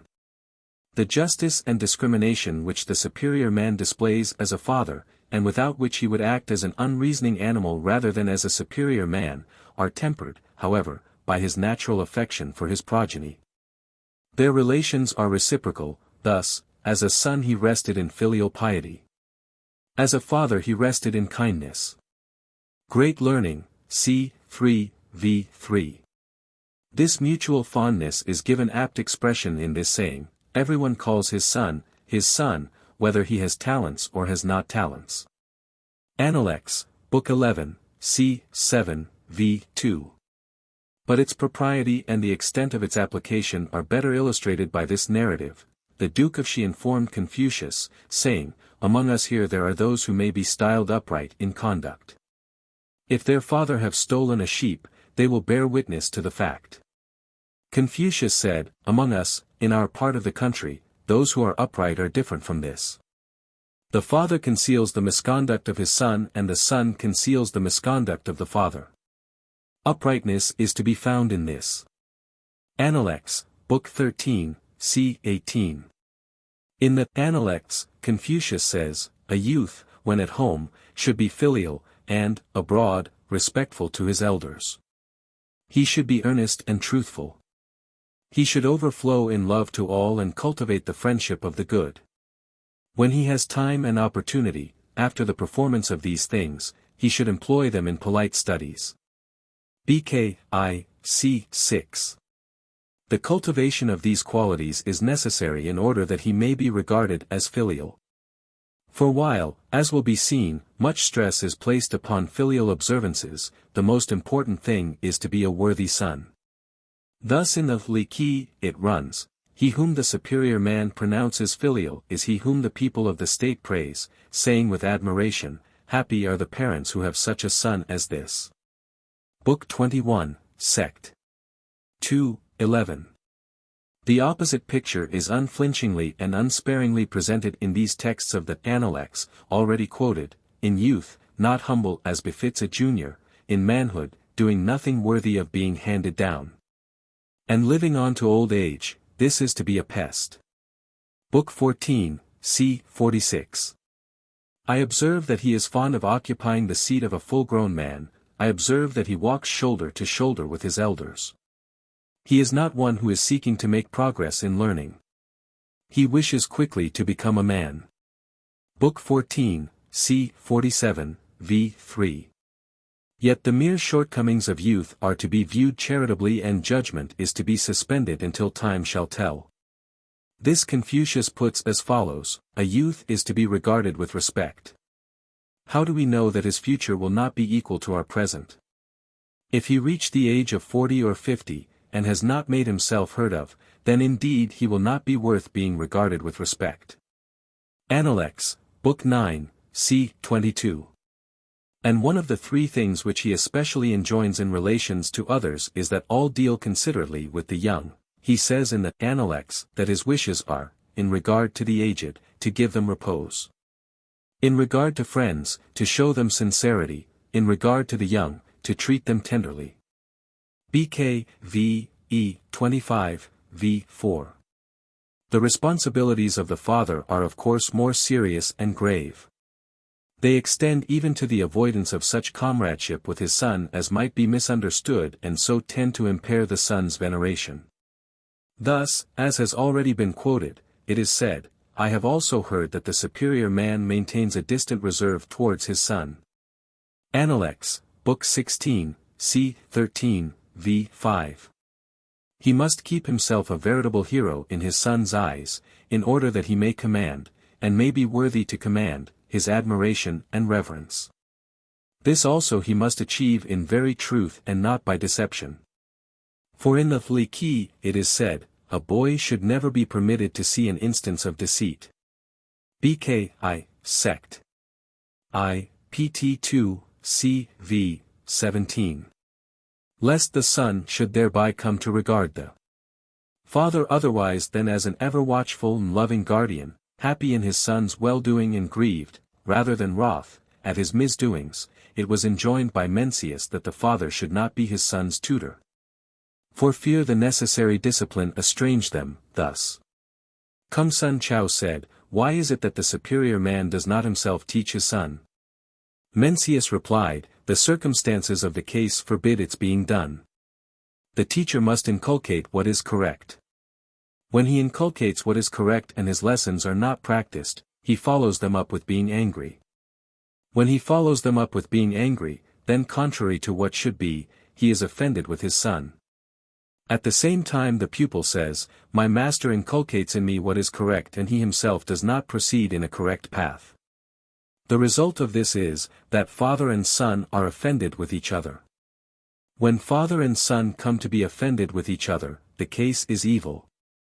The ancients exchanged sons, and one taught the son of another. Between father and son, there should be no reproving admonitions to what is good. Such reproofs lead to alienation, and in alienation there is nothing more inauspicious." Book 4, PTI, c. 18. And in Book V. of Pan Ku, a Confucian writer of the 1st century, the power of the father over the son was distinctly limited, as a matter of law, on the ground of the universal fatherhood of God, thus, among all the lives given by heaven and earth, man is the noblest. All men are children of God and are merely made flesh through the spirits of father and mother. Therefore, the father has not absolute power over the son. Essentials of filial piety. Our bodies, to every hair and shred of skin, are received from our parents. We must not presume to injure or to wound them. This is the beginning of filial piety. When we have established our character by the practice of this filial course, so as to make our name famous in future ages and thereby glorify our parents, this is the end of filial piety. Xiao King, Book of Filial Piety, c.I. It is remarkable and significant that it should in these modern days be necessary to say, filial piety. Pietas originally signified reverent devotion to parents and unflagging service of them. Through this the meaning, service of the Heavenly Father, has been derived.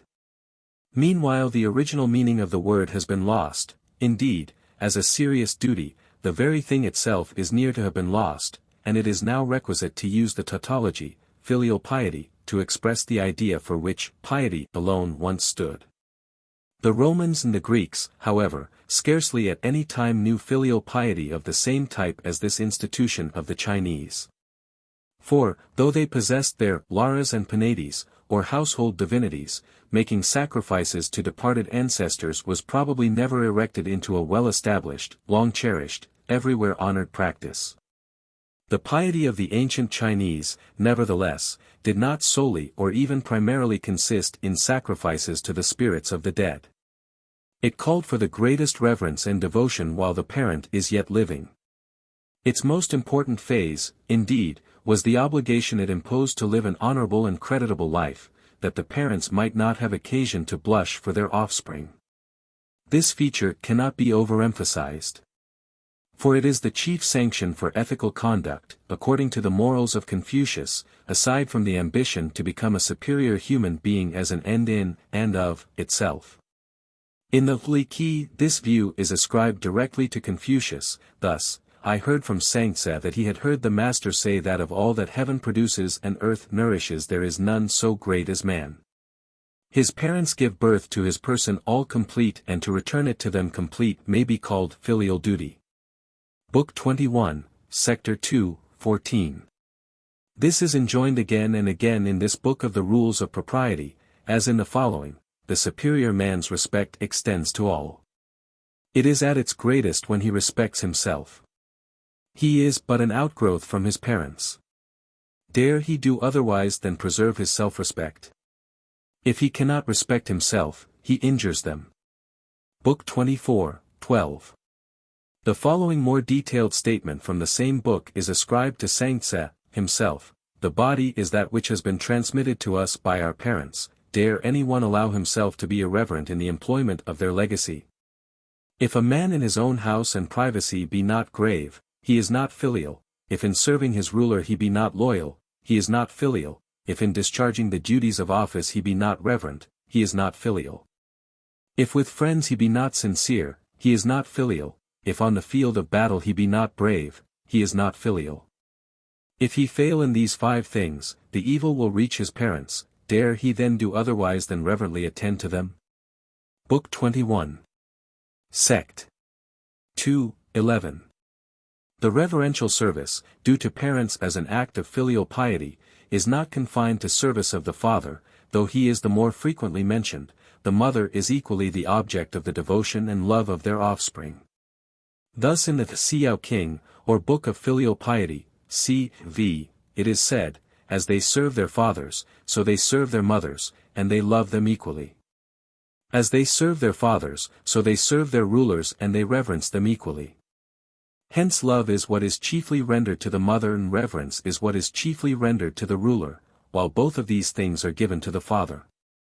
The same book contains also the following statement of the reciprocal and mutual duties of parent and child. The son derives his life from his parents and no greater gift could possibly be transmitted. His ruler and parent, his father, deals with him accordingly and no generosity could be greater than his. c. 9. The effectiveness of filial piety as a motive of well-doing and the inspiration which it supplies are well set forth in this passage from the Li Qi, the superior man, going back to his ancient fathers and returning to the authors of his being. Does not forget those to whom he owes his life.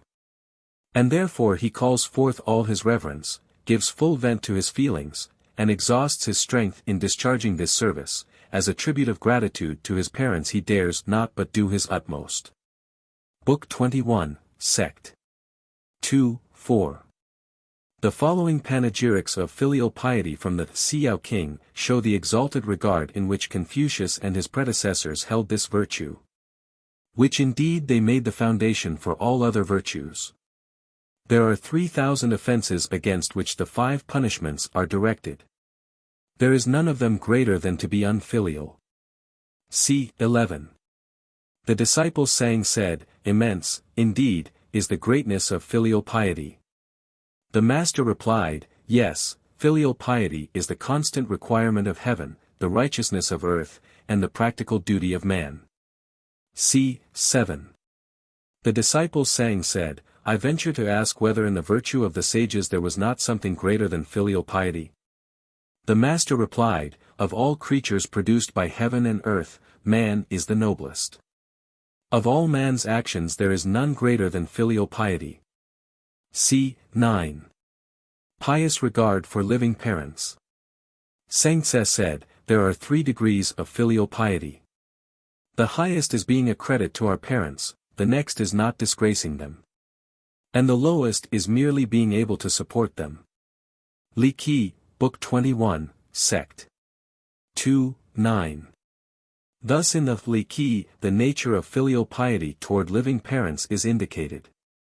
Much the same is yet more urgently inculcated in another passage from the same book. He should not forget his parents in the utterance of a single word, and therefore an evil word will not issue from his mouth and an angry word will not react upon himself.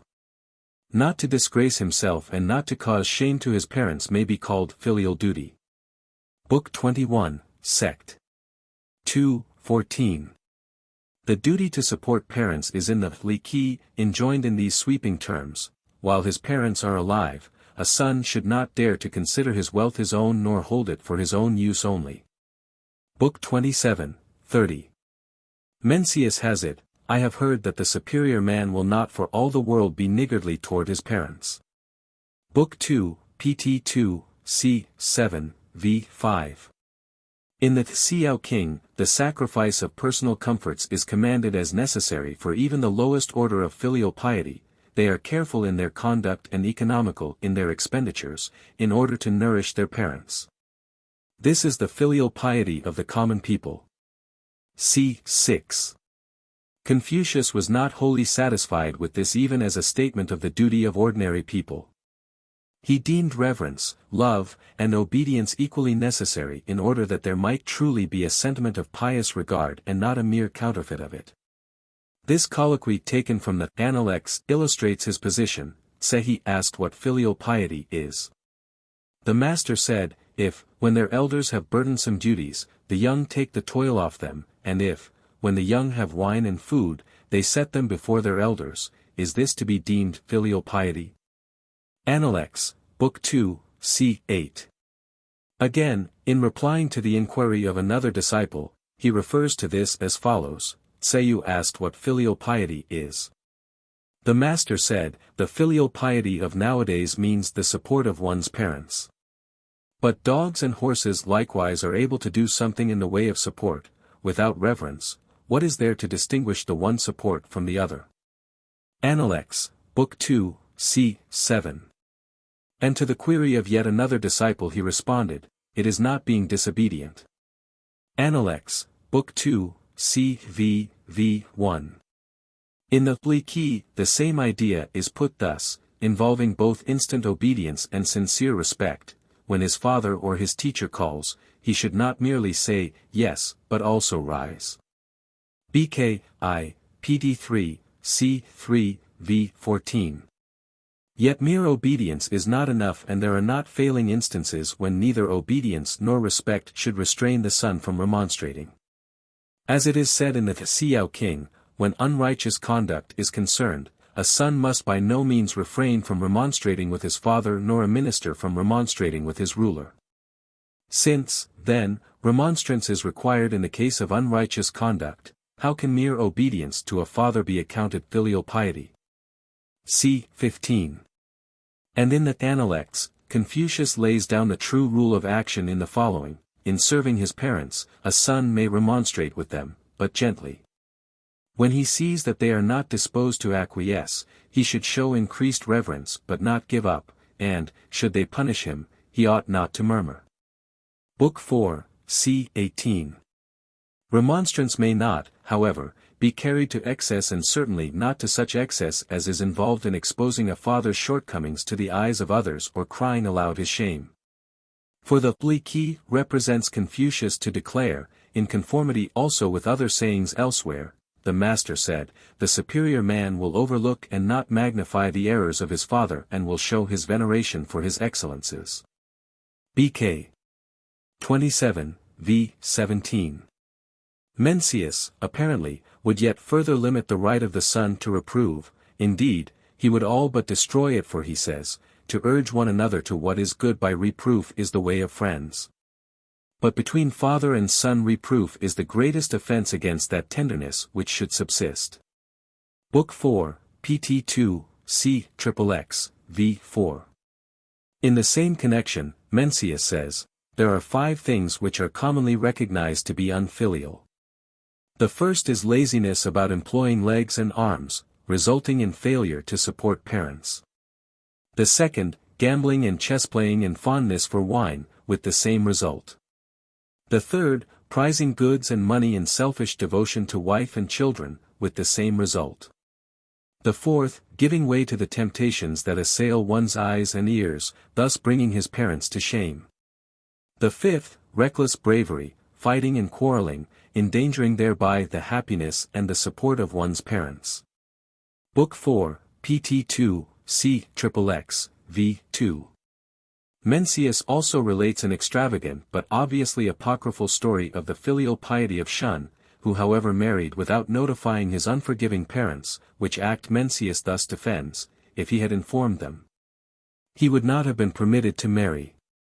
That male and female should dwell together is the greatest of all human relations. Had he informed his parents, he must have missed this greatest of human relations and thereby have incurred their just resentment.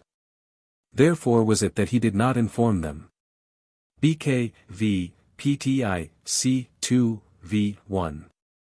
This is also quite in keeping with another clever saying of Mencius, which likewise embodies an ethical principle much insisted upon in China: there are 3 things which are unfilial, and to have no posterity is the greatest of them.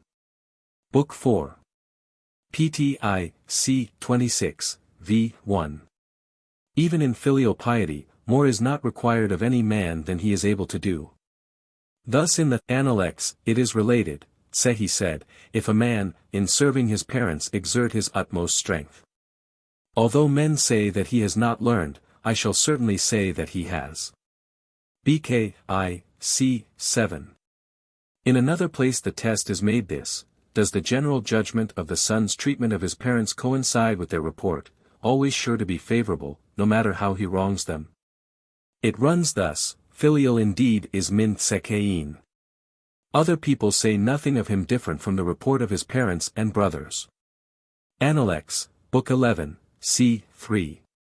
King Wu is quoted in the Shu King as condemning unfilial and unfraternal behavior in no uncertain terms as follows: O Fang, such great criminals are greatly abhorred, and how much more the unfilial and unbrotherly. As the son who does not reverently discharge his duty to his father but greatly wounds his father's heart, and the father who cannot love his son but hates him. As the younger brother who does not regard the manifest will of heaven and refuses to respect his elder brother, and the elder brother who does not think of the toil of their parents in bringing up their children and hates his younger brother. Point. V. Book 9, 3. In the Analects, the disciple, Yudzu, with feeling declares that all generous conduct flows from filial and fraternal sentiments, saying, filial piety and fraternal submission, are they not the root of all benevolent actions? BKI, c. 2, v. 2.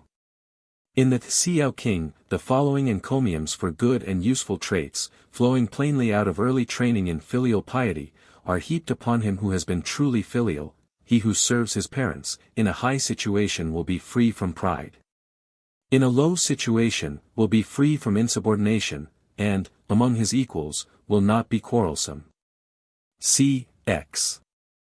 Mencius bluntly declares that filial piety necessarily results from a benevolent spirit and that one cannot exist without the other. There never has been a man trained to benevolence who neglected his parents. BKI, PTI, CI, v. 5. The assiduous, brooding care, resembling that of a mother for her infant child, which the son is expected to cultivate as regards his aging parents, is nowhere better illustrated than in this saying of Confucius: the ages of parents may by no means not be kept in the memory, as an occasion at once for joy and for fear. Analects, Book 4, c. 21. It is for this reason, also, i.e., that in the hour of need he may be within call, that this is enjoined by the sage: while his parents are living, a son must not go abroad to a distance. Or, if he should do so, he must have a fixed place to which he goes. Analects, Book 4, c. 19. Pious observances after the death of parents. Filial piety is seen in the skillful carrying out of the wishes of our forefathers and the skillful carrying forward of their undertakings. Doctrine of the Mean, c. 19, v. 2. While a man's father is alive, look at the bent of his will. When his father is dead, look at his conduct. If for 3 years he does not alter from the way of his father, he may be called filial. Analects, BKI, c. 11. These passages from the Doctrine of the Mean and the Analects enjoin the continuance of filial piety, unabated, after the demise of parents. The filial piety of the poor may not be more than decent burial, with genuine grief and reverence. For it is not the expenditure or even the wealth of ceremony which constitutes the tribute, though the absence of either, if it can be afforded, is unpardonable, but rather the spirit of real veneration and sorrow. Confucius says of this: in the ceremonies of mourning it is better that there be deep sorrow than a minute attention to observances. Analects, Book 3, c. 4, v. 3. Mencius gives an interesting and reasonable, though scarcely verifiable, account of the origin of burial, in this abiding tenderness for the authors of one's being. In the most ancient times there were some who did not inter their parents. When their parents died, they took the bodies up and cast them into some water channel. Afterwards, when passing by, they saw foxes and wildcats devouring the bodies and flies and insects covering them. The sweat burst forth upon their brows. They looked away, unable to bear the sight. For other people such perspiration did not burst out, but now their hearts' emotions affected their faces and their eyes. Instantly they hurried home, returned with spades and baskets, and covered the bodies. If this indeed was right, it is obvious that the filial son and virtuous man, in burying his parents, will behave according to propriety. Book 3, PTI, C. V. 4. This was advanced by Mencius in reply to an argument by the philosopher Mai, that there should be economical simplicity in funerals and burials, an argument often renewed to this day. The constant occasion for which shows how universal and deeply seated is the sentiment which provokes expenditure sufficient to afford what is deemed a suitable tribute of affection to the dead. A stern duty, never to be shirked by a son, is to avenge his father if slain by the hand of an enemy. If the execution of the criminal law does this, well and good, but if not, the responsibility is on the son. In the Li, it is put thus, with him who has slain his father, a son should not live under the same sky. BKI, Sect. I, PTV, C. 2, v. 10. Otherwise, however, the immediate duty of the son is fully performed by his grief, by proper burial, and the prescribed period of retirement and mourning.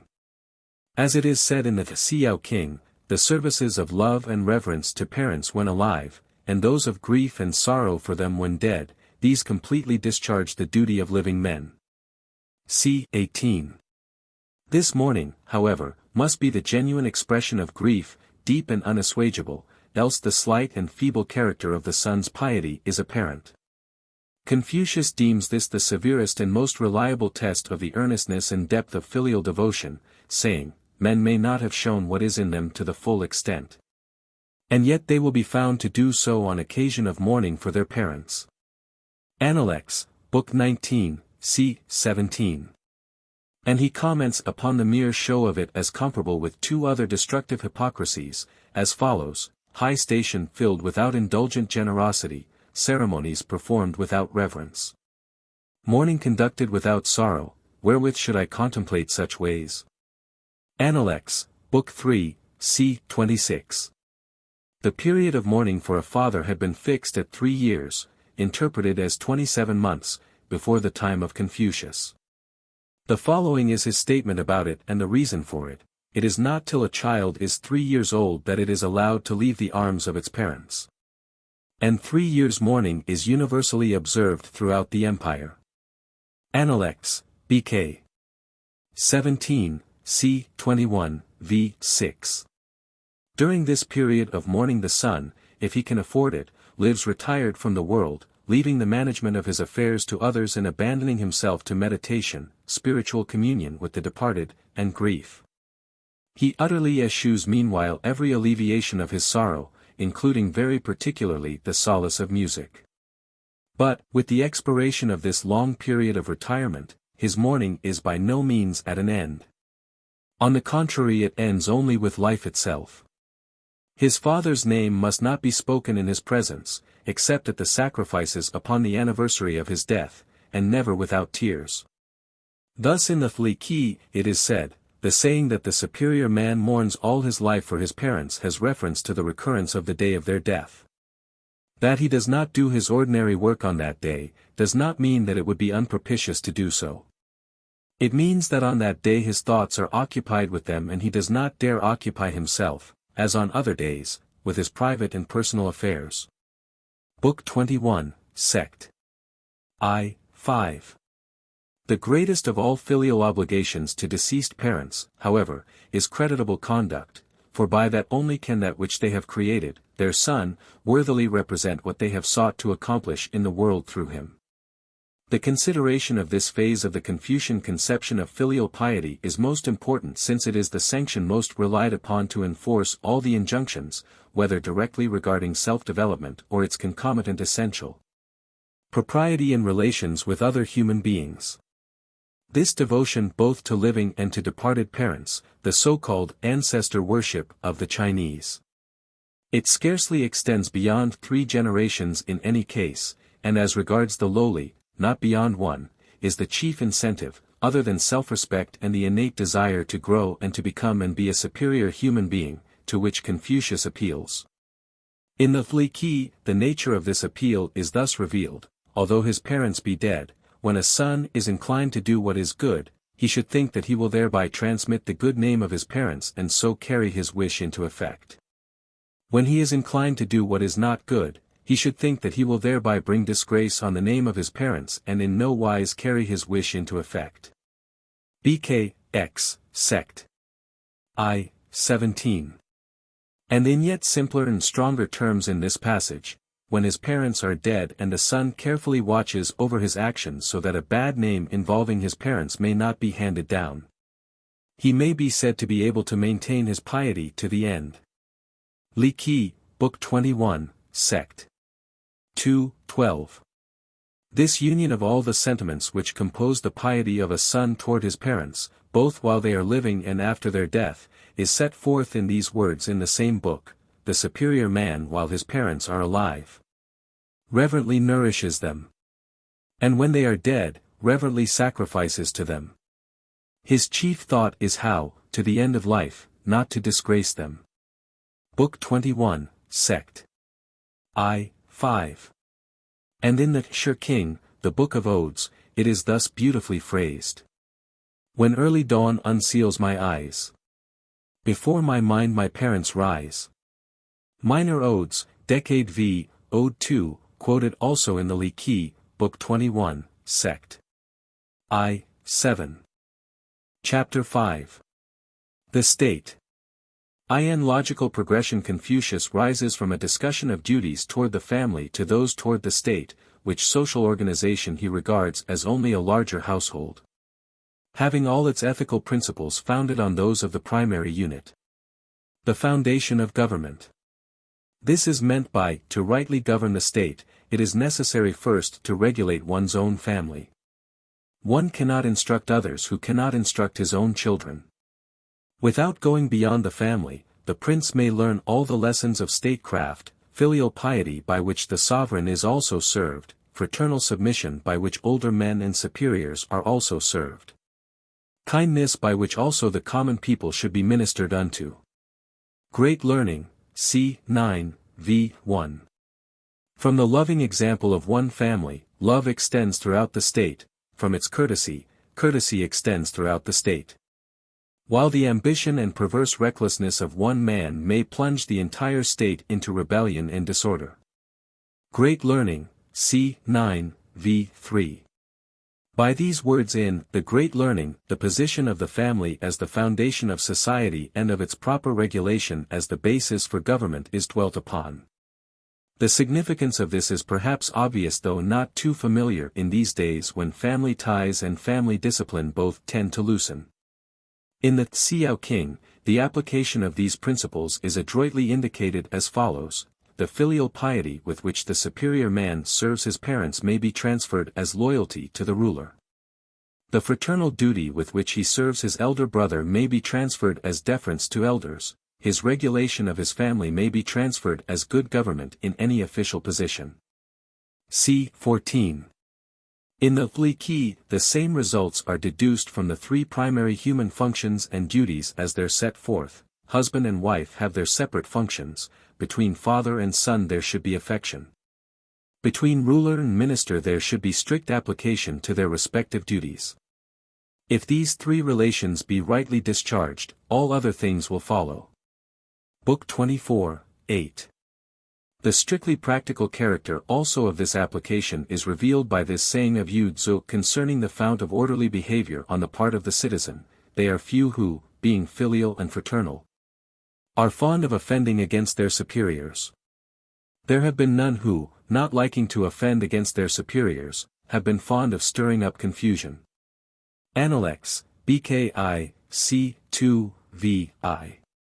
To support and elucidate this view, also, Confucius cites the Book of Odes saying, "From them you learn the more immediate duty of serving one's father and the remoter one of serving one's prince." Appendix, Book 17, c. 9, v. 6. And again he cites and even quotes the Shu King to show the immediate and causal relation between the exercise of filial and fraternal piety and the establishment of government upon a sound and secure foundation. What does the Shu King say of filial piety? You are filial, you discharge your fraternal duties. These qualities are displayed in government. This, then, also constitutes the exercise of government. Appendix, Book 2, c. 21, v. 2.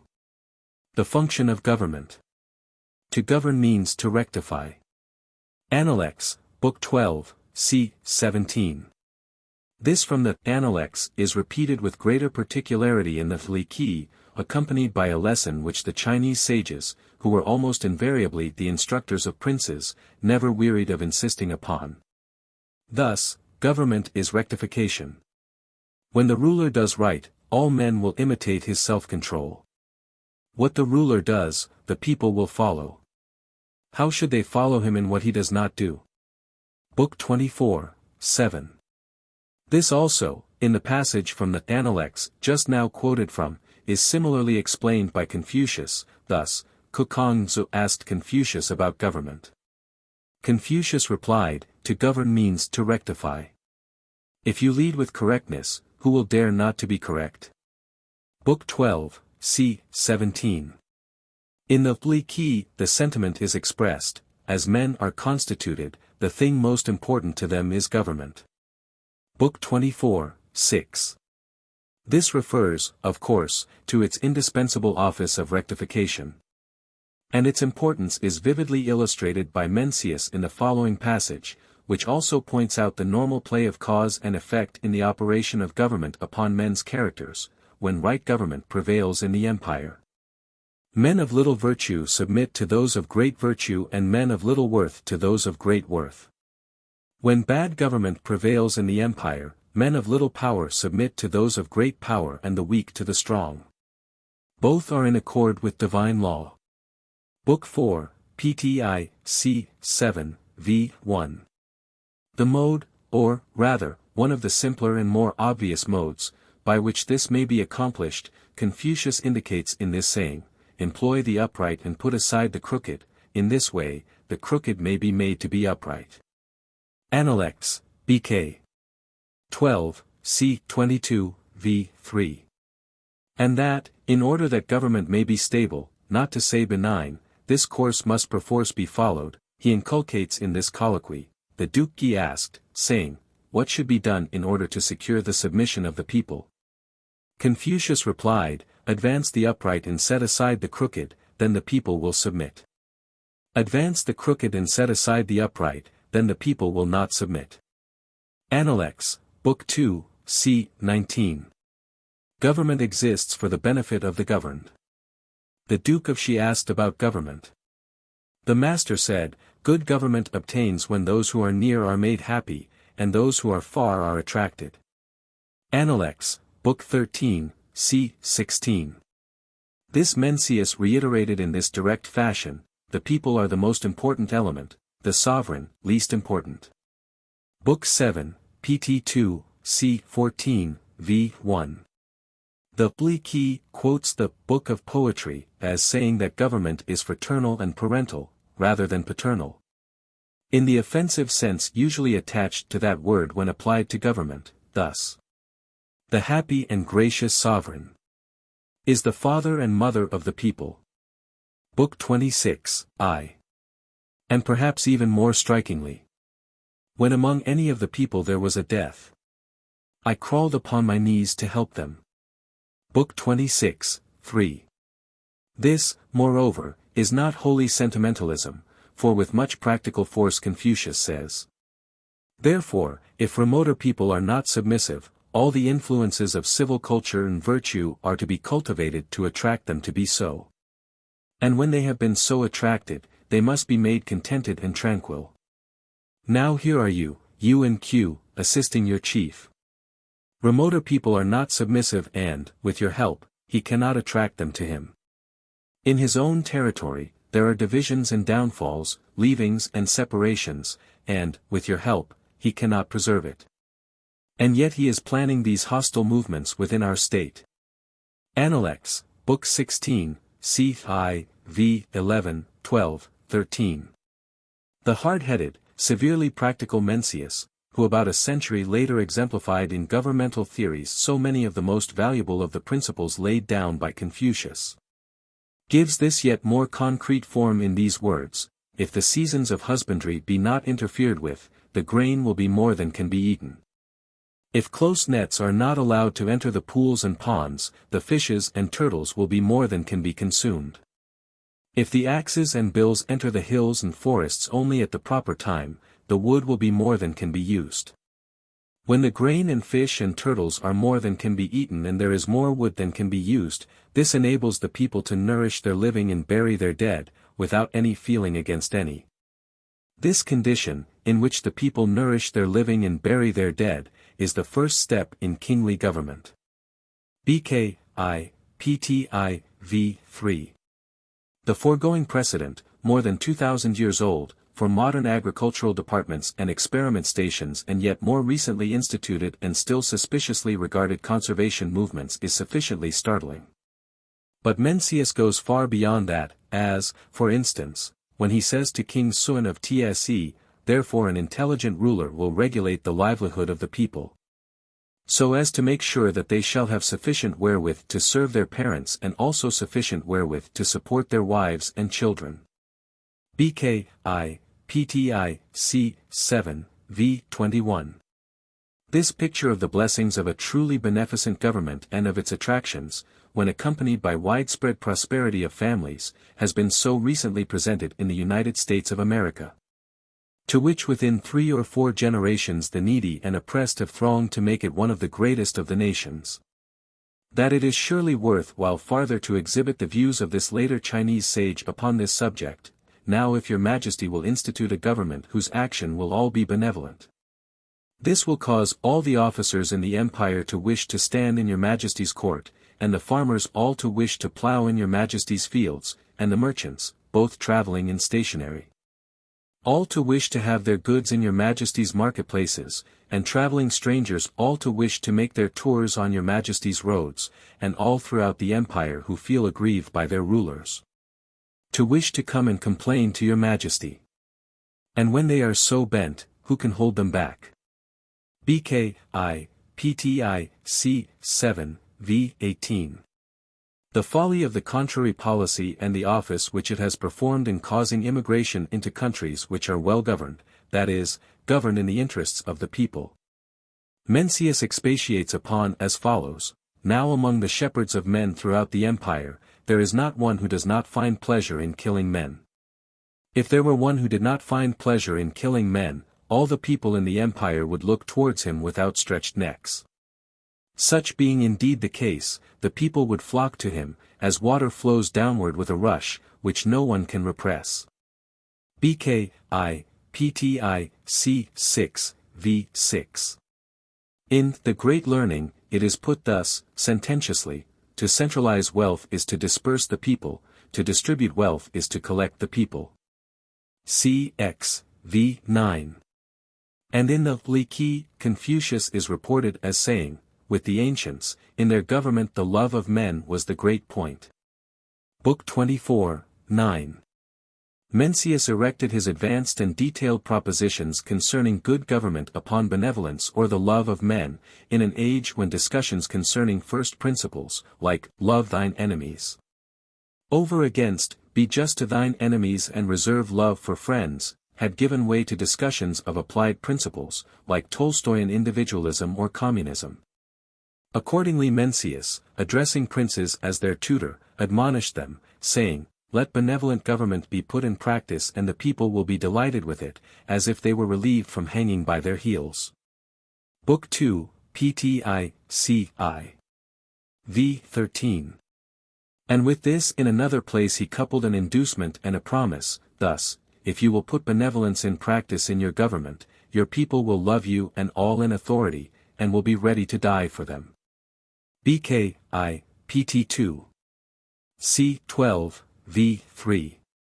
This has been said in the Analects, in another way and with a warning as well as a promise, in these words: if the people have plenty, their prince will not be left to want alone. If the people are in want, their prince will not be able to enjoy plenty alone. Analects, Book 12, c. 9, v. 4. The responsibility for evil conditions, also, Confucius fastens unescapably upon the corrupt or incompetent administrator who seeks to profit and enjoy, not as a reward for genuine service of his people, but because, in effect if not by design, he has despoiled them. This is his scathing denunciation of such rulers. How can he be used as a guide to a blind man who does not support him when tottering or raise him up when fallen? And further, you speak wrongly. When a tiger or a wild bull escapes from his cage, when a tortoise or gem is injured in its repository, whose is the fault? Appendix, Book 16, c. 6, 7. The heartless suggestions regarding the unfortunate of Earth's children, which are often brought forward on pseudoscientific grounds, find no welcome in the breast of the sage, as this will show. Kukongtse asked Confucius about government, saying, "What do you say to killing the unprincipled for the good of the principled?" Confucius replied, "Sir, in carrying on your government, why should you use killing at all? Let your desires be shown to be for what is good, and the people will be good. The relation between superiors and inferiors is like that between the wind and the grass must bend when the wind blows across it." Appendix, Book 12, c. 19. The Appendix enjoin, instead, infinite mercy and commiseration for the human wrecks into which evil government distorts our common human nature, as in this passage, quoting the philosopher saying, "With manifest approval, the chief of the Mang family having appointed Yang Fu to be chief criminal judge, the latter consulted the philosopher Sang. Sang said, 'The rulers have failed in their duties and the people consequently have been disorganized for a long time. When you have found out the truth about any accusation, be grieved over it, pity the malefactor, and take no pride in your superior discernment.'" Appendix, Book 19, c. 19. And in the Shu King, the ancient worthy, Pan Kong, is represented to have said, "Do not despise the old and experienced and do not make little of the helpless and young." Pt. 4, Book 7, 2. It is to fidelity to this fundamental principle of correct government, i.e., that it was instituted and maintained for the benefit of the governed, and to the correlate principles by which it may be so applied, that Confucius refers when he says, "When right principles prevail in the empire, there will be no controversies among the common people." Appendix, Book 16, c. 2, v. 3. The true requisite for the attainment of anti-poverty aspirations, namely, that the poor be not despoiled, and thus all things be turned topsy-turvy in the state, Confucius sets forth in the Appendix, when the people keep their respective places, there will be no poverty. When harmony prevails, there will be no scarcity of people. When there is repose, there will be no rebellions. Appendix, Book 16, c. v. 10. The view of the immediate disciples of Confucius as to what a well-governed country would look like, as well as their confidence that their great teacher could have realized it, had he been invested with the sovereignty, are announced in these burning sentences. Were our master in the position of the prince of a state or the chief of a family, we should find this description verified. He would plant the people and forthwith they would be established. He would lead them and forthwith they would follow him. He would make them happy and forthwith multitudes would resort to his dominions. He would cheer them and forthwith they would become harmonious. While he lived, he would be glorious. When he died, he would be bitterly lamented. Appendix, Book 19, c. 25, v. 4. The essentials of good government. Sekung asked about government. The master said, "The requisites of government are that there be sufficiency of food, sufficiency of military equipment, and the confidence of the people in their ruler." Sekung said, "If it cannot be helped and one of these must be dispensed with, which of the three should be foregone first?" "The military equipment," said the master. Sekung again asked, "If it cannot be helped and one of the remaining two must be dispensed with, which of them should be foregone?" The master answered, "Part with the food.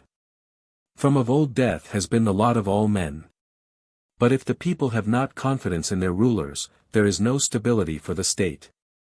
Appendix, Book 12, c. 7.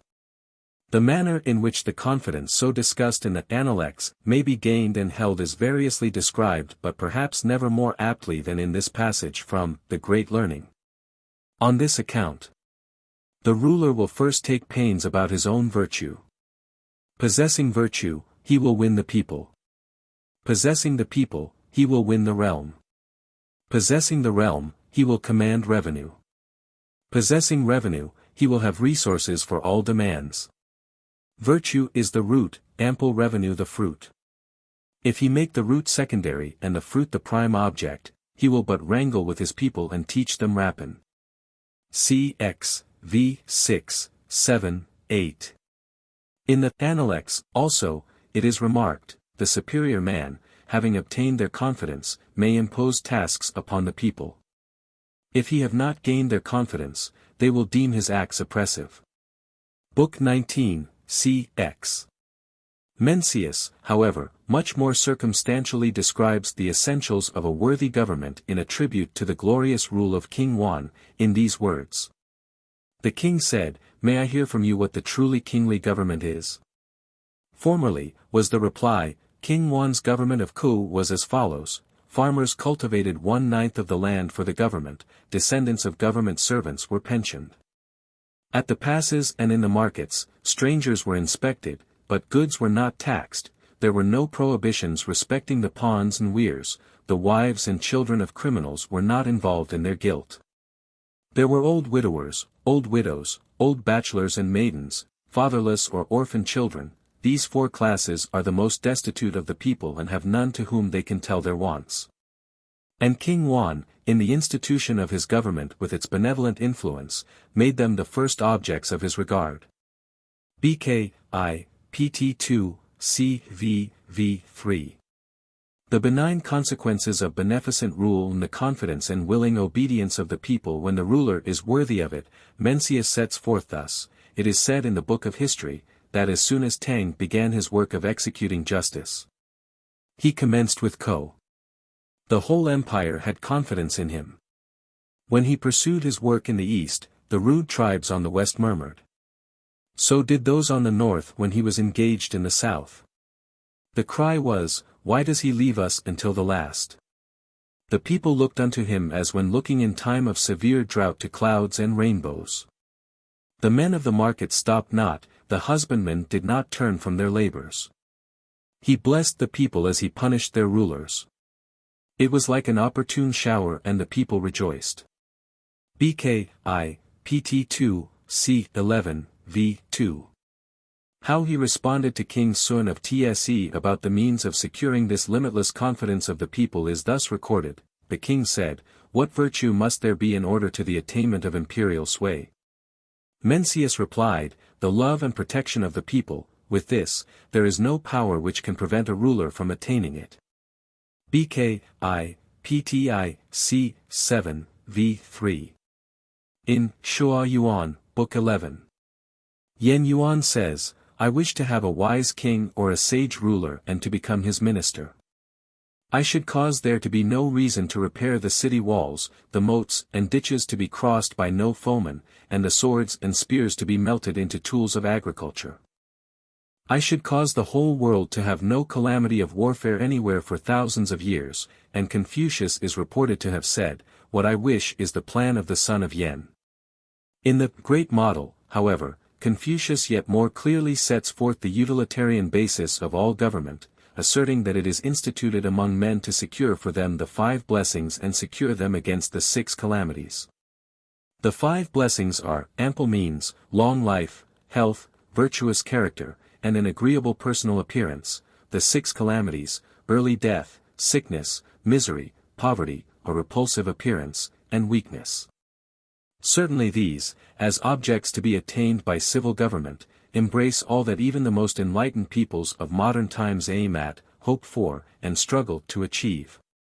In the History of Han, Chapter 91, Han Ku gives the following account, strangely applicable to our own day, of the consequences of the perversion of government to the enrichment of the few and the impoverishment of the many, under the influence of luxury and extravagance. The students and the common people all disregarded the regulations and neglected the primary occupation. The number of farmers decreased, and that of merchants increased. Grain was insufficient, but luxurious goods were plenty. After the age of Duke Huan of Qi and Duke Wen and Xin, moral character was greatly corrupted, and social order was confused. Each state had a different political system, and each family had different customs. The physical desires were uncontrolled, and extravagant consumption and social usurpation had no end. Therefore, the merchant transported goods which were difficult to obtain, the artisans produced articles which had no practical use. And the student practiced ways which were contrary to orthodoxy, all of them pursued the temporary fashion for the getting of money. The hypocritical people turned away from truth in order to make fame, and guilty men ran risks in order to secure profit. While those who took the states by the deed of usurpation or regicide became kings or dukes, the men who founded their rich families by robbery became heroes.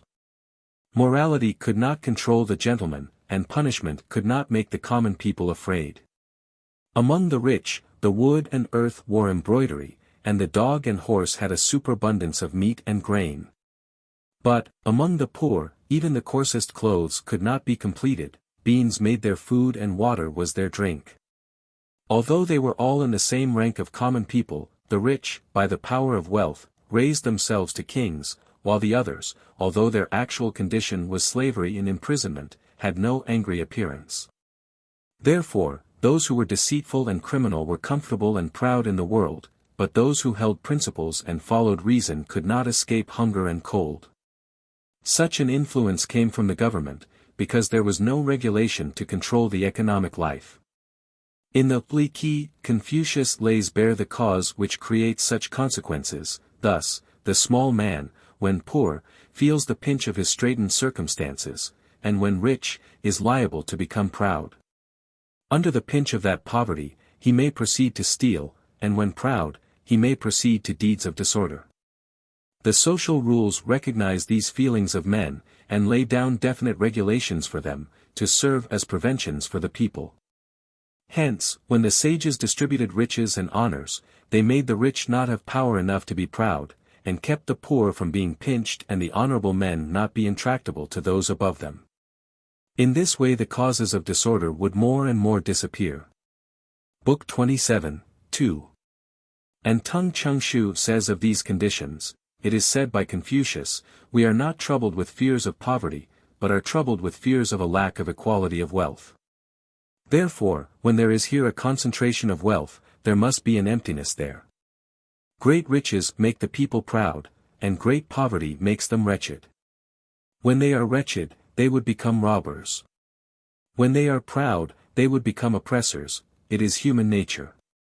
From the nature of the average man, the sages discovered the origin of disorder.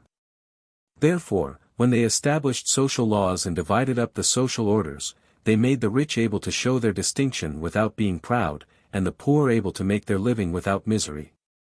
This was the standard for the equalization of society. In this way, wealth was sufficient, and the high and low classes were peaceful. Hence, society was easily governed well. In the present day, the regulations are abandoned, so that everyone pursues what he wants. As human wants have no limit, the whole society becomes indulgent without end. The great men of the high class, notwithstanding they have great fortune, lament the insufficiency of their wealth, while the small people of the lower classes are depressed. Therefore, the rich increase in eagerness for money, and do not wish to do good with it, while the poor violate the laws every day, and nothing can stop them. Hence, society is difficult to govern well. Many dewdrops of the spring and autumn, BK 27. The nourishment of the people. When a country is well governed, poverty and a mean condition are things to be ashamed of. When a country is ill-governed, riches and honors are things to be ashamed of.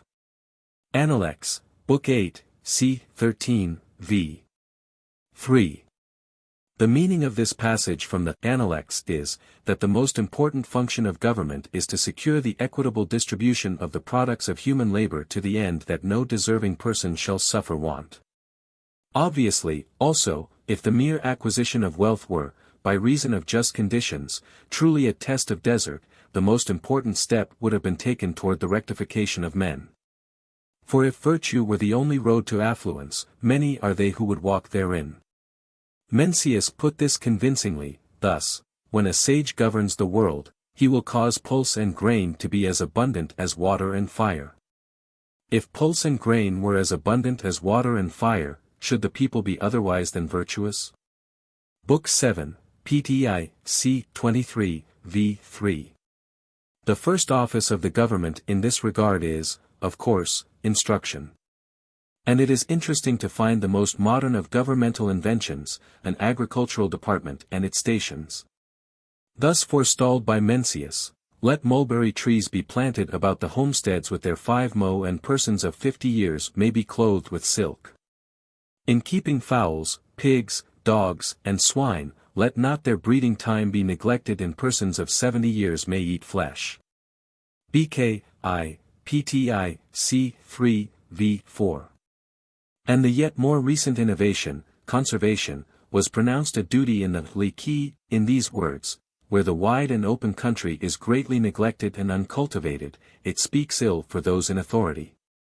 BKI, sect. I, PTV, c. 3. v. 11. Both in its external relations with other states and peoples, and in its internal affairs, Confucius held that the government must frown upon conduct which proceeds from sordid motives. It is put, briefly and pointedly, in this saying: in a state, gain is not to be considered prosperity, but its prosperity will be found in righteousness. Great Learning, c. x. v. 23. Mencius dwells upon one phase of the significance of this text, in answering a king who sought gain for his kingdom to the disadvantage of others, in this fashion: if your majesty say, what is to be done to profit my kingdom? The great officers will say, what is to be done to profit our families, and the inferior officers and the common people will say, what is to be done to profit us? Superiors and inferiors will try to snatch this profit the one from the other, and the kingdom will be endangered. BKI, c. I, v. 4. The Liki supplies this picture of the demoralization which reigns when the government does not restrain the powerful and the unscrupulous, the strong press upon the weak, the many are cruel to the few, the knowing impose upon the dull. The bold make it bitter for the timid, the sick are not nursed, the old and young, the orphans and solitaries are neglected. Such is the great disorder that ensues. Book 17, Sect. I, 12. Mencius makes a most pertinent inquiry, the answer to which may well stagger the advocates of unrestricted laissez-faire. In the following colloquy with King Y of Ling: is there any difference between killing a man with a stick and with a sword? The king said, there is no difference. Is there any difference between doing it with a sword and with the government? The reply was, there is no difference. In your kitchen there is fat meat, in your stables there are fat horses. Your people have the look of hunger, and on the wilds lie those who have died of famine. This is leading on beasts to devour men. BKI, PTI, c. 4, v. 2, 3, 4. Mencius, however, by no means approved of applying undeservedly harsh epithets even to those who despoil the people, or of intemperately denouncing, by means of false similes, their conduct, however reprehensible. Wan Chang said. The princes of the present day take from their people just as a robber despoils his victim. Yet if they put a good face of propriety on their gifts, the superior man receives them. I venture to ask how you explain this. Mencius answered, do you think that if there should arise a truly imperial sovereign, he would collect the princes of the present day and put them to death? Or would he admonish them and, on their not changing their ways, put them to death? Indeed, to call everyone who takes what does not properly belong to him, a robber, is pushing a point of resemblance to the utmost and insisting on the most refined idea of righteousness. BKV, PT2, C4, V5. The idea of utopia, where everybody's desires, however extensive, will be sated, is thus entirely foreign to the conception of Confucius and his followers. It is also said in the many dewdrops of the spring and autumn, the objects of wants are limitless, the supply can never be adequate. Therefore is there the keen sense of deprivation. Book 27. But fair and equitable distribution is necessary, both for the material and the ethical well-being of the community. And in the commentary of Kunyang on the spring and autumn, Ho Su is represented as saying concerning the deadly destruction of the poor by the competition of the rich and powerful. These words which are so applicable to these modern days of trusts and combinations, when the rich compete with the poor, even though the law were made by Cao Yao, nothing can prevent the strong from pressing on the weak. Confucius warns of the consequences of driving the people to desperation, thus, the man who is fond of daring and is discontented with his poverty, will proceed to insubordination. Analects, Book 8, c.x. Mencius gave much attention to the duty of the ruler to provide for the certain support, comfort, and even pleasure and entertainment of the people, not the enervating, brutal, degrading, pauperizing largesse of ancient Rome.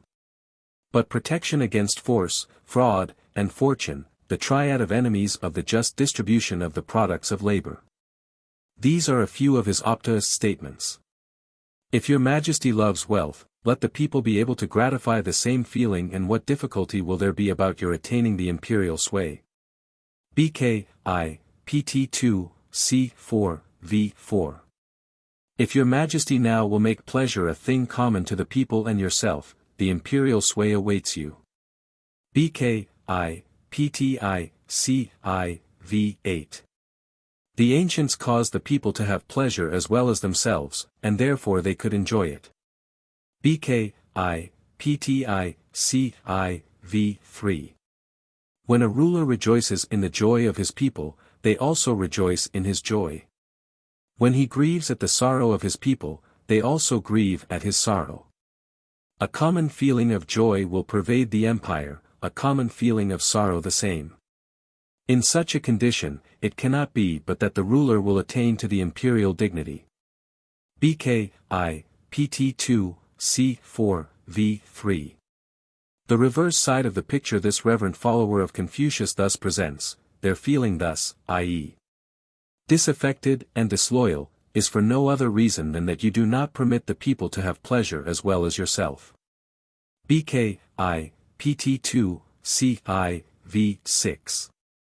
The establishment of public holidays is also enjoined, in which all classes of the people partake under the guidance of public officials. At these there was the right of district drinking, i.e. the custom of liberal alcoholic potations in celebration of the occasion and as a part of the good fellowship. Wines, brewed and distilled liquors appear to have been known to the ancient Chinese. And Confucius favored festivals at which, under proper ceremonial restrictions, jollity and merriment were given full rein. The manner of drinking but not the amount was strictly regulated. Most vividly and in sharp contrast with these days of high prices and dear living, with the growth of luxury, the diminution of the marriage rate, and the yet greater fall of the birth rate. Mencius presents this view of what good government should provide for the citizens and through them for mankind. At that time, in the seclusion of home there were no pining women, and outside of it no unmarried men.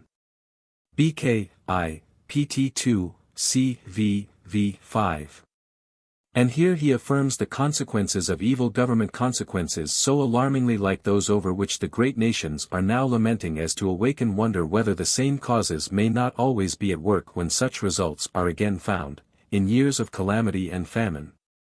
The weak and old, lying in the ditches and watercourses, and the able-bodied, scattered to the four quarters, have been myriads in number. Mencius, BK.I. pt. 2, c. 12, v. 2. It has not required physical calamity or famine, also, to bring these demoralizing conditions to the peoples of the most modern and civilized nations. This worthy apostle of the doctrine of Confucius, however, has yet clearer insight into the causes of the utter demoralization of the despairing and destitute. What a sermon upon the text, the destruction of the poor is their poverty, is spoken in these two sentences. In such circumstances they only try to save themselves from death and are afraid they will not succeed. What opportunity have such to cultivate propriety and righteousness? BKI, PTI, C7, v. 22. Or, indeed, opportunity or inducement to cultivate efficiency as men and workmen. This involves the germ of the newest truths conceived by modern statesmen, namely, that absolute assurance of freedom from want, for self and dependence, this to be obtainable only by efficient labor but as its sure reward, is the most powerful incentive to efficiency and industry. And that, whenever the conditions created by the government fall short of this, their influence is to this extent demoralizing and destructive to the men, women, and children who form the nation. Upon this Mencius said to King Sun of Tse, in a memorable conversation upon the duties of a ruler, only men of training can, without a certain livelihood, maintain a fixed heart. As to the people, if they have not a certain livelihood, it follows that they will not have a fixed heart. If they do not have a fixed heart, there is nothing which they will not do in self-abandonment, moral deflection, depravity, and wild license.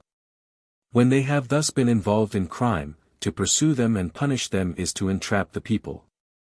BKI, PTI, C7, v. 20. This light is even now just dawning upon the minds of the pioneers in progress in the most advanced nations. Fortunate that people which first realizes it in its national life and practice, and lamentable the case of that nation and its people who longest sin against that light. Mencius, following out the Confucian concept of the state as founded upon the family, boldly asserts that good government must be parental. The word paternal would have had no terrors, surely, in a land where the most sacred name, next to that of God himself, is Father. And if the people, as in a republic, choose them who are to rule over them, this would seem but to increase the obligation to deal in a fatherly and not an unfatherly manner, toward the people who have so displayed their trust. Accordingly Mencius could find nothing worse to say of a delinquent ruler than this, quoted from Lung Tzu, when the parent of the people causes them to look distressed and, after toiling the entire year, not to be able to support their parents. So that they must borrow to increase their income, and so that the old and the little children are found lying in the ditches and streams, where, then, is there anything parental in his relation to the people? Book 3, PTI, C3, v. 7. Confucius fully shared this view, as clearly appears from all that he has spoken concerning the character and duties of the great and worthy ruler of his fellow men. These sayings are scattered throughout this book. But this reply to one of his disciples discloses in few words his conception of the highest qualities attainable by a true servant of the people. Sekung said, suppose the case of a man extensively conferring benefits on the people, and able to assist all, what would you say of him? Might he be called perfectly virtuous? The master said, why speak only of virtue in connection with him? Must he not have the qualities of the sage? Analects, Book 6, c. 28, v. 1. In the Li this parable is told to illustrate the people's well-grounded terror of misrule. In passing by the side of Mount Tai, Confucius came upon a woman who was wailing bitterly by a grave. The master bowed forward to the crossbar, and hastened to her, and then sent Tse-lu to question her. Your wailing, said he, is altogether like that of one who has suffered sorrow on sorrow. She replied, it is so. Formerly my husband's father was killed here by a tiger. My husband was also killed by one, and now my son has died in the same way. The master said, why do you not leave this place? The answer was, there is no oppressive government here. The master then said to his disciples, remember this, my little children. Oppressive government is more terrible than tigers.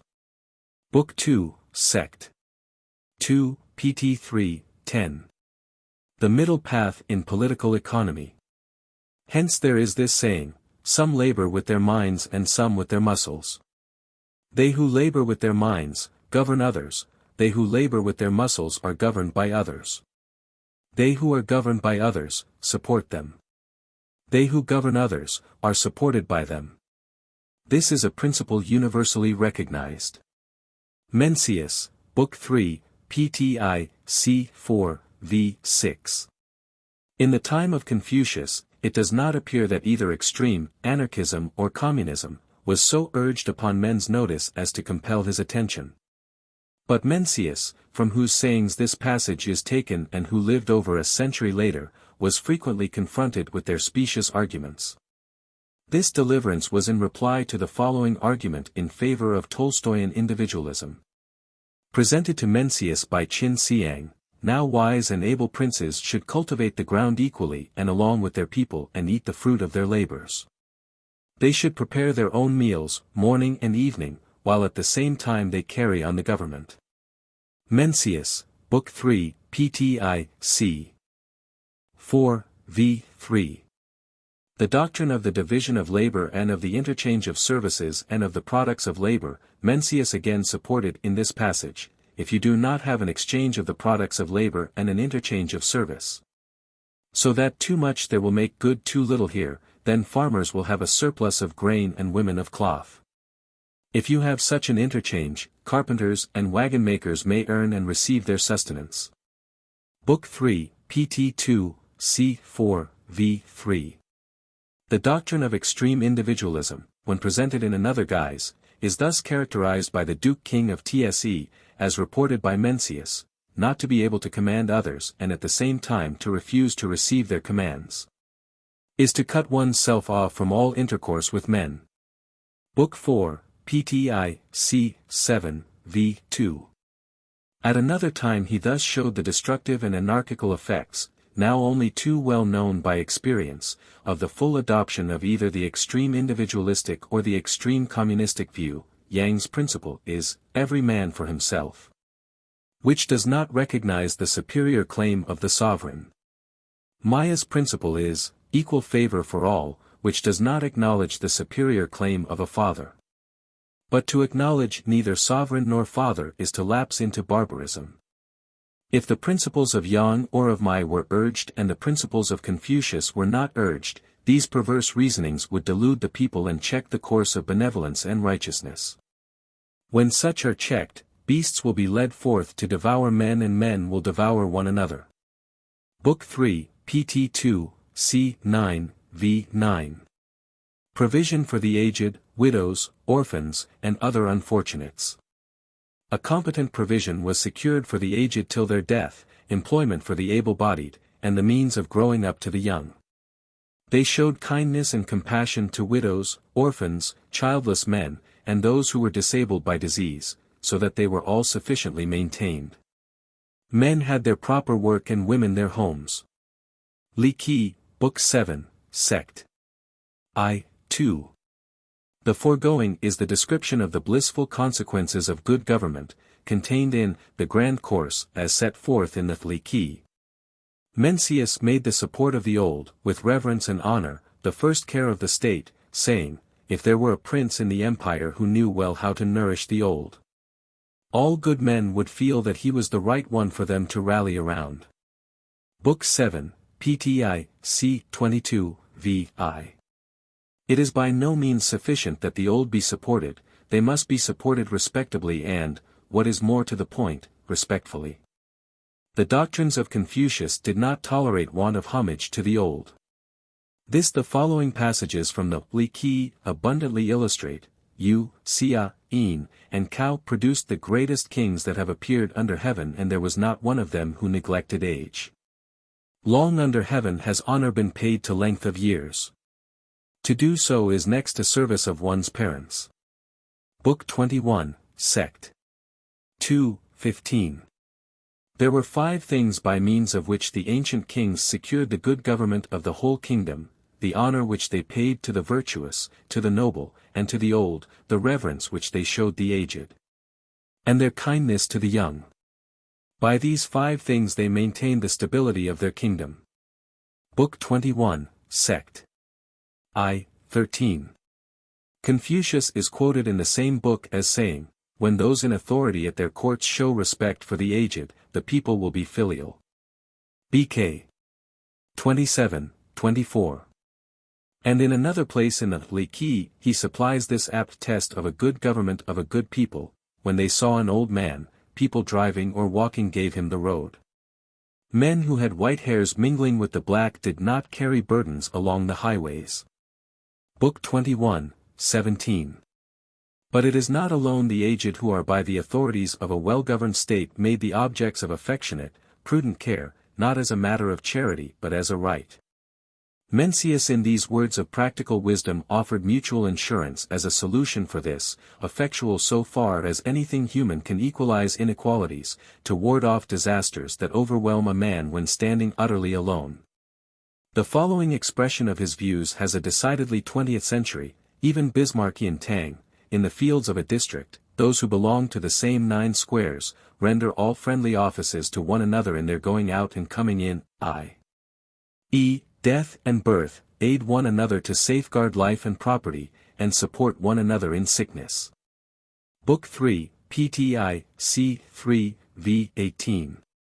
Mencius also thus describes another sort of social insurance, already prevalent in those days: in the spring they examined the plowing and supplied any deficiency of seed. In the fall they examined the reaping and supplied any deficiency of yield. BK, PT 2, C. 4, v. 5. Surely if such a system were now in vogue in China, effective and nationwide, a famine would be unknown and indeed unthinkable. Taxation, innocent and destructive. If in the marketplace, he levy a ground rent on the shops but do not tax the goods, or enforce proper regulations without levying a ground rent, then all the merchants of the empire will be pleased and will wish to have their goods in his marketplace. If at his frontier there be an inspection of persons but no import duties, all travelers throughout the empire will be pleased, and wish to make their tours on his roads. Mencius, Book 2, PTI, C. v. 2, 3. Mencius, as in the foregoing, considered the question of the proper modes of levying taxes, taking into account their effect upon those who are engaged in agriculture, in commerce, and in the trades. In his day, the question of the proper methods of taxation was evidently a live one, as in these days, and about the same issues arose in all essential particulars. The foregoing quotation from the book of Mencius favors ground rent, i.e., a tax upon the ground itself, now known as the single tax, as proposed by Henry George, or proper regulations, by which is doubtless meant licenses for use, but not a tax on goods, i.e., upon personal property. Still less does he favor import duties. The reasons which he gives for opposition to import duties were undoubtedly valid in China and as between the various states which composed the Chinese Empire, as they would be against import duties of one state of the United States against other states. Especially in this day when, by reason of the marvelous improvement of means of communication and transportation, the world has grown so small, they may also seem valid, save in very exceptional circumstances. As regards the entire sisterhood of nations, Mencius thus describes, in quite a single tax fashion, the origin of ground rents, levied in order to appropriate to the community the value of a superior location. In olden times in the market men exchanged their wares for the wares of others and merely had certain officers to keep order. It chanced there was a mean fellow who made it a point to find a conspicuous mound and get upon it. Thence he commanded the right and the left, so as to draw into his net all the bargains of the market. All considered his conduct contemptible and so they proceeded to levy a tax upon his wares.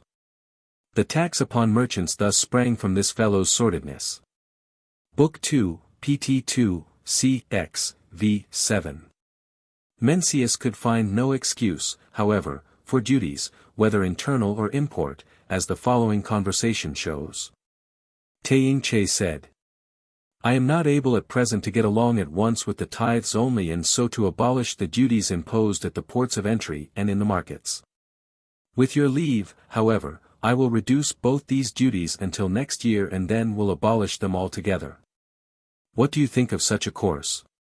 Mencius said, Here is a man who every day appropriates some of his neighbor's strayed fowls.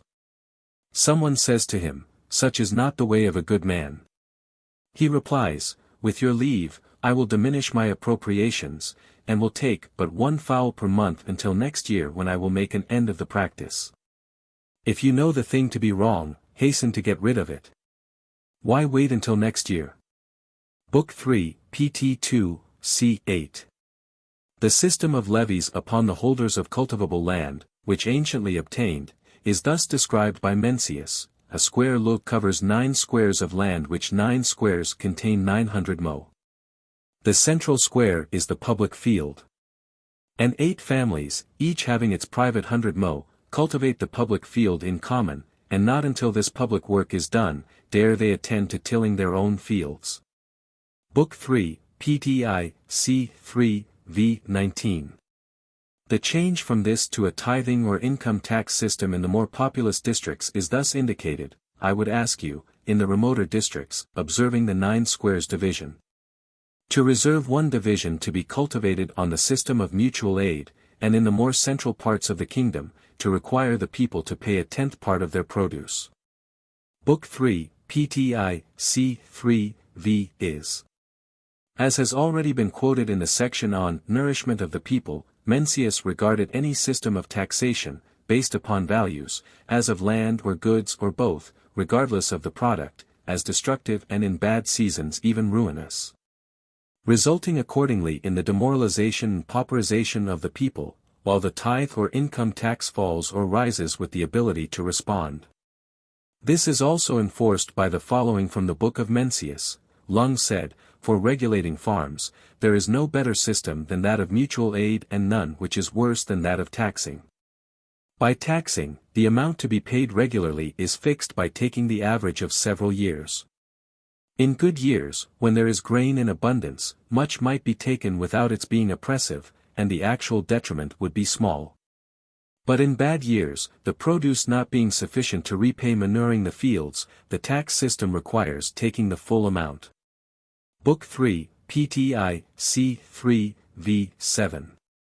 Military equipment. To lead an uninstructed people to war, is to throw them away. Appendix, Book 13, C. XXX. Confucius scarcely referred to the subject of war, except in the matter of indicating methods by which both misunderstandings with the peoples of neighboring states and revolts on the part of classes of the citizens may be avoided. This indicates the relatively peaceful conditions already obtaining there. Yet the saying quoted above from the Appendix seems full of insight and of prescience. When applied to the fate of the soldiers and marines of China and of Russia when at different times of late pitted against the trained and disciplined naval and military forces of Japan. May it not also be of some importance to another great people of 100 million souls which leaves its free citizens without military training? Are the Russians and the Chinese the only fatuous people in the world? It is also enforced by the sage as follows: let a good man teach the people 7 years, and they may then be led to war. Appendix, Book 13, C. 29. These texts must have been often in the minds of the people, since the catastrophes of the 2 Japanese wars, and the long-belated 7 years' preparation may now be fairly underway. Confucius gave some notion of what he deemed the requisites of a great military leader in the following. Selu said, if you had the conduct of the armies of a great state, whom would you have to act with you? The master said, I would not have him to act with me, who will unarmed attack a tiger or cross a river without a boat, dying without regret. My associate must be a man who proceeds to action full of solicitude, who is fond of adjusting his plans and then carries them into execution. Appendix, Book 7, C. X, v. 2, 3.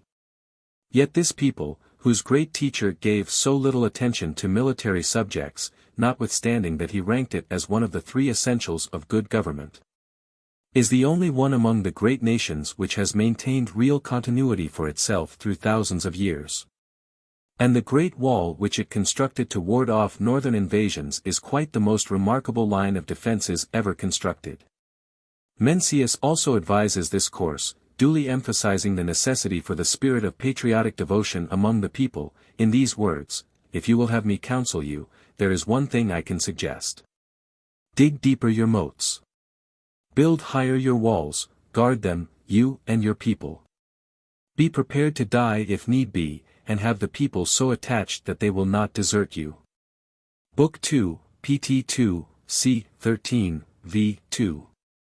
The great impropriety of maintaining military forces in order to overawe the people, as well as the utter want of need for such under a benevolent government, is plainly indicated by all of the teachings of the sage concerning government. yet quoted or to be quoted.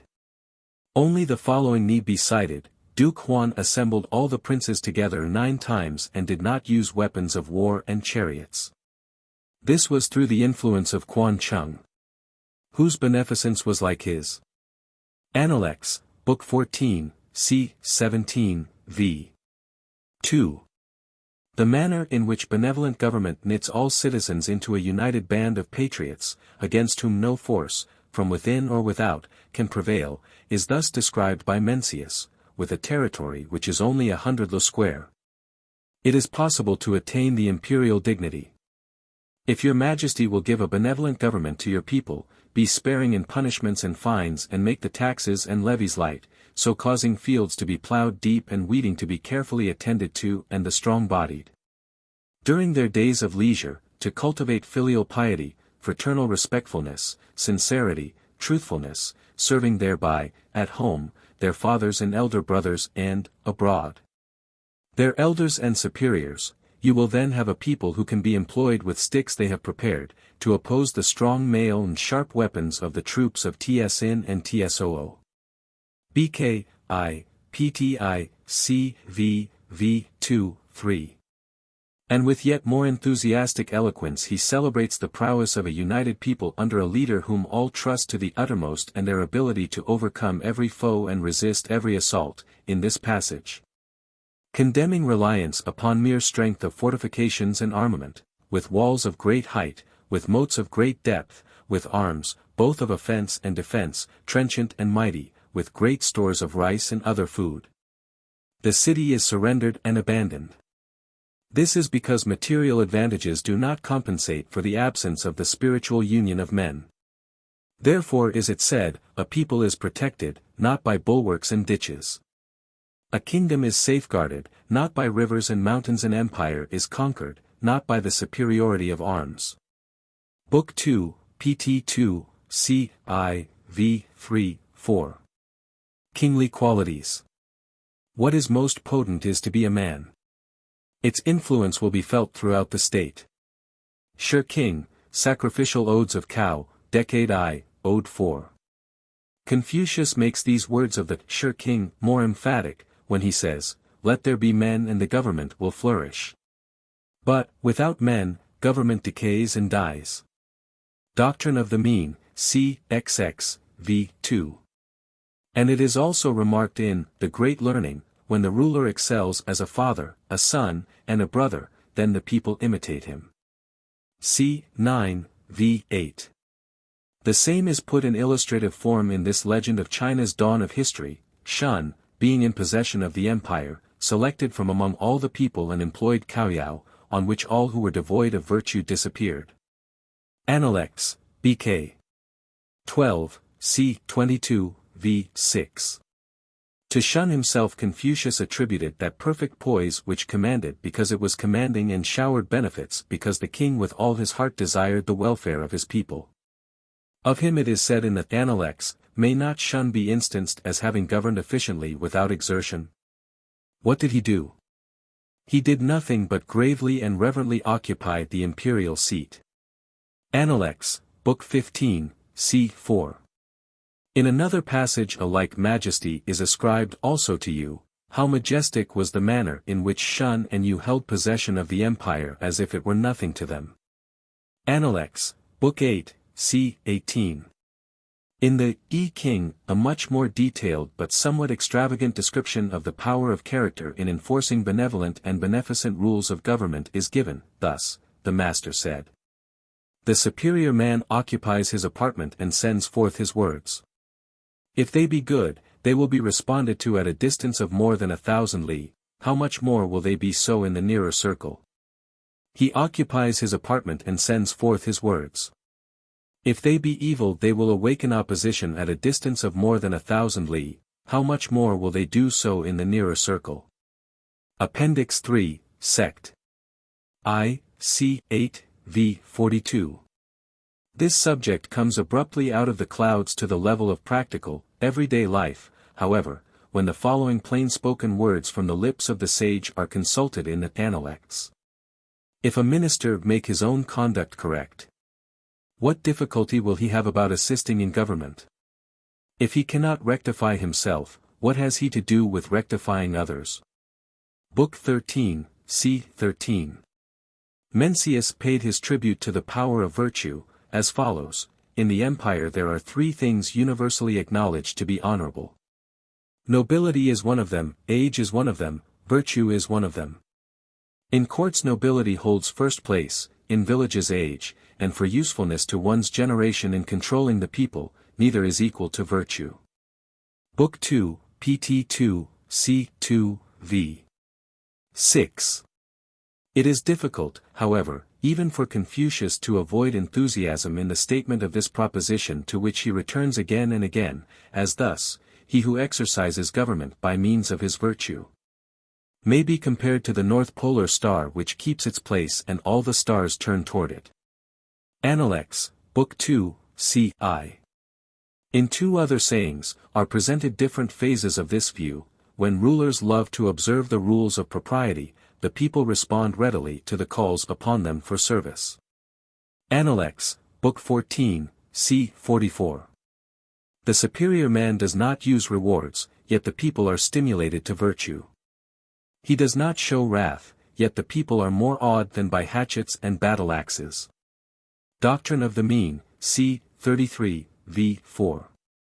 Mencius also says, when one subdues men by force, they do not submit to him in heart but because not strong enough to resist. When one subdues men by virtue, they are pleased to the heart's core and sincerely submit.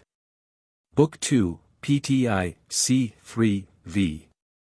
2. In the Li, the consequences upon the ruler and his government, of qualities opposite to these, are indicated by this significant question: if his heart be not observant of righteousness, self-consecration, good faith, sincerity, and guilelessness, though a ruler may try to knit the people firmly to him, will not all bonds between them be dissolved? Book 2, Sect. 2, pt 3, 11. This picture is given by Confucius in the Appendix, of a worthy and successful ruler. By his generosity, he won all. By his sincerity, he made the people repose trust in him. By his earnest activity, his achievements were great. By his justice, all were delighted. BK, XX, C. I. v. 9. Ayin, as quoted in the Shu King, thus eloquently descants upon the earnest aspirations of another ruler. The former king, before it was light, sought to have large and clear views and then sat waiting for the dawn to put them into practice. pt 4, BKV, 2. The Duke of Qin, according to the same book, thus defined the qualities that characterize the great minister: let me have but one resolute minister, plain and sincere, without other ability but having a straightforward mind, and possessed of generosity, regarding the talents of others as if he possessed them himself, and when he finds accomplished and sage men, loving them in his heart more than his mouth expresses, really showing himself able to bear them. Such a minister would be able to preserve my descendants and people and would indeed be a giver of benefits. PTV, BKXXX. Confucius himself, replying to the question of a disciple, gives an estimate of the most desirable qualifications for an officer of lower rank. It runs. Sekung asked, what qualities must a man possess to entitle him to be called an officer? The master said, he who in his own conduct maintains a sense of shame and when sent to any quarter, will not disgrace his prince's commission, deserves to be called an officer. Sekung went on, I venture to ask who may be placed in the next lower rank, and was told, he whom the circle of his relatives pronounces filial, whom his fellow villagers and neighbors pronounce fraternal. He asked once more, I venture to ask about the class next in order. The master said, they who are determined to be sincere in what they say and to carry out what they do. They are obstinate little men. Yet perhaps they make the next class. Appendix, Book 13, c. XX, v. 1, 2, 3. Some of the qualities which are most valuable in a public officer Confucius named in commending a contemporary thus. The master said of Tsesiachin that he had 4 of the characteristics of a superior man. In his own conduct, he was humble. In serving his superiors, he was respectful. in providing for the people's support, he was kind, in ordering the people, he was just. Analects, BKV, c. 15. The following conversation drew from Confucius a distinct statement of what quality in a ruler is most essential, i.e., humility in a deep sense of responsibility, and what quality is most destructive, 1. A dictatorial, wrong-headed obstinacy, which brooks no advice, remonstrance, or opposition. The Duke Ting asked whether there was a single sentence which could make a country prosperous. Confucius replied. Such an effect cannot be expected from one sentence. There is a saying, however, which people have, to be a prince is difficult, to be a minister not easy. If a ruler know this, how difficult it is to be a prince, may there not be expected from this one sentence, that the country be made prosperous. The Duke then asked, is there a single sentence which can ruin a country? Confucius replied. Such an effect cannot be expected from one sentence. There is a saying, however, which people have, I have no pleasure in being prince, except that no one offers opposition to what I say. If a ruler's words be good, is it not also good that no one oppose them? But if not good and no one opposes them, may there not be expected from this one sentence the ruin of the country? Analects, Book 13, c. 15. That to die surrounded by the splendors of absolute sway does not assure, in the face of every evidence of misrule, that one has been successful. Confucius illustrates by this reference to Chinese history, the Duke King of Tse had 1,000 chariots, each drawn by 4 horses. But on the day of his death the people did not honor him for a single virtue. Pien Shu Tse died of hunger at the foot of the Shouyang mountain, and yet the people honor them to this day. Analects, Book 16, c. 12, v. 1. And this glowing and inviting prospect he discloses for the ruler of men who bases his claim upon propriety, righteousness, and good faith. If a superior love propriety, the people will not dare not to be reverent. If he love righteousness, the people will not dare not to conform to his desires.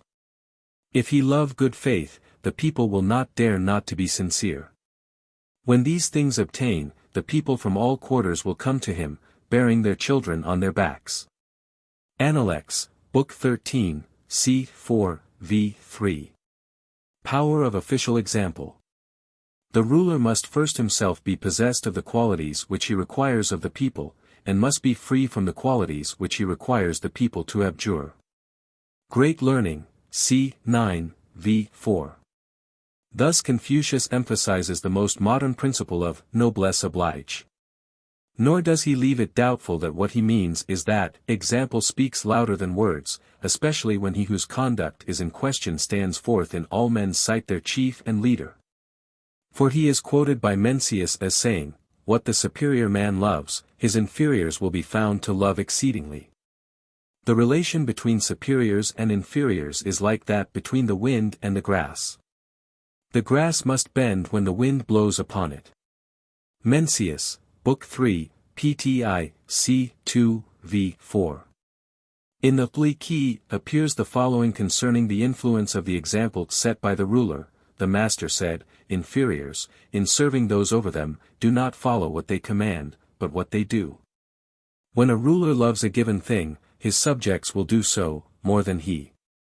Therefore he who is in authority should be careful about what he likes and what he dislikes, for these will be examples in the eyes of the people. Li Qi, BKXXX, 4.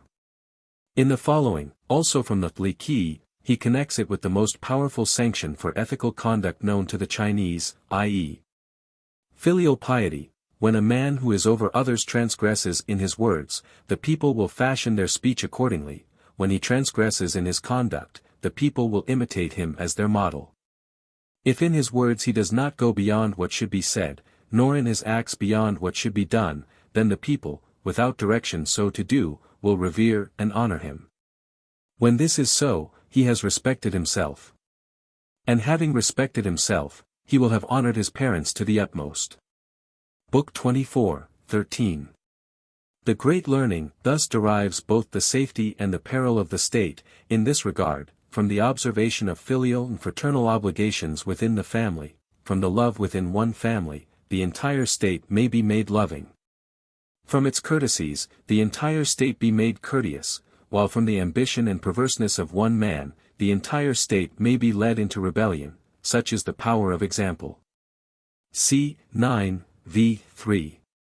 In the same book it is put thus, in the book of poetry it is said, in his deportment there is nothing wrong, he rectifies all the people of the state. When the ruler, as a father, a son, and a brother, is exemplary, the people will imitate him. C. 9, v. 8. In the Analects, Confucius has repeatedly announced this truth, as in these words, when a prince's personal conduct is correct, his government is effective without the issuing of orders. When his personal conduct is not correct, he may issue orders but they will not be obeyed. Book 13, c. 6. One reason that so much greater potency inheres in what he who presides over the destiny of a people does, than in what he says or even commands, Confucius assigns in this saying, the people may be made to follow a course of action, but they may not be made to understand it. Analects, Book 8, c. 9. And Confucius accentuates the lesson in this, though a man have abilities as admirable as those of the Duke of Chow, yet if he be proud and niggardly, those other things are really not worth being looked at. Analects, Book 8, c. 11. Yet not too much, nor that too soon, must be expected even of the most brilliant and efficacious righteousness of the man in command, when for a long time disorder and demoralization have prevailed. In the Analects, Confucius says of this, if a truly royal ruler were to arrive, it would require a generation and then virtue would prevail. Book 13, c. 12. Yet he urged that the ruler rely upon the purity of his desire, his example, and persuasion of the people to love and practice what is good, rather than upon proscription and penalties. And he says, if the people be led by laws and uniformity sought to be given them by punishments, they will try to avoid the punishment but have no sense of guilt. If they be led by virtue and uniformity sought to be given them by the rules of propriety, they will have the sense of guilt and moreover will become good. Analects, Book 2, c. 3. Again he inquires, most significantly, in carrying on your government, why should you use killing at all? Let your desires be for what is good, and the people will be good. Analects, Book 12, c. 19. And in a like spirit he rebukes a prince who complained to him, thus, Kukongzu, distressed about the prevalence of thieves, inquired of Confucius how to suppress them. Confucius replied, if you yourself were not covetous, they would not steal, though you should offer a reward for stealing. Analects, Book 12, c. 18. His disciple, Sangzu, thus imposes upon every man who occupies high station the obligation to guard his demeanor, deportment, speech, and conduct to the end that none of those who look up to him shall be corrupted thereby. There are three principles of conduct which the man of high rank should consider specially important, that in his deportment and manner he keep from violence and heedlessness, that in regulating his countenance he keep near to sincerity, and that in word and tone he keep far from lowness and impropriety. Analects, Book 8, c. 4, v. 3.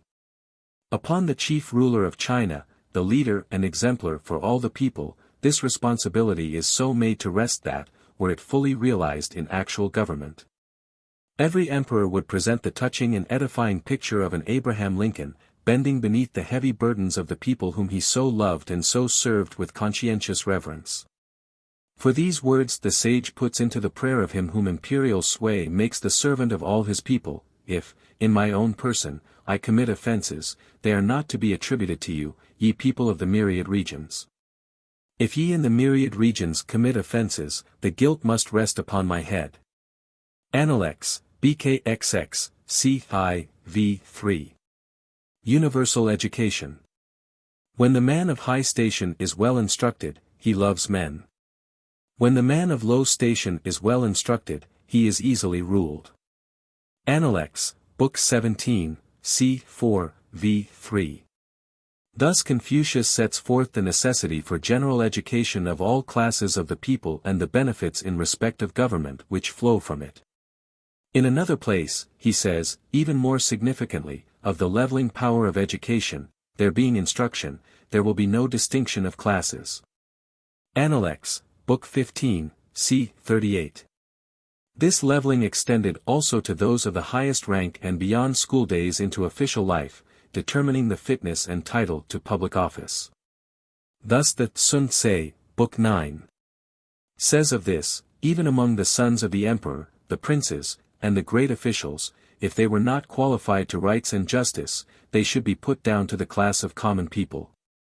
Even among the sons of the common people, if they have good education and character and are qualified to rights and justice, they should be elevated to the class of minister and nobles. According to the Li Qing, the education of the child commences with its conception, and accordingly explicit instructions are given to secure proper prenatal influences and ward off evil influences. The instructions are as to physical, mental, and moral conduct of the mother during gestation, with the direct object of producing a strong, intelligent, and moral human being. The value and potency of education are set forth in the same work, BK 48, as follows: when a child is trained completely, his education is just as strong as his nature, and when he practices anything constantly, he will do it naturally as a permanent habit. Mencius made the following sage and practical remark concerning another aspect of the relation of education to government: good government is feared by the people, while good instruction is loved by them. Good government gets the people's wealth, while good instruction wins their hearts. Book 7, PTI, c. 14, v. 3. In this, of course, the expression, good government, means much the same as in modern politics, i.e. businessmen's government, bent upon securing order and economy only, but often utterly disregarding the desires and even the essential well-being of the lowly and oppressed. Real, good government necessarily includes instruction. And that Mencius fully understood this, the following penetrating remark from his book fully substantiates: men possess a moral nature. But if they are well fed, warmly clad, and comfortably lodged, without at the same time being instructed, they become like unto beasts. Book 3, PTI, c. 4, v. 8. This principle, that education is the great and constant need of all minds and most especially of the mind of him who would lead others, Mencius also applied remorselessly to the princes of his day, as a paramount duty resting upon them. In this passage, now, throughout the empire, the jurisdictions of the princes are of equal extent and none excels his fellows in achievement. Not one is able to go beyond the others. This is from no other reason than that they love to make ministers of those whom they teach rather than to make ministers of those by whom they might themselves be taught. Book 2, pt 2, c. 2, v. 9. And to the burden of this responsibility, i.e. at all times to be earnestly and humbly seeking instruction themselves, he thus added the duty of providing for the education of the people. Coupled with the promise of such fulfillment of ambitions as naturally flows from excellence in the performance of obligations already assumed, let careful attention be paid to education in schools. Inculcating in it especially the filial and fraternal duties, and gray-haired men will not be seen upon the roads, bearing burdens on their backs or on their heads. It never has been that the ruler of a state where such results were seen, persons of 70 wearing silks and eating flesh and the black-haired people suffering neither from hunger or cold, did not attain to the imperial dignity. Mencius, BKI. PTI, c. 3, v. 4. That these were not intended as mere platitudes is shown, not merely by the result that in China for thousands of years education has been the test, on a strictly competitive basis, without regard to wealth, social position, and influence of forebears, by which political preferment has been determined, but also by the strictly practical statements concerning popular instruction, such as this from the Li Qi: if he wished to transform the people and to perfect their manners and customs, must he not start with the lessons of the school? Book 16. 1. The established public means of education are thus described in the same book, according to the system of ancient teaching: for the families of a hamlet, 25, there was the village school. For a neighborhood, 500 families, there was the academy. For a larger district, 2,500 families, the college, and in the capitals, a university. Book 16, 4. That there may be no question that the competitive examination was already the essential for political appointment or advancement. This is also quoted from the Li Qi. Every year some entered the college and every second year there was a competitive examination. Book 16, 5. The accepted and approved purpose of instruction, as laid down in the Li Qi, is also most progressive and may to advantage, perhaps, be contrasted with the insistence, now happily subsiding, in Occidental nations that the 3 R's, i.e. reading, writing, and arithmetic, if indeed so much as that, are quite sufficient and all that, or more than, the government should concern itself to secure for the people. This passage illustrates the view in China, even before Confucius came to instruct his people for all time. Teaching should be directed to develop that in which the pupil excels, and correct the defects to which he is prone. Li Qi, Book 16, 14. Modern courses in psychology for the instruction of teachers were anticipated also in the olden times, centuries before the Christian era. And the whole matter had been clearly and discriminatingly put, as in this from the Li Qi, among pupils there are 4 defects with which the teacher must make himself acquainted. Some err by assuming too many branches of study, some, too few. Some in overfacility, some, in want of persistence. These 4 defects arise from the differences of their minds. When the teacher understands the character of his pupil's mind, he can rescue him from the fault to which he is prone. Book 16. 14. It is also said upon this interesting topic, when a man of talents and virtue understands the stupidity of one pupil and the precocity of another in the attainment of knowledge and also comprehends the good and bad qualities of his pupils, he can vary his methods of teaching accordingly. When he can vary his methods of teaching, he is indeed a master.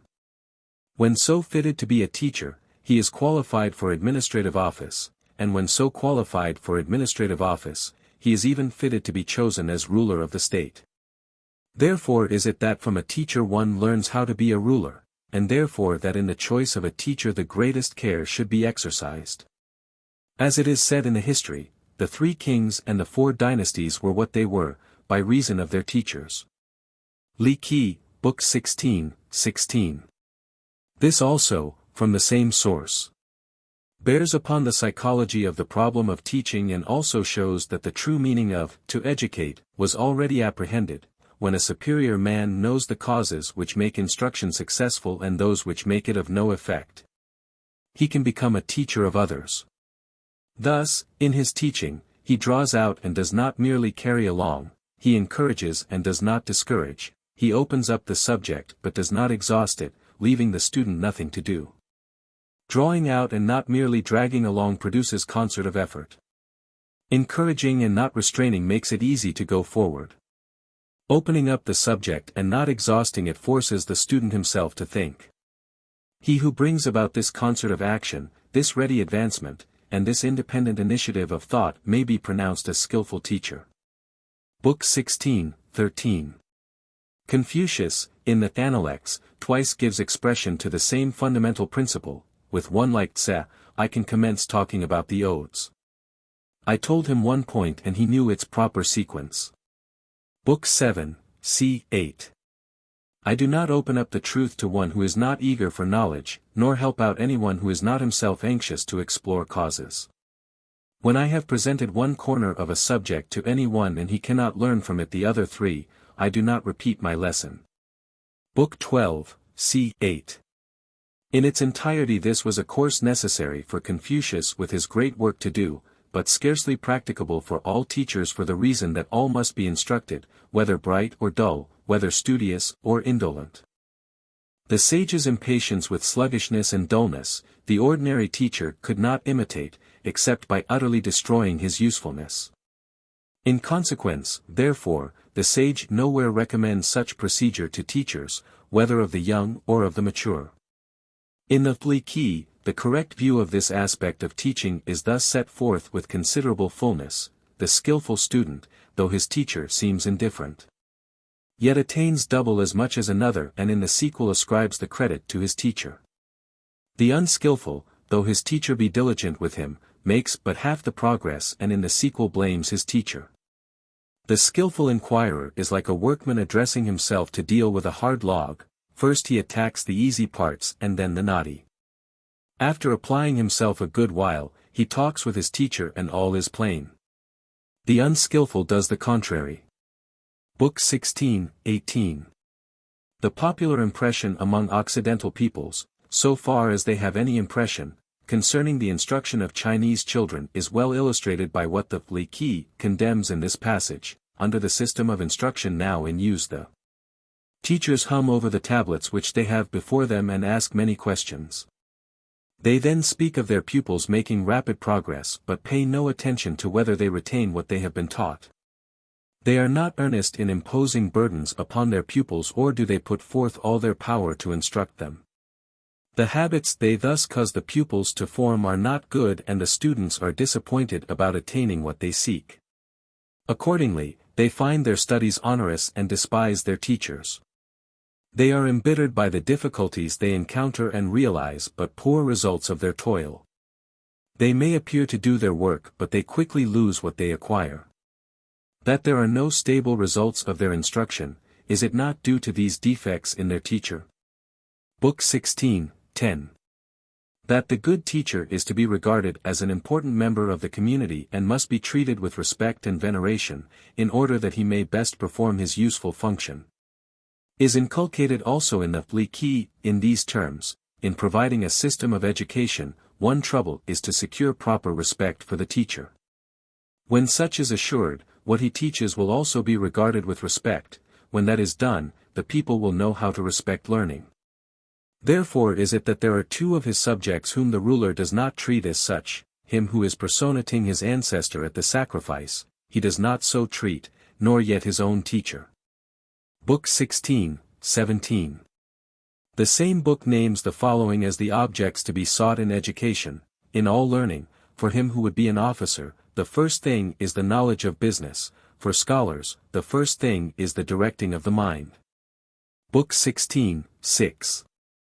And it thus urges the desirability of class work, as affording abundant opportunity for companionship, a just estimate of one's acquirements and true culture. To study alone and without friends makes one feel solitary, uncultivated, and but little informed. Book 16, 12. In the same book, this brief description of the method of Confucius is to be found. The master taught them by means of current events, and made them understand what was virtuous. Book 6, Sect. I, 17. The following are a few of the passages in the Thanalects, some of which have already been quoted in other connections, that shed light upon the methods of teaching followed by Confucius and the subjects which he taught.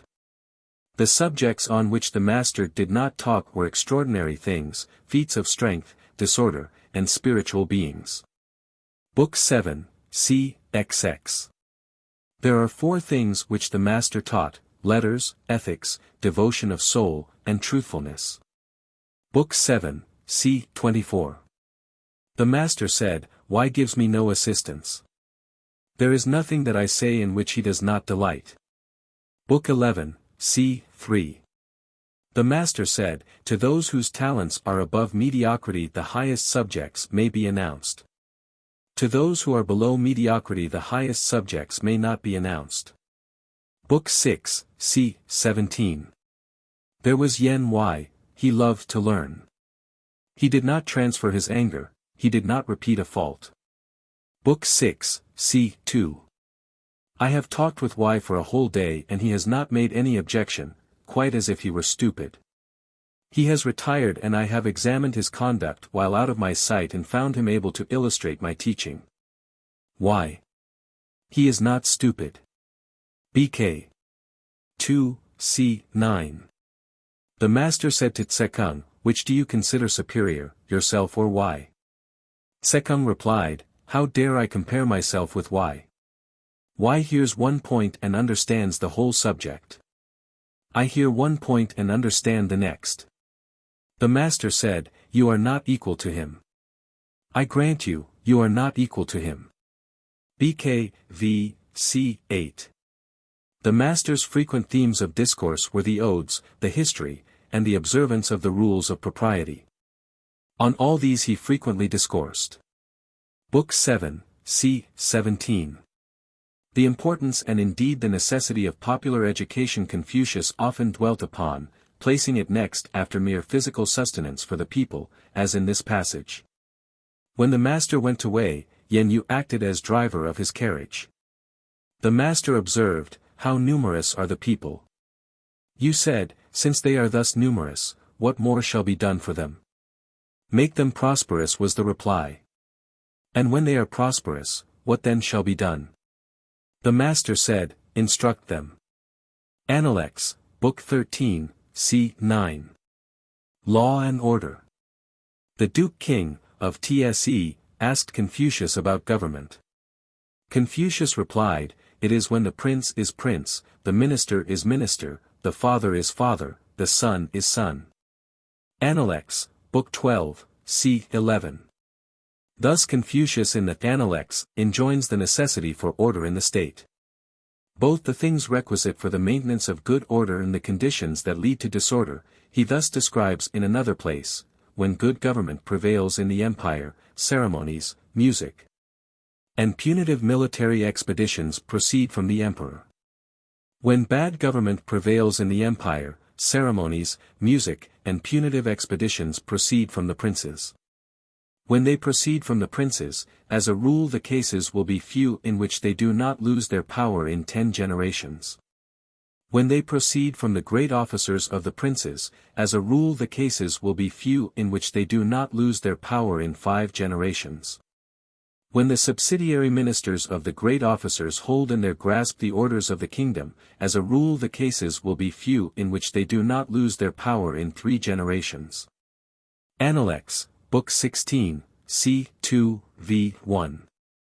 The peril to the state within which, in the words of the English poet, wealth accumulates and men decay, was vividly present in the sage's mind, as this saying from the Li Qi abundantly witnesses. The master said, "Under heaven the cases are few in which the poor have enjoyment, the rich love the rules of propriety, and families that are powerful remain quiet and orderly." Book 27, c. 3. In the Shu King, the following declaration of King Kang is to be found: families which have for generations enjoyed places of emolument seldom observe the rules of propriety. PTV, Book 24, 3. And, also in the Shu King, the Duke of Cao is represented as saying of the evil effects sometimes witnessed, when even a moderate amount of unearned wealth passes to untutored youth. I have observed among the lower people that where the parents have diligently labored in sowing and reaping, their sons often do not understand this painful toil, but abandon themselves to ease and to village slang and become quite disorderly. PTV, Book 15, 1. King Wu, however, one of the almost mythical monarchs and heroes of the earlier period of Chinese history, yet more powerfully portrays in the same book the depths to which disorder and demoralization may descend, all who themselves commit crimes, robbing, stealing, practicing villainy and treachery, and who kill men or violently assault them to take their property, being reckless and defiant of death, these are abhorred by all. PTV, Book 9, 3. The course of one who restored order in the kingdom was thus warmly commended by Confucius in the Appendix. He carefully attended to the weights and measures, examined the body of the laws, restored those who had been unjustly removed from office, and the good government of the empire took its course. BK, XX, CI, v. 6. The duty of care in the selection of administrative officers is particularly enjoined by him as in the following: employ first the services of your various officers, pardon small faults, and raise to office men of virtue and talents. Chung Kung said, "How shall I know the men of virtue and talents, so that I may raise them to office?" He was answered, "Raise to office those whom you know. As to those whom you do not know, will others neglect them?" Appendix, Book 13, c. 2. v. 2. This is the sage's characterization of the course of a wise king in the selection and discharge of officers. He does not cause the great ministers to repine at his not employing them. Without some great cause, he does not dismiss from their offices the members of old families. He does not seek in one man talents for every employment. Analects, Book 18, cx. Due consideration of whether one's friends and even, indeed especially, one's relatives may not be fit for office, is not discouraged but instead insisted upon in the same passage. The Duke of Chao addressed his son, the Duke of Lu, saying, "The virtuous prince does not neglect his relatives." Analects, Book 18, cx. In favor of this course, he urges the following arguments. When those who are in high stations perform well their duties to their relatives, the people are aroused to virtue. When old friends are not neglected by them, the people are preserved from meanness. Analects, Book 8, c. 2, v. 2. The acceptance of office for what there is in it, or otherwise than as a sacred trust, he thus denounces. He asked what is shameful. The master said, when good government prevails in a state, to be thinking only of one's salary. And when bad government prevails, to be thinking, in the same way, only of one's salary. This is shameful. Analects, Book 14, c.I. In the Li, Confucius is quoted as saying that it is safer and better in every way to wait until a man's death to confer any special honor upon him. Thus, the master said, when honors and rewards are first conferred upon the dead and afterward upon the living, people will not depart from the course of the honored dead. Book 27, 10. That both the ruler and his ministers are subject to and should be governed by the elemental principles of right and wrong, which are of universal obligation. He here affirms, a prince should employ his ministers according to the rules of propriety. Ministers should serve their prince with faithfulness. Analects, Book 3, c. 19. In the Li, this caution to ministers and public officers is given: affairs of state should not be privately discussed. BKI, sect. 3, PTI. In the Shu King are found these instructions, among others, for the judges of the criminal courts. It is not persons with crafty tongues who should try criminal cases, but persons who are really good, whose judgments will exemplify the due mean. Watch carefully for discrepancies in statements. The view you intended not to adopt, you may find reason to adopt. With pity and reverence determine the issues, painstakingly consult the penal code. Give ear to all respecting the matter, to the end that your judgment may exemplify the due mean, whether in imposing a fine or another punishment, by careful investigation and the solution of every difficulty. When the trial has such an event, all will acknowledge that the judgment is just, and so likewise will the sovereign do, when the report reaches him. PTV, Book 27, 5. The same book lays down this discriminating fundamental for the administration of justice, recognizing that criminality consists in intent. You pardon inadvertent faults, however great, and punish purposed crimes, however small. PT 2, Book 2. 2. Another passage of this ancient book asserts in words ascribed to Caoyao, speaking to Shun, a maxim of criminal justice which many suppose to be peculiar to its administration in Anglo-Saxon countries, rather than put an innocent person to death, you will run the risk of irregularity and error. PT 2, Book 2, 2. In the Li, the following passage describes the emoluments of public officers, indicating the use of standards of value much less subject to fluctuation than the precious metals. The officers of the lowest grade in the feudal states received salaries sufficient to feed 9 individuals. Those of the second grade, enough to feed 18, and those of the highest, enough for 36. A great officer could feed 72 individuals, a minister 288, and the ruler 2880. In a state of the second class, a minister could feed 216, and the ruler 2160. A minister of a small state could feed 44 individuals and the ruler 1440. Book 3, Sect. v. 24. There were also restrictions in those days upon the military defense and equipment of states and cities, intended to keep down the spirit of domination and to avoid revolt. The Li thus describes these laws: hence it was made the rule that no state should have more than 1,000 chariots, no chief city's wall more than 100 embrasures, no family more than 100 chariots, however opulent. These regulations were intended for the protection of the people, yet some of the governors of states rebelled against them. Book 27, 3. The foregoing are some of the more important of the things which Confucius and the ancients before him deemed prerequisite to the maintenance of good order throughout the nation. The breadth and depth of statesmanship required are even better set forth in this saying of Confucius: the superior man governs men according to their nature, with what is proper to them. Doctrine of the Mean, c. 13, v. 21.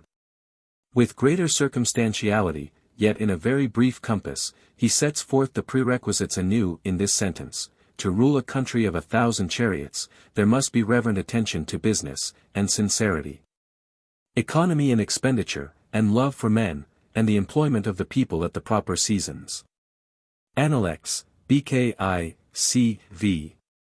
The course of wisdom when there is not good government, he marks out as follows: when good government prevails in a state, language may be lofty and bold, and actions the same. When bad government prevails, the actions may be lofty and bold, but the language may be with some reserve. Analects, Book 14, c. 4.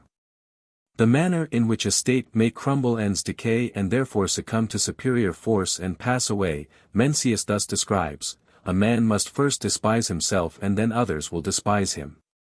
A family must first destroy itself and then others will destroy it.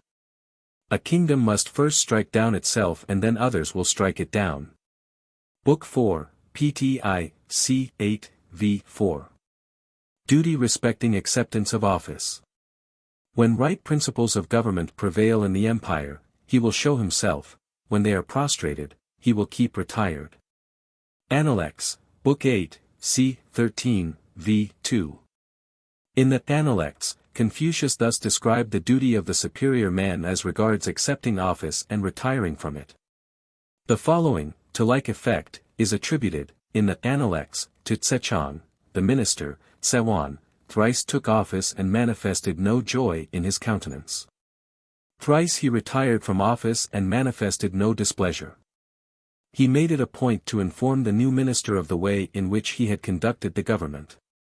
BK, v. c. 18, v. I.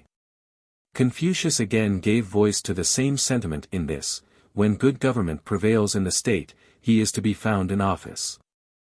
When bad government prevails, he can roll his principles up and keep them in his breast. Analects, Book 15, c. 11. v. 2. Indeed, he proclaimed it the part of a wise and prudent man to quit a badly governed state forthwith. Such an one will not enter a tottering state nor dwell in a disorganized one. Analects, Book 8, c. 13, v. 2. Yet he quoted with warm approval the following reply of Y, when reproved for remaining in a state which had dismissed him for acting the part of a righteous judge. Y of Luhi, being chief criminal judge, was thrice dismissed from office. Someone said to him, "Is it not time for you, sir, to quit the country?" He replied, "Serving men in an upright way, where shall I go and not experience such a thrice-repeated dismissal? If I chose to serve men in a crooked way, what need would there be that I leave the country of my parents?" Analects, Book 18, c. 2. The border warden at E, having interviewed Confucius after the latter had been deprived of office, announced, "My friends, why are you distressed by your master's loss of office? The empire has long been without principles. Heaven is going to use your master as a wooden-tongued bell." Analects, Book 3, c. 24. Confucius, however, held it to be no part of the duty of an officer who has been discharged, to air his grievances and criticize his successor, as witness these words, spoken to Yen Yuan. The master said to Yen Yuan, when called to office, to undertake its duties. When not so called, to lie retired. It is only I and you who have attained to this. Analects, Book 7, c. x. v. I. And at another time he spoke even more to the point in this fashion: he who is not in a particular office has nothing to do with the plan for the administration of its duties. Analects, Book 8, c. 14.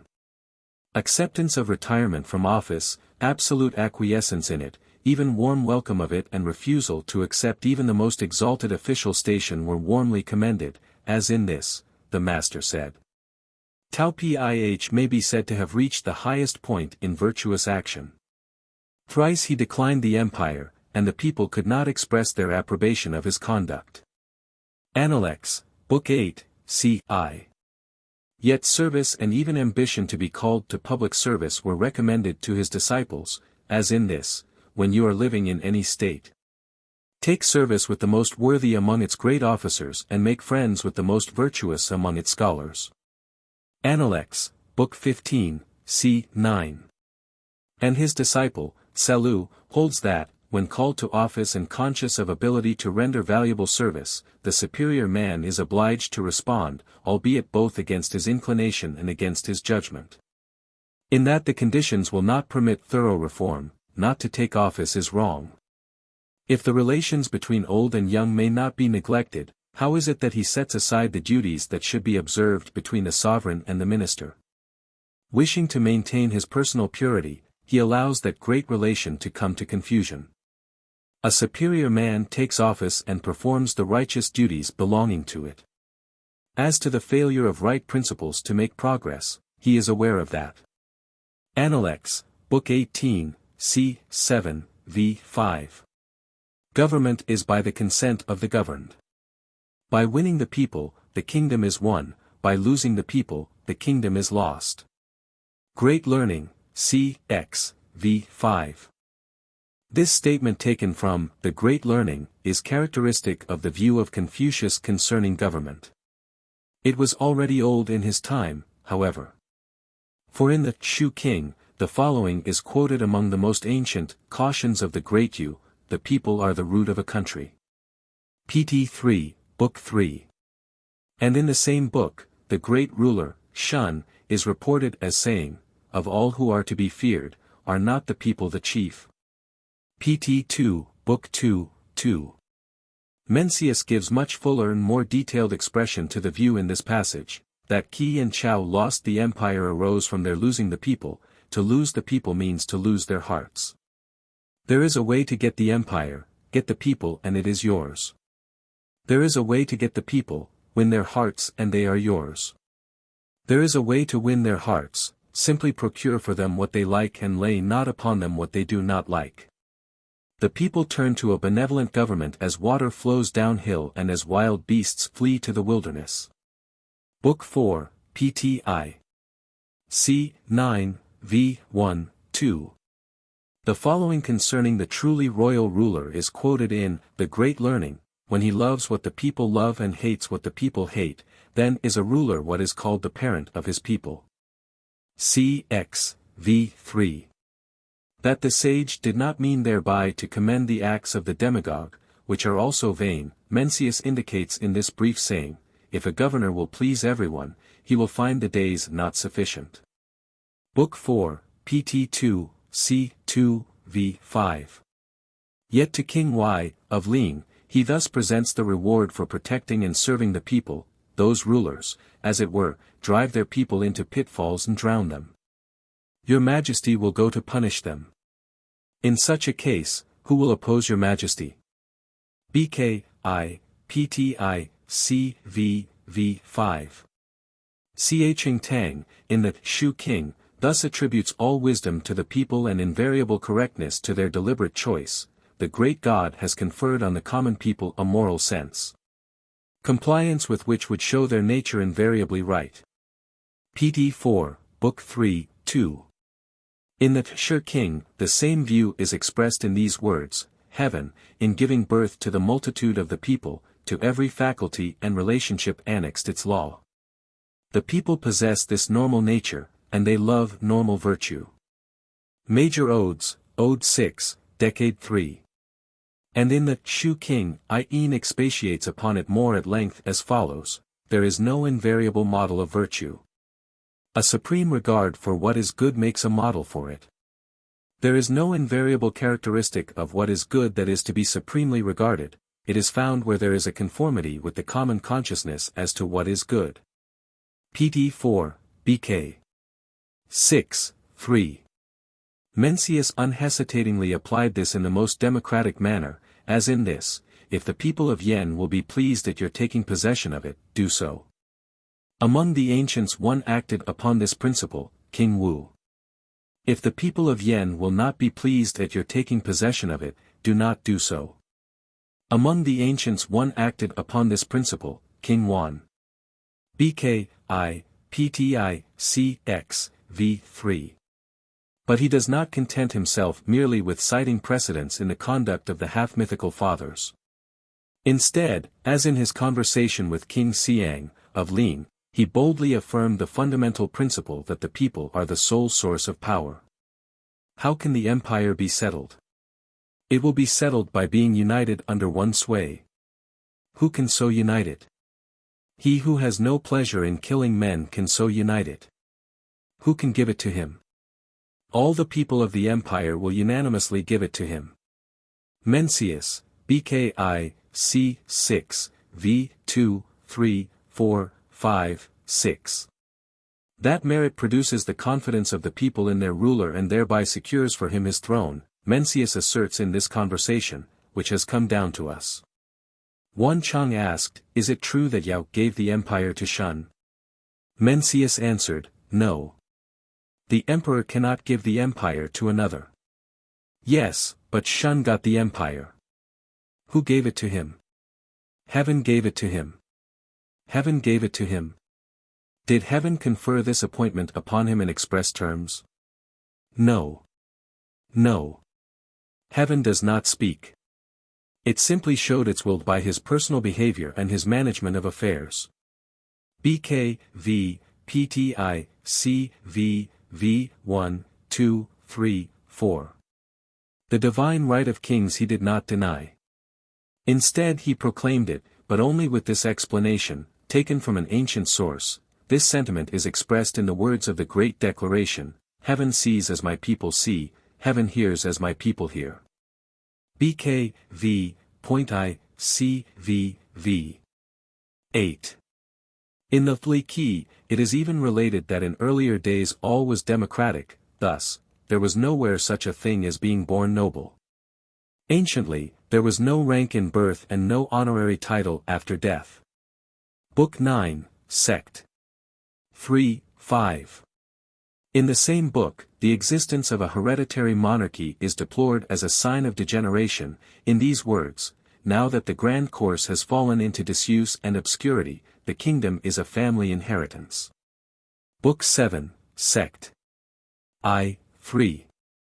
The right to depose the ruler. Tselu asked how a sovereign should be served.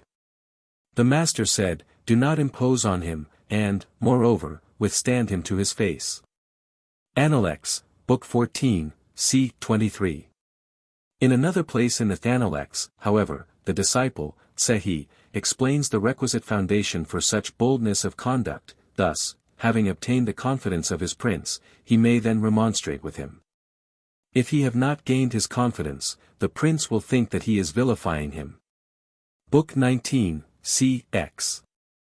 Mencius thus characterizes this friendly, though perilous action. It was then that the Che Shao and Kio Shao were made, in the poetry of which it was said, what blame is there for restraining one's prince? He who restrains his prince is his friend. BK, I, PT 2, C 4, V 10. In the Li Qi, this duty of the minister is yet more circumstantially described, as follows: one in the position of a minister and inferior might remonstrate with his ruler, but not speak ill of him, might withdraw but not remain in hate. Might praise but not flatter, might remonstrate but not give himself haughty airs when his advice is followed. If the ruler were idle and indifferent, he might arouse and assist him. If the government were going to wreck, he might sweep it away and institute a new one. Book 15, 21. Neither Confucius nor Mencius avoided this duty of protest and of rebuke. The following from Mencius is an instance. Suppose the chief criminal judge could not regulate the officers, how would you deal with him? The king said, dismiss him. If within the four borders of your kingdom there is not good government, what is to be done? The king looked to the right and left, and spoke of other matters. BK, pt 2, c. 6, v. 2, 3. Yet in the Analects this is found, by way of warning, Seyu said, in serving one's prince, frequent remonstrances lead to disgrace. Book 4, c. 26. The estimate which the people, however, place upon the contrary course is well set forth in this, the master said, the full observance of the rules of propriety in serving one's prince, i.e. by himself, Confucius, is accounted by the people to be flattery. Analects, Book 3, c. 18. Confucius offers this counsel to the great minister who finds his mild persuasion and counsel rejected. What is called a great minister is one who serves his prince according to what is right, and when he finds he cannot do so, retires. Analects, Book 11, c. 23, v. 3. Mencius advises a more Spartan course on the part of a monarch's relatives if he proves impracticable, thus. The king said, I beg to ask about the chief ministers who are noble and related to the prince.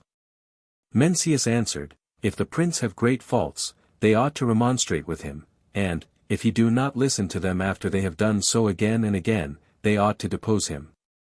BK, v. pt 2, c. 9, v. I. Mencius thus justified even regicide, when the circumstances call for it. King Sun of Tse asked, is it true that Tang banished Qi and that King Wu slew Chao? Mencius replied, history tells us so.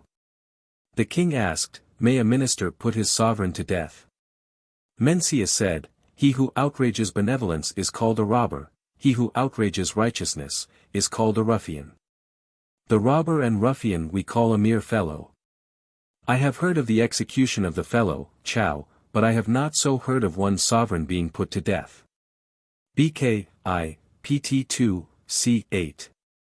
Chapter 6. Cultivation of the Fine Arts. Confucius held that the encouragement of the fine arts was no less a duty of the state than the protection of the people from foreign foes and the suppression of internal disorder. The fine arts in general. When good government prevails in the empire, ceremonies, music, and punitive military expeditions proceed from the emperor. Analects, Book 16, c. 2, v. I. This saying of Confucius, recorded in the Analects and suggesting that wise patronage and encouragement of art by the government which has distinguished the most enlightened governments of ancient and of modern times, was reinforced without ceasing by Mencius when he rebuked princes who indulged themselves, but failed to share their pleasures with the meanest citizen. Thus he said, if the people are not able to enjoy themselves, they condemn them that are over them. Thus to condemn their superiors when they cannot enjoy themselves is wrong. But when they that are over the people do not make pleasure a thing common to all as to themselves, they also do wrong. BK, pt 2, c. 4, v. 1, 2. And again, speaking of beauty in woman, if your majesty loves beauty, let the people be able to gratify the same feeling. BK, pt 2, c. v. 5. Confucius repeatedly emphasized the importance of the cultivation of the arts, as when he said of himself, when I had no official employment, I acquired many arts. Analects, Book 9, c. 6, v. 4. Among these were, of course, letters in which he excelled all others, ceremonies in which he had no peer, and music in which he was also trained, both as a critic and as a performer. To others he gave this counsel, let relaxation and enjoyment be found in the polite arts. Analects, Book 7, c. 6, v. 4. It is by the odes that the mind is aroused.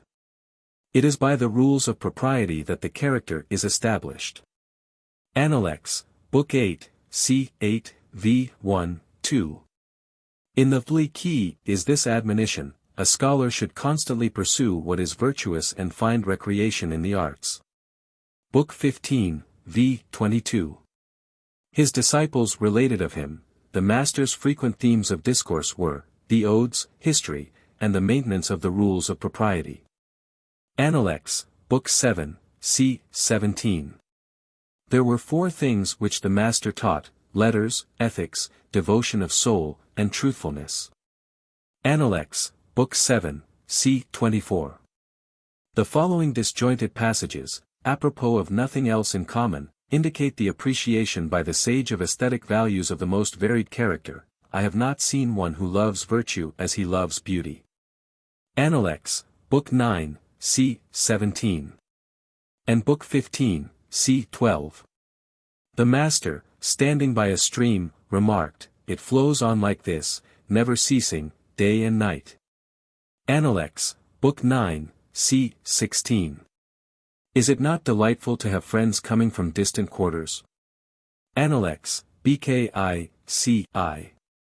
v. 2. The wise find pleasure in water, the virtuous find pleasure in hills. Analects, Book 6, c. 21. I hate the manner in which purple takes away the luster of vermilion. I hate the way in which the songs of Qing confound the music of the Gna. Analects, Book 17, c. 18. The foregoing reference to color implies appreciation of painting which, however, is seldom, if ever, referred to and seems to have been in an undeveloped state, compared, for instance, with poetry or music. The following from the Analects appears to refer to it, however. Sehi asked, saying, "What is the meaning of the passage, the pretty dimples of her artful smile? The well-defined black and white of her eye? The plain ground for the colors?" The master answered, "The business of laying on the colors follows the preparation of the plain ground." Book 3, c. 8, v. 1, 2. The value of beauty for beauty's sake, even though it be but the beauty of ornament or of accomplishments, was enforced by Tse-kung, one of his disciples. In this colloquy, Qi Tse-shing asked, "In a superior man it is only the substantial qualities that are wanted. Why should we seek for ornamental accomplishments?" Tse-kung replied, "Alas! Your words, sir, show you to be a superior man, but 4 horses cannot overtake the tongue. Ornament is as substance, substance is as ornament. The hide of a tiger or leopard stripped of its hair is like the hide of a dog or goat stripped of its hair." Analects, Book 12, c. 7. That it will be beneficial for a state to encourage and foster the arts, because of their civilizing effect upon the people. These words from the Li Qi may be quoted to illustrate. Confucius said, "When you enter a state you can know what subjects have been taught.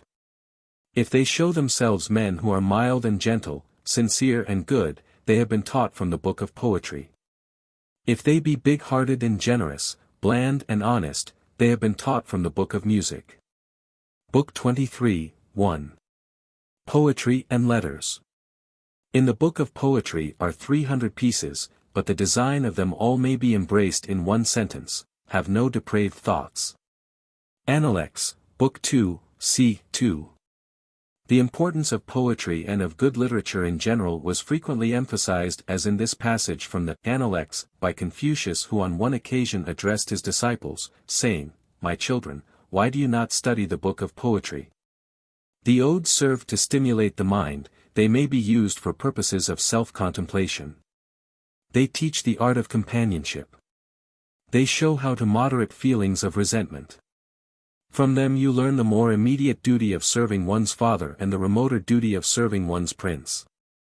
Book 17, c. 9. Mencius seems to have been the earliest to make use of this metaphor in describing the delights and benefits of reading, when a scholar feels that his friendship with all the virtuous scholars of the empire is not sufficient. He proceeds to ascend to consider the men of antiquity. He repeats their poems and reads their books and, as he does not know what they were as men, to ascertain this, he considers the conditions of their time. This is to ascend and make them his friends. BK v. pt 2, c. 8, v. 2. The manner in which Confucius enjoined the study of poetry upon his eldest son is told in this conversation with Qin Kong. Qin Kong asked Pihu, saying, "Have you had any lessons from your father different from what we have all heard?" Pihu replied, "No. He was standing alone once, when I passed below the hall with hasty steps, and said to me, 'Have you learned the odes?' On my replying, 'Not yet,' he added, if you do not learn the odes, you will not be fit to converse with. I retired and studied the odes. Appendix, Book 16, c. 13, v. 1, 2. That learning should not be merely by rote, that the sentiments and thoughts of the poet must be made a part of a man's self, and that all training should be with a view to use as well as ornament.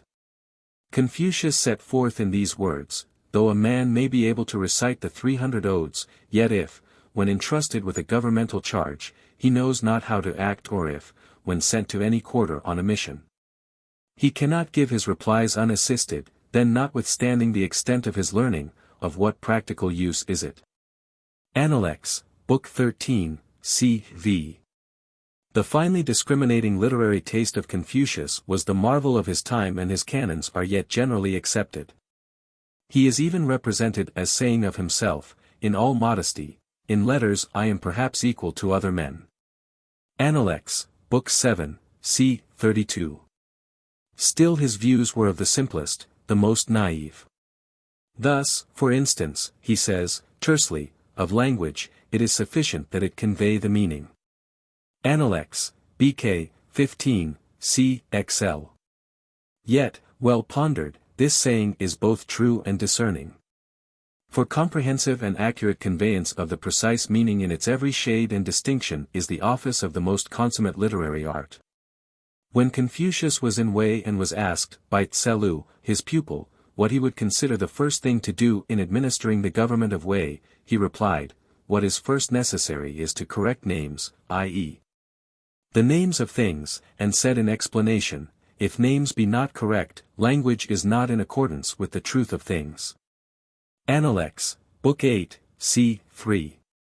The mischiefs which arise from miscomprehension, due to the inexact use of language, he painted in strong colors, and then said, "Therefore the superior man considers it necessary that the names he uses may be rightly spoken, so that what he says may be fulfilled to the letter. What the superior man requires is just that in his language there may be nothing inaccurate." Appendix, Book 13, c. 3, v. 7. That a man's diction should also be guarded against inelegance and coarseness. The disciple Sang declares in this, there are 3 principles of conduct which the man of high rank should consider especially important, that in his deportment and manner he keep from violence and heedlessness, that in regulating his countenance he keep near to sincerity, that in his words and tones he keep far from lowness and impropriety. Appendix, Book 8, c. 4, v. 3. The emphasis upon far is worthy of special note. Certainly Confucius was so completely removed from ignoring the beauties and even the subtleties of style, that he was the most eminent of all the Chinese ancients for simplicity, purity, elegance, and exactitude of language, both spoken and written. He had, also, the conception that it is only he who can discriminate finely between expressions that can divine the thought from the spoken or written word, or even from the act, fully, accurately, and clearly. And therefore he says, without knowing words, it is impossible to know men. Appendix, BKXX, c. 3, v. 3. In the Li Qi is thus described the accepted manner of elegant speech. The style prized in conversation is that it should be grave and distinct. Book 15, 23. The usefulness of letters and of association with men of literary taste, in forming character and confirming it.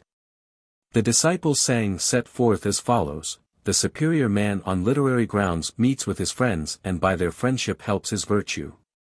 Appendix, Book 12, c. 23.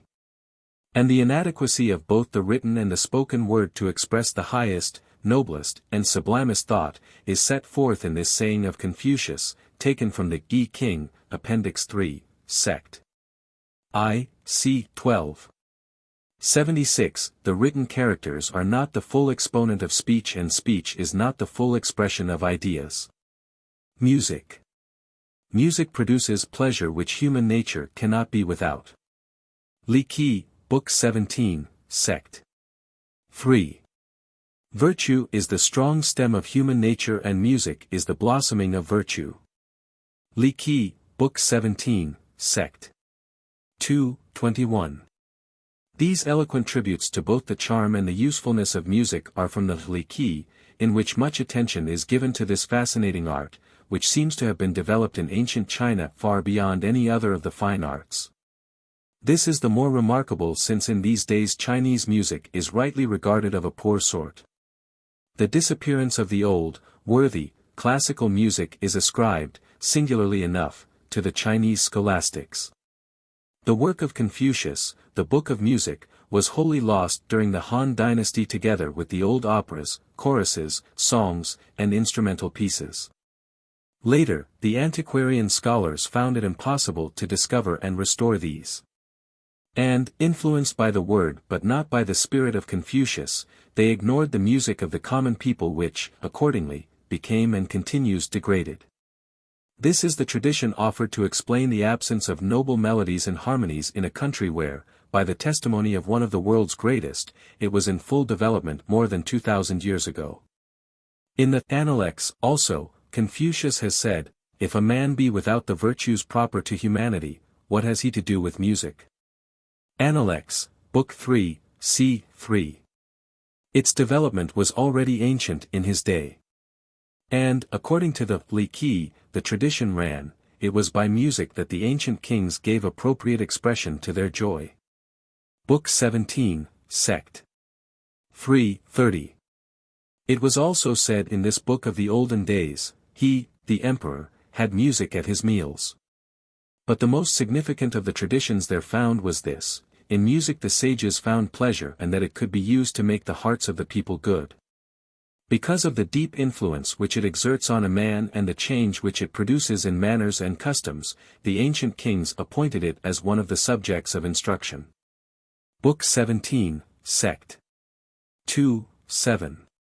Of singing it was there said, all the modulations of the voice arise from the mind, and the various affections of the mind are produced by things external to it.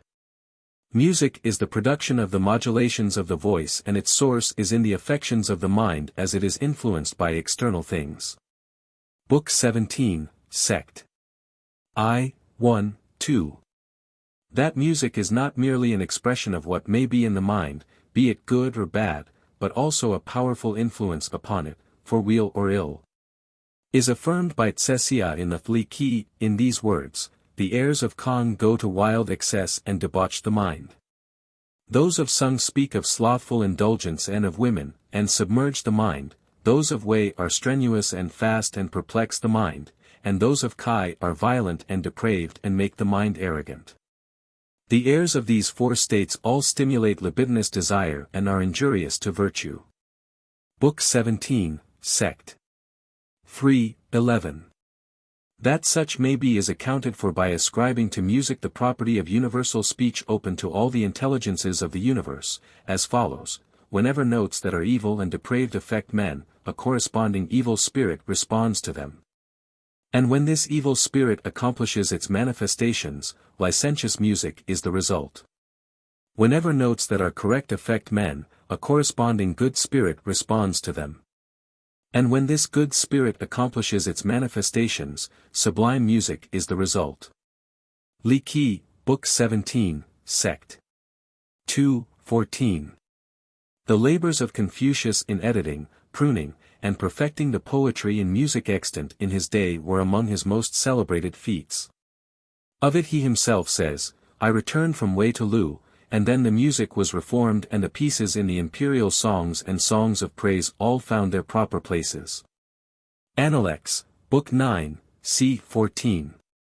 In the Li Qi, it is also said, in an age of disorder, ceremonies and music are forgotten and neglected, and music becomes licentious. Book 17, Sect. 2:12. But this need for reform did not apply to all music. The Shao was famous in his day as a noble piece of music, and the Wu scarcely second to it. Between these he is said to have distinguished, discriminatingly, thus, the master said of the Shao, that it was perfectly beautiful and also perfectly good. He said of the Wu that it was perfectly beautiful but not perfectly good. Appendix, Book 3, c. 25. Of his appreciation of the Shao, this is related: when the master was in Tse, he heard the shao, and for 3 months he did not know the taste of flesh. I did not think, he said, that music could have been made so excellent as this. Appendix, Book 7, c. 13. Of the performance of another piece, the Quan Tsu, he said, when the music master, Che, first entered upon his office, the finish of the Quan Tsu was magnificent. How it filled the ears. Appendix, Book 8, c. 15. Of this piece he elsewhere said, the Quan Tsu is expressive of enjoyment without being licentious and of grief without being hurtfully excessive. Appendix, Book 3, c. XX. Obviously there were already performances of the oratorio or even the opera type, for in the Li Qi this is found, poetry gives the thought expression, singing prolongs the notes of the voice, pantomime puts the body into action. These three spring from the mind and musical instruments accompany them. Book 17, Sect. 2, 21. The shao was evidently something akin to opera. Confucius indicates as much when he speaks its praise in the following, commingled with dispraise of certain other songs, let the music be shao with its pantomimes. Banish the songs of Qing and keep aloof from specious orators. The songs of Qing are licentious, specious orators are dangerous. Appendix, Book 15, c. x. v. 5, 6. That, the Wu was operatic is plainly shown by this description of it, given in the Li Qi, regarding the music of Wu, in the first scene. The pantomimes proceed towards the north to imitate the marching of Wu Wang against Shang, or the Yin dynasty.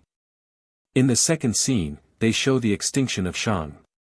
In the third scene, they exhibit the victorious return to the south, in the fourth scene, they play the annexation of the southern states. In the fifth scene, they manifest the division of labor of the dukes of Zhou and Shao, one on the left and the other on the right, in charge of the empire. In the sixth scene, they return to the point of starting to show that the work of the emperor is complete and that the whole empire recognizes him as the supreme ruler. Book 17, Sect. 3, 18. The condemnation of the sage was visited in action as well as in words upon the following occasion.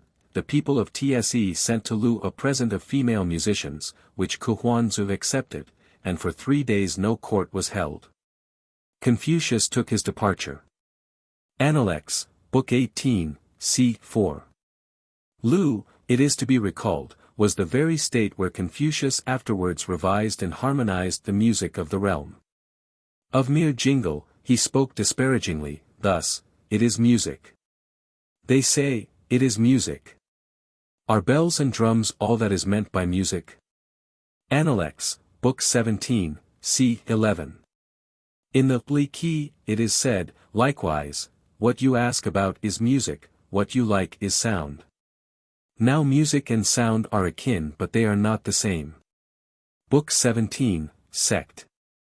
3, 9. And yet greater purity of taste is indicated by this saying from the same book, in music, more than aught else, there should be nothing showy or false. BK. 17, Sect. 2, 22. To his eldest son, Pihu, he said, give yourself to the Chaonan and the Chaonan. The man who has not studied the Chaonan and the Chaonan is like one who stands with his face against a wall. Appendix, Book 17, c. x. Confucius was himself a musical performer upon many instruments, according to tradition. In the Appendix is found this account of his skill upon the musical stone. The master was playing one day on a musical stone in Wei, when a man carrying a straw basket passed the door of the house where Confucius was and said, his heart is full who beats the musical stone. Appendix, Book 14, c. 42, v.i. That he had comprehensive knowledge of the art is obvious, not merely from what he did for the music of Lu but also from the fact that this saying of his was deemed worthy to be handed down. How to play music may be known. At the commencement of the piece, all the parts should sound together. As it proceeds, they should be in harmony, severally distinct and flowing, without break, and thus on to the conclusion.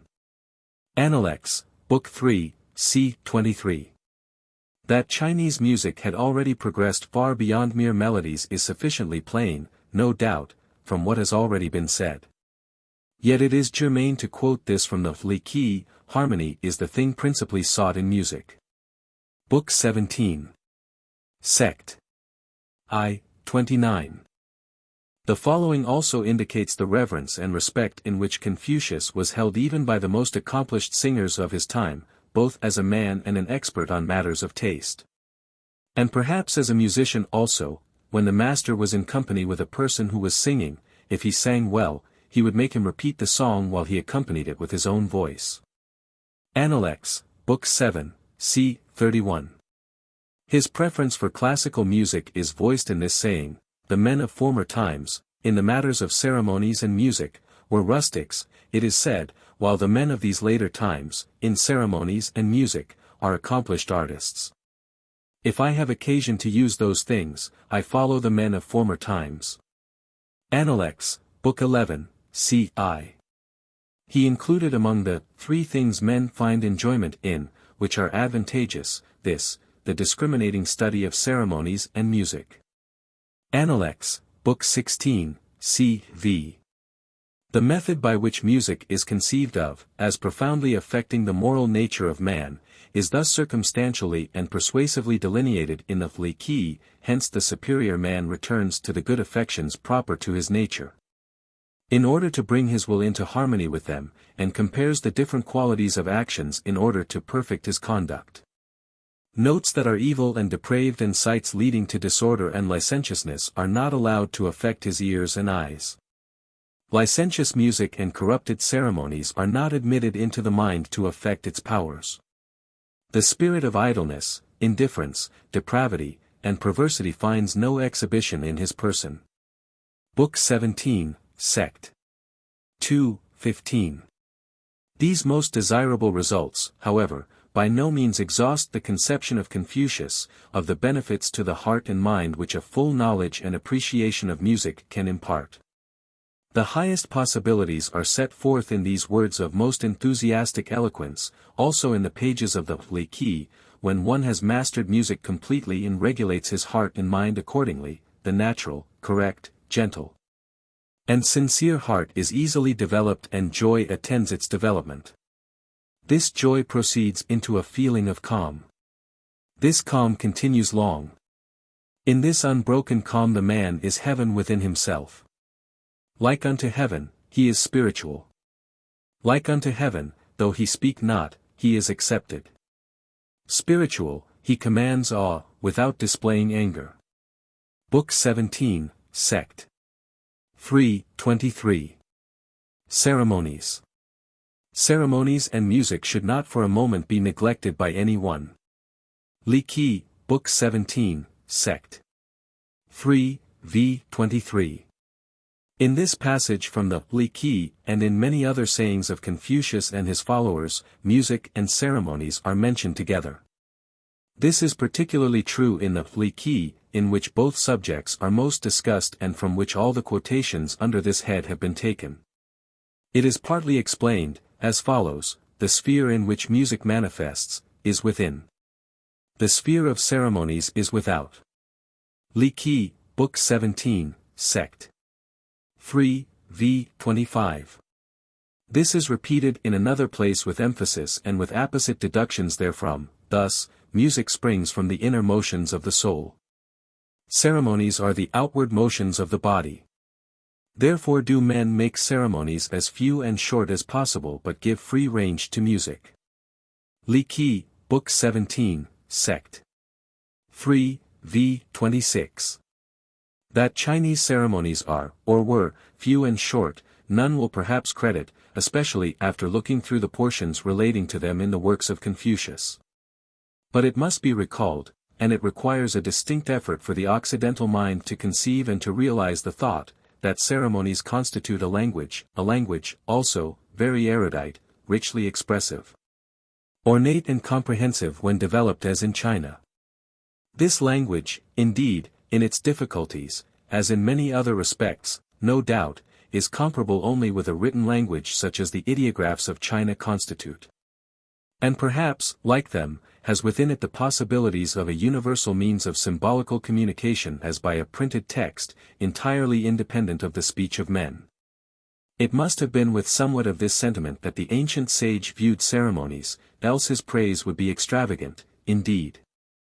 It is said of those whose work was even then traditional, the sages made music in response to heaven and framed ceremonies in correspondence with earth. Li Qi, Book 17, Sect. I. v. 29. Of good taste in manners as in music, the Li Qi well says, the highest style of music is sure to be distinguished by its ease, the highest style of elegance, by its undemonstrativeness. Book 17, Sect. I. v. 17. And it unites them with the real things of character and of life in these words, benevolence is akin to music and righteousness to ceremonies. Book 17, Sect. I. v. 28. This also, is not a mere commonplace or abstraction in the mind of this wisest of the Orientals, for the book returns to it as follows: he who has understood both ceremonies and music may be pronounced to be a possessor of virtue. Virtue means self-realization. Li Qi, Book 17, Sect. I. v. 8. This work even indicates the method by which these practical results may flow from an art so simple and apparently so void of deep significance, perform ceremonies and music perfectly in all their outward manifestation and application. And all else under heaven will be easy. Li Qi, Book 17, Sect. 3, v. 25. This is more definitely and clearly said in the following: the instructive and transforming power of ceremonies is subtle. They check depravity before it has taken form, causing men daily to move toward what is good and to keep themselves far from wrongdoing, without being conscious of it.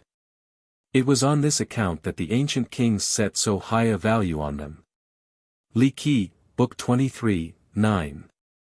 Confucius, however, does not think of music as merely a human art, but also as the common speech of all intelligences of the universe. And he desires that ceremonies become and be to the eyes of men just such a delicate, graceful, and expressive mode of communication. Therefore their interrelationship with the seen and the unseen is asserted in the Li Qi, in these terms: in no respect uncertain, in music of the grandest style there is the same harmony that prevails between heaven and earth. In ceremonies of the grandest form there is the same graduation that exists between heaven and earth. Book 17, Sect. I. v. 19. Yet more explicit is this language, all the more significant in that Confucius did not often discuss, or even refer to, spiritual beings. In the visible there are ceremonies and music, in the invisible, the spiritual agencies. Li Qi, Book 17. Sect. I. v. 19. And in the same book he even asserted the psychical power of ceremonies, as of music, of both of these, united, to summon the intelligences of the universe for communion with minds imprisoned in human bodies. In these burning phrases, ceremonies and music in their nature resemble heaven and earth, penetrate the virtues of the spiritual intelligences, bring down spirits from above and lift the souls that are abased. Book 17, Sect. 3, v. 2. Chapter 7. Universal Relations. The views of Confucius on man's relations to the universe are singularly in line with the cosmic philosophy of the ancient Greeks and Romans. Death and immortality. The body and the animal soul go downwards. And the intelligent spirit is on high. Li Qi, Book 7, Sect. I. 7. Thus in the Li Qi is voiced the belief of the ancient Chinese, which was accepted by Confucius and his disciples, not as a saving article of creed, but merely as a fact. It is again stated in the Li Qi, in this manner, that the bones and flesh should return to earth is what is appointed. But the soul and its energy can go everywhere, it can go everywhere. Book 2, Sect. 2, pt 3, 13. How fully this was accepted by Confucius, may be seen, not merely from the fact that by editing the Li Qi and permitting these apothegms to stand, he gave them his approval, but by this saying, much more explicit on this point. Attributed to him by the same book, the master said, "The intelligent spirit is of the Shan nature and shows that in fullest measure. The animal soul is of the Kuei nature and shows that in fullest measure. All who live, must die and, dying, return to the earth, this is what is called Kuei. The bones and flesh molder below and, hidden away, become the earth of the fields. But the spirit issues forth and is displayed on high in a condition of glorious brightness." Book 21, Sect. 2, That scientific investigation would show this to be true, is indicated by the Yi King, Appendix 3, Sect. C. 4, v. 2, thus, he traces things to their beginning and follows them to their end, thus he knows what can be said about death and life. His disciple, Sang, in speaking thus of a man about to die, signified his view that death is but an awakening. When a bird is about to die, its notes are mournful, when a man is about to die, his words are good. Analects, Book 8, C. 4, v. 2. The following account of the sanitary precautions to be taken when one is about to die, is given in the Li Qi. When the illness was extreme, all about the establishment was swept clean, inside and out.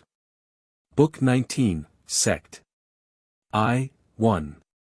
And this of the precaution to assure that death has really taken place, fine floss was laid over to make sure that breathing had stopped. Book 19, Sect. 1. And yet another passage exhibits the same care which has long been taken in Occidental countries to avoid the possibility of burial alive. Therefore when it is said that the body is not clothed in its last raiment until after 3 days, it signifies that it is so delayed to see if the father may not come to life. Li Qi, Book 32, 4. The following from the same book which devotes more attention to the subject than any other of the books upon which Confucius wrought or in which his sayings are recorded, is an apt and even illuminating statement of the peculiar horror with which the dead body has ever been regarded. When a man dies, there arises a feeling of repugnance. The impotence of his body causes one to revolt from it. Book 2, Sect. 2, pt 2, 8. Keng Sekao, in the Li Qi, is reported as saying the following upon the ethics of burial. Urging that the disposition of the bodies of the dead should not interfere with the welfare of the living, I have heard that in life we should be useful to others and in death do them no harm. Though I may not have been useful to others in life, shall I in death do them harm? When I am dead, choose a piece of barren ground and bury me there. Book 2, Sect. pt 3. In the same book Confucius is credited with having inaugurated, or, if not, with having confirmed, a departure from the ancient custom of leveling the earth over the grave, so that it would become indistinguishable. When Confucius had buried his mother in the same grave, i.e., in which his father was interred, he said, I have heard that the ancients, in making graves, raised no mound over them. But I am a man who will be east, west, south, and north. On this he raised a mound, 4 feet high. Book 2, Sect. Pti 6. After the fact of death is assured, however, and before any other ceremony or duty relative to the departed is performed, there is the calling back of the soul to reoccupy the garments he has quitted. The Li Qi describes it thus: at calling back the soul, an officer of low rank performed the ceremony. All who cooperated, used court robes of the deceased. In all cases they ascended the east wing to the middle of the roof, where the footing was perilous. Facing the north, they gave 3 loud calls for the deceased. After which they rolled up the garment they had used and cast it down in front where the wardrobe keeper received it. Book 19, Sect. 3. The garments used in calling back the soul were not available to array the corpse. Upon this the same book says, the robe which was used in calling the soul back was not used to cover or to clothe the corpse. Book 19, Sect. 4. The appellation used in summoning the soul to return appears from this passage. In all cases of calling back the soul, a man was called by his name and a woman by her designation. Li Qi, Book 19, Sect. I. 4. The leveling of rank by the unrelenting hand of death is typified by this feature of this ancient ceremony. In summoning the dead to return and in writing the inscription, the language was the same for all. From the Son of Heaven to the ordinary officer. Li Qi, Book 13, Sect. 2, 7. The purpose and significance of the ceremony, which, when the dead is apparent, is but the commencement of lifelong veneration for his spirit and attempted communion with it, are revealed in this passage from the same book. Calling the soul back is the way love receives its consummation, and contains the expression of the mind in prayer. Book 2, Sect. 2, PTI, 22. Communion with departed ancestors. They served the dead as they would have served them when living, they served the departed as they would have served them, had they continued with them. Doctrine of the Mean, c. 19, v. 5. In these words from the Doctrine of the Mean, Confucius set forth the conception of the observances of filial piety toward parents and other nearly related ancestors which should be continued unbroken throughout life. Even after they depart this life, a conception which pervaded his own conduct, as is thus described in the Analects, he sacrificed to the dead as if they were present. He sacrificed to the spirits, as if the spirits were present. Book 3, c. 12. The central idea is that the disembodied soul of this ancestor is yet interested in the conduct of his family in the world of flesh and, if given an opportunity to do so by the due observance of sacrificial rites, watches over and communes with his descendants, in order to warn, counsel, rebuke, and even to correct them. This he does, not merely for their sake but also for his own, to the end that the good name of the family may become more illustrious, thus redounding to his own credit, as well as to the credit of the living. This idea of accumulating goodness, by means of serried generations of men who acquit themselves well in all the offices of life, is an important feature of the sanction which the pious reverence for ancestors, both when living and after death, gives for correct moral conduct throughout life. Upon this, the Yi King, Appendix 4, Sect. 2, W. 3, 5, says, the family that accumulates goodness is sure to have superabundant happiness, and the family that accumulates evil, to have superabundant misery. The murder of a ruler by his minister or of a father by his son, is not the result of the events of one morning or one evening. The causes of it have gradually accumulated, through the absence of early discrimination. And it thus presents yet another view of the lamentable consequences of neglect of this law of what we moderns term heredity. If acts of goodness be not accumulated, they are not sufficient to give its finish to one's name. If acts of evil be not accumulated, they are not sufficient to destroy one's life. The inferior man thinks that small acts of goodness are of no benefit and does not do them, and that small deeds of evil do no harm and does not abstain from them. Hence his wickedness becomes great till it cannot be covered and his guilt becomes great till it cannot be pardoned. E. King, Appendix 3, Sect. 2, c. v. 38. The general view of the filial duty of the progeny both toward living ancestors and toward the dead, so far as concerns avoiding acts which will disgrace them and cultivating conduct which will do them credit, has, however, been fully set forth in the chapters upon the subject of filial piety. Here we have to do only with the reverent ceremonies in the ancestral temples, by means of which veneration for the souls of the departed was exhibited and communion with them was sought. To these ceremonies the Xiao King, c. 8. thus refers, in such a state of things, parents while living reposed in their sons, and when dead and offered sacrifices, their disembodied spirits enjoyed the offerings. The mode of effecting this was by offering sacrifices of food and drink, accompanied with ceremonies, more or less elaborate according to the rank and estate of the son. The eldest living son in these august ceremonies impersonated the deceased father and presided at the sacrifice. Only the emperor sacrifices to his ancestors generally, the king, only to ancestors to the fourth removal. Feudal princes and great officers to those of the third degree, high officers to parents and grandparents, subordinate administrative officers and the common people to the immediate parent only.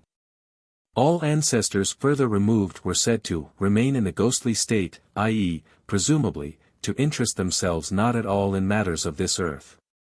In the Li, this is described thus: the death of all creatures is spoken of, as their dissolution, but man, when dead, is said to be in the ghostly state. BK, 4. Recurring to the statement that sacrifices should be offered to the dead as if they were living, we find that the Li offers a necessary qualification of this in the following caution: in dealing with the dead. If we treat them as if they were entirely dead, that would show want of affection and should not be done. If we treat them as if they were entirely living, that would show want of wisdom and should not be done. Book 2, Sect. I, pt 3, 3. Something of the manner of offering these sacrifices and also of the purpose of it is set forth in this passage from the same book. The ruler and his wife take alternate parts in presenting these offerings. All being done to please the souls of the departed and constituting a union with the disembodied and unseen. Book 7, Sect. I, 2. And the purpose, spiritual communion. In this, it was thus that they maintained their intercourse with spiritual intelligences. Book 9, Sect. I, 5. Confucius thus rebukes attempts to secure free communion with spirits of men with whom one is not connected by ancestral ties. For a man to sacrifice to a spirit which does not belong to him, is flattery. Appendix, Book 2, c. 24, v.i. The mischief of such miscellaneous seeking after communications from departed spirits is so familiar a thing in all ages that it is both a relief and also reassuring to find it thus set forth by the sage who apparently fully recognized both the continuance of conscious life after the change, called death, and the possibility of intercommunication between intelligences yet in this world and intelligences that have departed from it. In view of his primary injunction to investigate all phenomena, it seems improbable that he would have condemned scientific research in such matters. But mere idle promiscuity of such communion was to his mind an impertinence, a peril, and even an act of impiety. Yet in Shoa Yuan, he is reported as saying, "If I were to say that the dead have consciousness, I am afraid that filial sons and dutiful grandsons would impair their substance in paying their last offices to the departed. And if I were to say that the dead have not consciousness, I am afraid that unfilial sons and undutiful grandsons would leave their parents unburied. If you wish to know whether the dead have consciousness or not, you will know it when you die. There is no need to speculate upon it now." Book 18. This, however, appears to be of dubious authenticity as a statement by Confucius, and certainly is not in harmony with his general teaching upon this subject.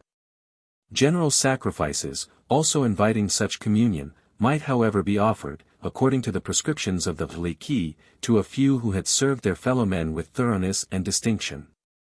The following passage illustrates the nature of these exceptions. According to the Institutes of the Sage Kings about sacrifices, they should be offered to him who gave just laws to the people, to him who labored unto death in the discharge of his duties, to him who by indefatigable industry strengthened the state, to him who with courage and success faced great calamities, and to him who warded off great evils. BK, 9.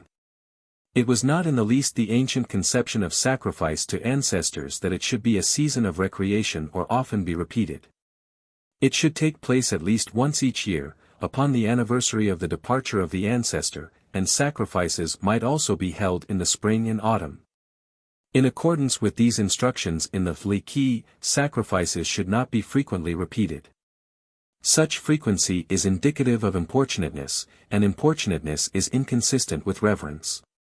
Nor should they be at distant intervals. Such infrequency is indicative of indifference, and indifference leads to forgetting them altogether. Therefore, the superior man, in harmony with the course of heaven, offers the spring and autumn sacrifices. When he treads the dew which has descended as hoarfrost, he cannot help a feeling of sadness which arises in his mind and cannot be ascribed to the cold. In spring, when he treads upon the ground, wet with the rains and dews that have fallen heavily, he cannot avoid being moved by a feeling as if he were seeing his departed friends. We greet the approach of our friends with music and escort them away with sadness, and hence at the spring sacrifice we use music but not at the autumn sacrifice. Book 21, Sect. I. 1. This, from the same book, cautions against overindulgence in this regard. Do not take liberties with or weary spiritual beings. Li Qi, Book 15, 22. The following injunctions against attempting to make of the sacrifice a time of rest or recreation are also from the Li Qi, in maintaining intercourse with spiritual, intelligent beings. There should be nothing like an extreme desire for rest and ease for our personal gratification. Book 9, Sect. 2, 16. The idea which leads to intercourse with spiritual beings is not interchangeable with that which finds its realization in rest and pleasure. Book 9, Sect. 2, I-5. And earnest efforts to attain the purposes of the sacrifice are pronounced indispensable in the following passage. When they had reverently done their utmost, they could serve the spiritual intelligences. Li Qi, Book 22, 5. The following more particularly describes what is necessary in this regard. Therefore there was the milder discipline of the mind for 7 days, to bring it to a state of singleness of purpose. And the fuller discipline of it for 3 days, to concentrate all the thoughts. That concentration is called purification. Its final attainment is when the highest order of pure intelligence is reached.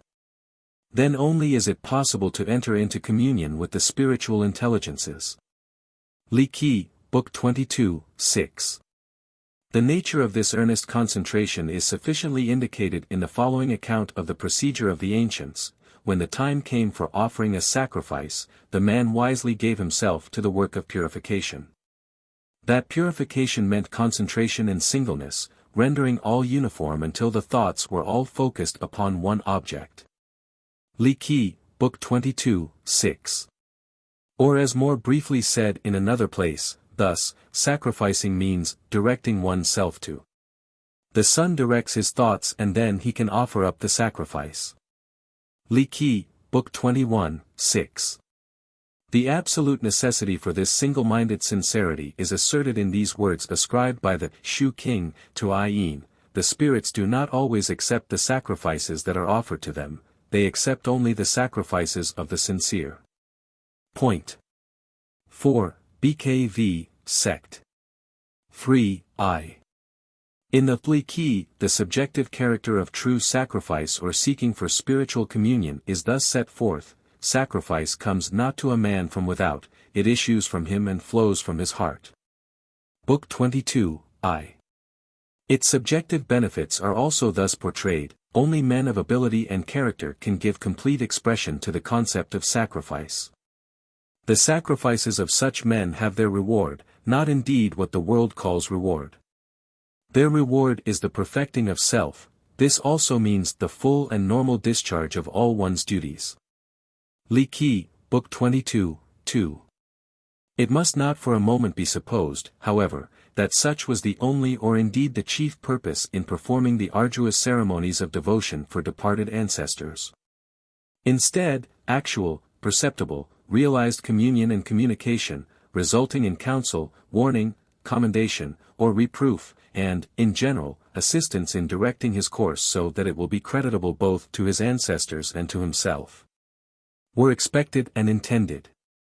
The Li Qi does not leave this for a moment in doubt, for it says, the object of all the ceremonies is to bring down the spirits from above, even their ancestors. Book 7, Sect. I. 10. It will be recalled that in the following passage regarding the influence of ceremonies and music, already quoted from the Li Qi, this idea of summoning the spirits of the departed is involved. Ceremonies and music in their nature resemble heaven and earth, penetrate the virtues of spiritual intelligences, bring down spirits from above, and lift the souls that are abased. Book 17, Sect. 3, 2. And also pertinent to the subject, is this passage. In the visible sphere, there are ceremonies and music, in the invisible, the spiritual agencies. Li Qi, Book 17, Sect. I. 19. And of one who is completely under the spell of music, this, also, already quoted, in this unbroken calm the man is heaven within himself. Like unto heaven, he is spiritual. Like unto heaven, though he speaks not, he is accepted. Spiritual, he commands awe, without displaying anger. Li Qi, Book 17, Sect. 3:23. These are recognized means of producing psychical phenomena in these days of scientific investigation, as also are the following, likewise from the Li Qi.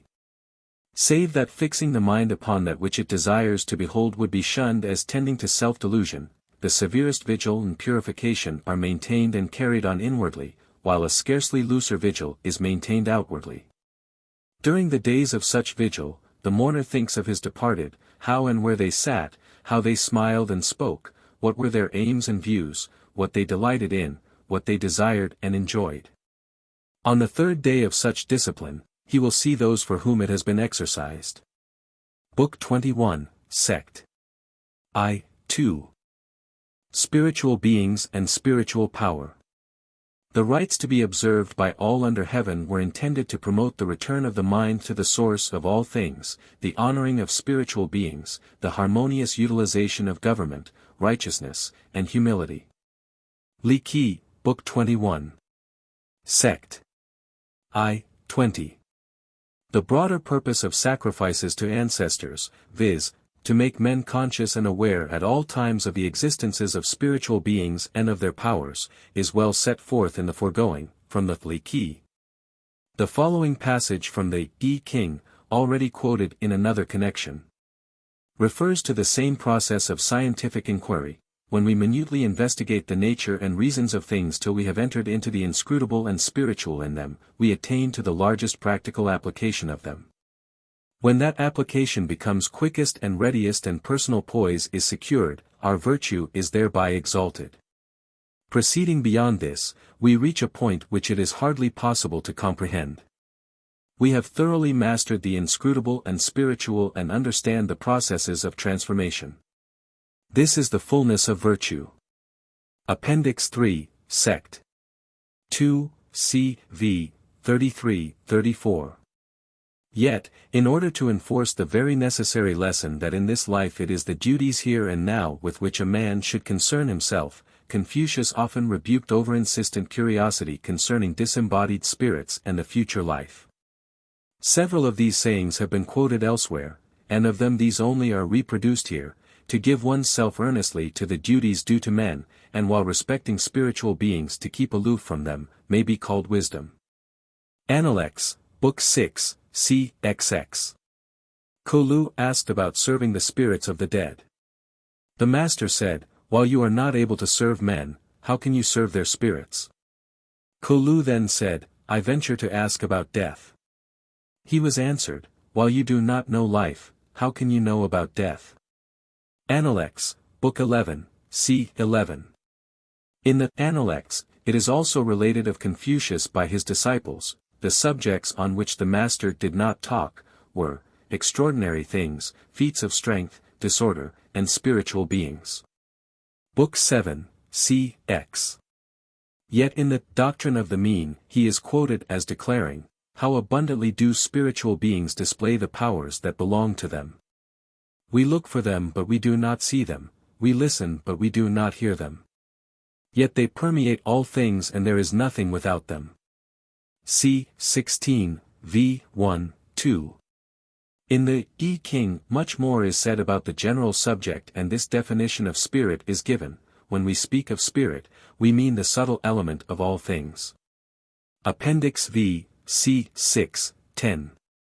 The author of this conceived of the universe as the field of operations and the result of operations of force and substance, of static and dynamic powers, in the phenomena produced by which he recognized the activities of spirit. Thus, that which is unfathomable in the movement of the passive and active operations, is the presence of a spiritual power. I King, Appendix 3, Sect. I, C. V. 32. The close similarity of this view with the most recent views of modern scientists is illustrated yet more startlingly in this passage, also from the I King, Appendix 3, C. V. 24. The successive interaction of the passive and active forces constitutes what is called the flow of phenomena. The I Ching is a book, written for the most part in highly symbolical language. It is often utilized by the Chinese for purposes of divination, as will be seen, which had even for Confucius himself already become so difficult to master and at the same time so fascinating, that the sage once said of it, "If some years were added to my life, I would give 50 to the study of the I, and then I might come to be without great faults." Appendix, Book 7, c. 16. In this book, i.e. the I Ching, Confucius said of the clear perception of the spiritual activities underlying phenomena, "He who knows the method of change and transformation, may be said to know what is done by spiritual power." Appendix 3, Sect. I, c. 9. 58. And again, in this illustrative manner, does not he who knows the causes of things, possess spirit-like wisdom? The superior man, in his intercourse with the exalted, uses no flattery. And in his intercourse with the humble, no coarse freedom. Does not this show that he knows the causes of things? Appendix 3, Sect. 2, c. v. 41. And yet more eloquently in this passage of the Li Qi, are the essential spirituality and prescience of the pure and sincere mind set forth. When the personal character is pure and clean, the spirit and mind are like those of a spiritual being. When what such an one desires is about to come to pass, he is sure to have premonitions of it, as when heaven sends down the rains in due season and the hills condense the vapors into clouds. Li Qi, Book 26, 8. This is yet more concisely said in this passage from the Doctrine of the Mean, c. 24, already quoted. When calamities or blessings are about to befall, the good or the evil will surely be foreknown to him. He, therefore, who is possessed of the completest sincerity, is like a spirit. Heaven. In order to know men, he may not dispense with a knowledge of heaven. Doctrine of the Mean, c. XX, v. 7. In the foregoing from the Doctrine of the Mean is announced both the view of the disciples of Confucius that there is a divinity that shapes our ends, rough hew them how we will, and also that, through his works, he may be known of men. This saying is only another version of this passage of the I Ching, Appendix I, c. Liv. 1. If heaven and earth were to have no intercommunication, things would not grow and flourish as they do. The expression, heaven, seems to stand rather for all the spiritual beings, if more than one, that hold sway over the universe. Earlier, it undoubtedly signified this. For in the Shu King, Mu is credited with this most extraordinary statement. Then he, i.e., Yao, commissioned Kung and Li to make an end of the communications between earth and heaven, and the descents of spirits ceased. PTV, Book 27, 2. By the days of Confucius in any event, the recognition of an unimaginably great universe of spirit was firmly coupled in the minds of sages with the principle that man's duties here are with his fellow men and that he will but fail in their performance if he continually seeks communion with intelligences of the spirit universe. Confucius does not present the view that heaven so communicates with earth that there may be complete revelation of its purposes and processes, by verbal inspiration or otherwise. Instead, he says, does heaven speak? The four seasons pursue their courses, and all things are continually being produced, but does heaven say anything? Appendix, Book 17, c. 19, v. 3. This is further expatiated upon in The Doctrine of the Mean, c. 16, v. 1, 2, as follows. The Master said, how abundantly do spiritual beings display the powers that belong to them. We look for them but do not see them, we listen for them but do not hear them. Yet they enter into all things and there is nothing without them. And in the Shi King, the continual presence of these invisible witnesses is thus cited as abundant reason for virtuous conduct when in the privacy of one's chamber, looked at in your chamber. You ought to be equally free from shame before the light which shines in. Do not say, this place is not public, no one can see me here. The approaches of spiritual beings cannot be foretold, the more, therefore, should they not be left out of the account. Major Odes, Decade 3, Ode 2. Confucius also says, "But there is heaven, it knows me." Appendix, Book 14, c. 37, v. 2. The Yi King thus describes the greatest of the joint offices of heaven and earth. The great attribute of heaven and earth is the giving and maintaining life. Appendix 3, c. I. 10. And again in the following, already quoted in another connection, heaven and earth are separate and apart, but the work which they do is the same. Male and female are separate and apart, but with a common will they seek the same object. Appendix I, c. 38, v. 3. This idea is again put forward in the Li Qi, in this fashion: man is the product of the attributes of heaven and of earth through the interaction of the dual forces of nature, the union of animal and intelligence. The finest and most subtle matter of the five elements. Book 7, Sect. 3, 1. This theory is developed further in this passage from the same book: this, i.e., the grand unity, separated and became heaven and earth. It revolved and became the dual force in nature. It changed and became the four seasons. It was distributed and became the breathings, thrilling in the universal frame. Its lessons, transmitted to men, are called its orders, the law and authority of them are in heaven. Book 7, Sect. 4, 4. Thinking of heaven as the creator of man apparently caused it soon to be addressed in prayer by poor humanity, and accordingly we find this in the Yi King, Appendix 2, Sect. 2, c. 42. 6. There is the misery of having none upon whom to call. Confucius stated it in even stronger terms, when he said, "He who offends against heaven, has none to whom he can pray." Appendix, Book 3, c. 13, v. 2. Such prayer, continually offered by means of a virtuous and useful life, Confucius commended and practiced. As much appears from this, the master being very sick, Tsze-lu asked leave to pray for him. He said, "May such a thing be done?" Tsze-lu replied, "It may." In the prayers it is said, prayer has been made to the spirits of the upper and lower worlds. The master said, "My prayer has been for a long time." Appendix, Book 7, c. 34. That man, even before his transition, may become the co-worker, however, with the spiritual forces which constitute heaven, even of equal dignity with them, the Doctrine of the Mean, c. 22. Thus declares, able to assist the transforming and nourishing powers of heaven and earth, he may with heaven and earth form a turnian. And again of the man of the completest sincerity, i.e. Chinese scholars assert, Confucius, hence it is said, he is the peer of heaven. Doctrine of the Mean, c. 31, v. 3. This is much more explicitly set forth in this passage from the same book. Also considered by Chinese scholars to refer to Confucius, it is only the individual possessed of the most entire sincerity that can exist under heaven, who can adjust the great, unvarying relations of mankind, establish the great fundamental virtues of humanity, and comprehend the transforming and nourishing processes of heaven and earth. Shall such an one have any being or anything beyond himself on which he depends? Doctrine of the Mean, E. 32, v. 1. Providence. Without recognizing the ordinances of heaven, it is impossible to be a superior man. Appendix, BKXX, c. 3, v. 1.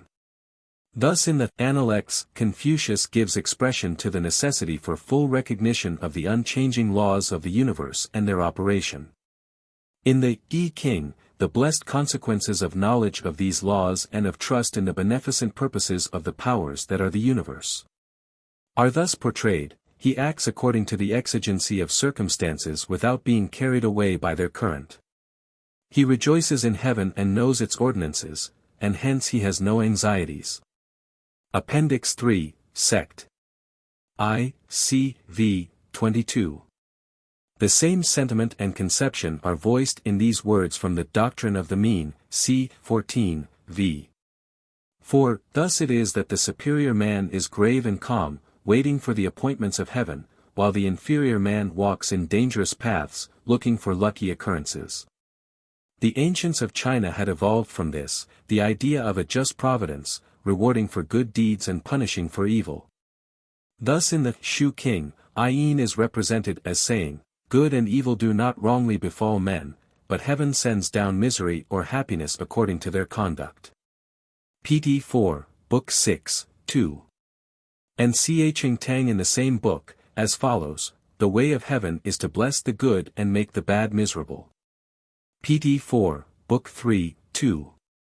And the Duke of Cao also in the same book, "Heaven gives length of days to the just and the intelligent." Pt.v, Book 16, 2. And King Wu, "I clearly consider that, severe as are the inflictions of heaven on me, I dare not murmur." Pt.v, Book 9, 4. The Doctrine of the Mean says of the superior man, "He does not murmur against heaven." c. 14, v. 3. Confucius also said of himself in the Analects, "I do not murmur against heaven." Book 14, c. 37, v. 2. That this is a universe of law, however, and not of special interpositions of providence, is everywhere insisted on. In the Li Qi, Confucius is recorded as saying, "Heaven covers all without partiality, earth sustains and embraces all without partiality, the sun and the moon shine upon all without partiality." Book 26, 6. In the Shu King, Mu is reported to have said, "It is not heaven that does not deal impartially with men, but men ruin themselves." Pt.v, Book 27, 6. And Zhu Qi, as speaking in this fashion, "It is not heaven that cuts short men's lives. They themselves bring them to an end." Shu King, Pt. 4, Book 9. This saying of Tai Chai in the same book certainly has a most modern sound. Calamities sent by heaven may be avoided, but from calamities brought on by one's self there is no escape. Shu King, Pt. 4, BKV, Sect. 2, 2. Confucius himself sets forth the conception of the protection of providence, thus, "Heaven produced the virtue that is in me. Huan Tai, what can he do to me?" Analects, Book 7, c. 22. And this, also from the Analects, is yet more to the point. The master was put in apprehension in Quan. He said, "Since the death of King Wan, has not the cause of truth been lodged here in me? If heaven had wished to let this cause of truth perish, then I, a mortal yet to be born, should not have got such a relation to that cause. While heaven does not let this cause of truth perish, what can the people of Kuang do to me?" Analects, Book 9, c. v. This subject is so extremely important and all that is found in the Confucian classics so little, relatively, that the following passages, which have already been quoted in other connections, are again given. Riches and honors depend upon heaven. Analects, Book 12, c. v. 3. What heaven confers, when once lost, will not be regained. Shi King, Minor Odes of the Kingdom, Decade v. Ode 2. When heaven is about to confer a great office on any man, it first disciplines his mind with suffering and his bones and sinews with toil. It exposes him to want and subjects him to extreme poverty. It confounds his undertakings. By all these methods, it stimulates his mind, hardens him, and supplies his shortcomings. Mencius, Book 6, pt. 2, c. 15, v. 2. Filial piety is the constant requirement of heaven. Xiao King, c. 7. Sincerity is the path of heaven. Doctrine of the Mean, c. XX, v. 18. Awful though heaven be, it yet helps the sincere. Shu King, Pt.v, Book 9, 2. In the Doctrine of the Mean, this last thought is much more thoroughly worked out, indeed into a theory of intimate cooperation with heaven, actually of ability to transform. This, to which reference has already been made in the preceding section, is set forth with some fullness in this passage.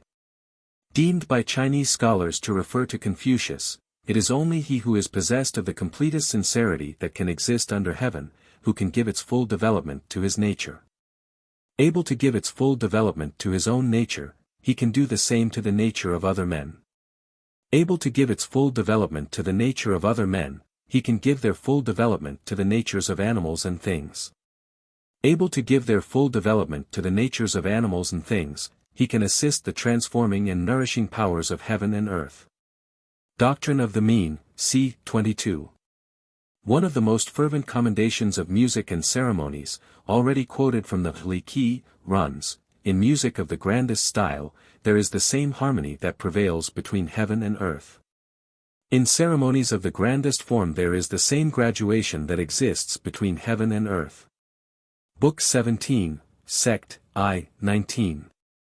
The following somewhat cryptic passage from the Yi King illustrates the view of Confucius concerning the opposite tendencies of things spiritual and of things material. Notes of the same pitch respond to one another. Creatures of the same nature seek one another, water flows toward the marsh, fire catches upon what is dry, the sage makes his appearance and all men look to him. Things that have their origin in heaven, tend upward. Things that have their origin in earth, cling to what is below. Appendix 4, Sect. I, c. 2, 8. The following from the same great book of mystery, relative to the harmony that must subsist in order that man be truly great, is perhaps more clearly and surely comprehensible. The great man is he who is in harmony, in his attributes, with heaven and earth, in his brightness, with sun and moon, in his orderly procedure, with the four seasons, in his relations with good and evil fortune, with the spiritual operations of providence. E. King, Appendix 4, Sect. I, c. 6. God. There is the great God, does he hate anyone? Shi King, Minor Odes, Decade 4, Ode 8.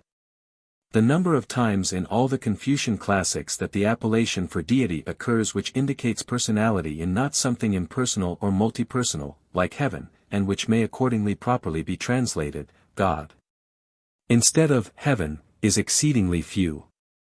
The similarity of the use of words, one singular and the other plural in form, to the Jehovah and Elohim of the Hebrews is worthy of remark. The foregoing saying, Christian, even Christ-like in its spirit, occurs in one of the odes of the Shi King. In the same book are found the only passages in all these classics which affirm that God has spoken to any man. There are three of them, of which this is the only one of general application. God said to King Wan, "Be not like them who reject this and cling to that. Be not like them who are ruled by their likes and desires." Shi King, Major Odes, Decade I. Ode 7. If this were indeed the word of God and his only revelation to man, this command to be free and impartial and not to be ruled by mere desire could not be deemed unworthy. In the Li-Ki, the following circumstantial account is given of the rise from primitive barbarity, reaching its acme in the worship, not of gods, but of God. Formerly the ancient kings had no houses. In winter they lived in caves which they had excavated, and in summer in nests which they had framed. They knew not the transforming power of fire, but ate the fruit of plants and trees and the flesh of birds and beasts, drinking their blood and swallowing hair and feathers. They knew not yet the use of flax and silk, but clothed themselves with feathers and skins. The later sages then arose, and men learned to utilize the blessing of fire. They molded metals and fashioned clay, so as to rear towers with structures on them and houses with windows and doors. They toasted, grilled, broiled, and roasted. They produced must and sauces. They dealt with the flax and silk so as to form linen and silken fabrics. They were thus able to nourish the living and to make offerings to the dead, to serve the spirits of the departed in God. Li-Ki, Book 7, Sect. I, 9. The exalted conception which these ancients, so chary about using his name or claiming a knowledge of him which mortal may not attain, really had of God, and of the qualifications required in order to worship him in spirit and in truth, is indicated in this text from the Li-Ki. It is only the sage who can sacrifice to God. Book 21, Sect. I, 6. To this, also, may be referred with greatest emphasis this other saying in the Li-Ki, "Do not take liberties with or weary spiritual beings." Book 15, 22. The shock with which this idea of remoteness and even exclusiveness must needs be received by a people who have so lately emerged, if, indeed, we have emerged, from the most violent controversies as to which man or group of men knew all about the Almighty, His designs, His will, His purposes with His creature, man, may possibly be relieved a little by the reflection that this aloofness would at least be unfavorable to the development of that levity and jocose blasphemy concerning the Great Spirit to which somehow our overfamiliarity has conduced. The ancient Chinese had the same conception of the possibility of ascertaining the future from the divine mind, by oracular utterances or divination, which was also common to the Greeks, the Romans, and other peoples in ancient times. The following passage from the I King charges the superior man to engage in no important undertaking without thus seeking divine enlightenment and guidance. Therefore, when a superior man is about to take action of a more private or of a public character, he asks the I, making his inquiry in words. It receives his order and the answer comes as the echo's response. Be the subject remote or near, mysterious or deep, he forthwith knows of what kind will be the coming result. Appendix 3, Sect. I, C, X, 60. The foregoing has striking similarity to the consultation of the oracle in the days of classic Greece. The I Ki gives the following description, however, of divining by the use of the I King, which shows that a most peculiar and indeed singular custom of divining had sprung up among the Chinese, anciently the sages. Having determined the phenomena of heaven and earth in states of rest and activity, made them the basis for the I. The diviner held the tortoise shell in his arms, with his face toward the south, while the son of heaven, in his dragon robe and square-topped cap, stood with his face toward the north. The latter, however, discerning his mind, felt it necessary to proceed to obtain a decision upon what he purposed, thus showing that he dared not pursue his own course and deferred to the will of heaven. Li Qi, Book 21, Sect. 2, 25. Though nowhere in the Analects or the Great Learning, all or most of the text of which is attributed to Confucius though handed down by his disciples, is there mention of the personal name, God, as distinguished from the impersonal one, heaven, which is several times used. In the Li Qi the following is found: these were the words of the Master. The ancient and wise kings of the three dynasties served the spiritual intelligences of heaven and earth. They invariably consulted the tortoise shells and divining stalks, and did not presume to use their private judgment in serving God. Book 29, 52. And in the Doctrine of the Mean, the following: by the ceremonies of the sacrifices to heaven and earth they served God. It is but a step, to be sure, and one which was frequently taken in all parts of the world, from trust in providence to a belief that God determines all fortuitous events and accordingly that by observation of them His will may be known. In another place, however, the Li Qi seems pointedly to disapprove attempts to penetrate the mysteries of the future. Do not try to fathom what has not yet arrived. Book 15, 22.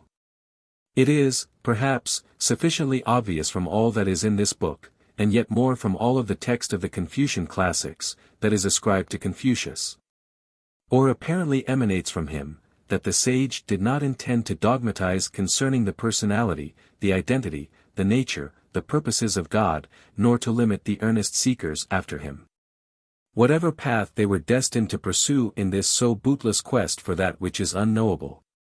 He was but a sage, seeking to make of his fellow men spiritual seers, apprehending clearly and sincerely the truths that would guide them aright along the simple, but far from easy, path which mortals should tread. Should he guide them, indeed, into the mental morass of mere theological speculation upon the unknown and unknowable? Yet withal his own view was once clearly enunciated: I seek unity, all-pervading.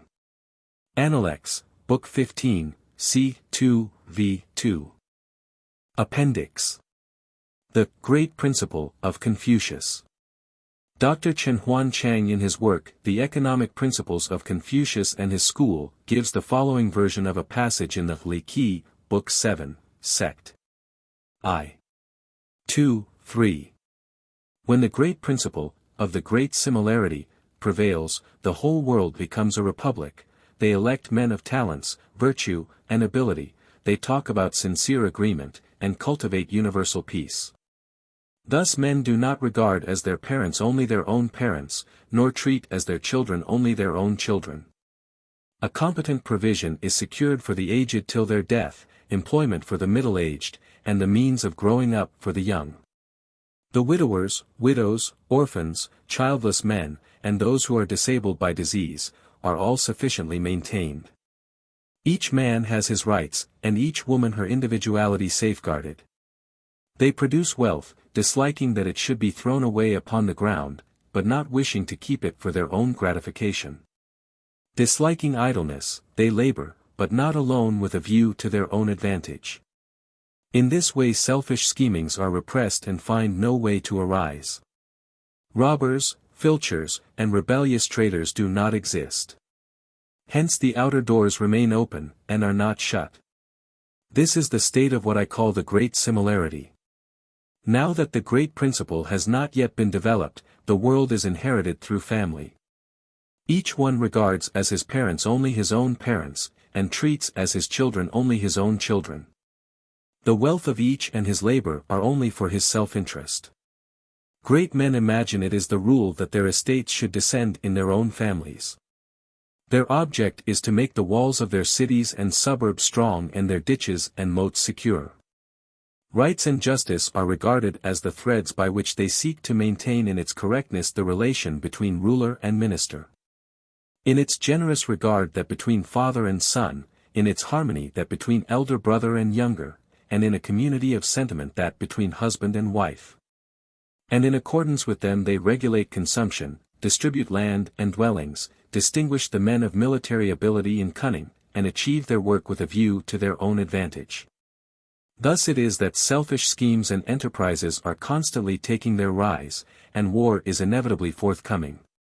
In this course of rights and justice, Yu, Tang, Wen, Wu, Ching Wang, and the Duke of Zhou are the best examples of good government. Of these 6 superior men, every one was attentive to the rights, thus to secure the display of justice, the realization of sincerity, the exhibition of errors, the exemplification of benevolence, and the discussion of courtesy. Showing the people all the constant virtues. If any ruler, having power and position, would not follow this course, he should be driven away by the multitude who regard him as a public enemy. This is the state of what I call the small tranquility. Dar. Chen identifies the small tranquility with the advancing peace stage, into which men proceed in the form of nations out of the primitive, disorderly stage, and the great similarity with the extreme peace stage, i.e. with what Tennyson meant in Locksley Hall. When the war drums throb no longer and the battle flags are furled. In the Parliament of Man, the Federation of the World. Proceeding with this interpretation, Dr. Chen says, this is the most important statement of all Confucius teachings. The stage of great similarity or extreme peace is the final aim of Confucius, it is the golden age of Confucianism. If we make a comparison between the great similarity and the small tranquility, we may get a clear view. Everyone knows that Confucianism has 5 social relations and 5 moral constants, ruler and subject, father and son, elder and younger brothers, husband and wife, friend and friend, make up the 5 social relations. Love, justice, right, wisdom, and sincerity make up the 5 moral constants. But, according to the statement of Confucius himself, they belong only to the small tranquility. Everyone knows that Confucianism is in favor of monarchical government and of filial piety. But they are good only in the small tranquility. In the great similarity, the whole world is the only social organization, and the individual is the independent unit, both socialistic and individualistic characters reach the highest point. There is no national state, so that there is no war, no need of defense, nor of men of military ability and cunning. Men of talents, virtue, and ability are chosen by the people, so that the people themselves are the sovereign, and the relation between ruler and subject does not exist.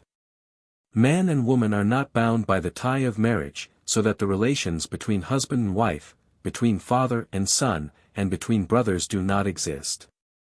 The only relation that remains is friendship. There is no family, so that there is no inheritance, no private property, no selfish scheme.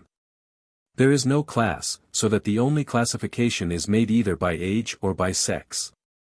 But whether old, middle-aged, or young, whether man or woman, each satisfies his needs.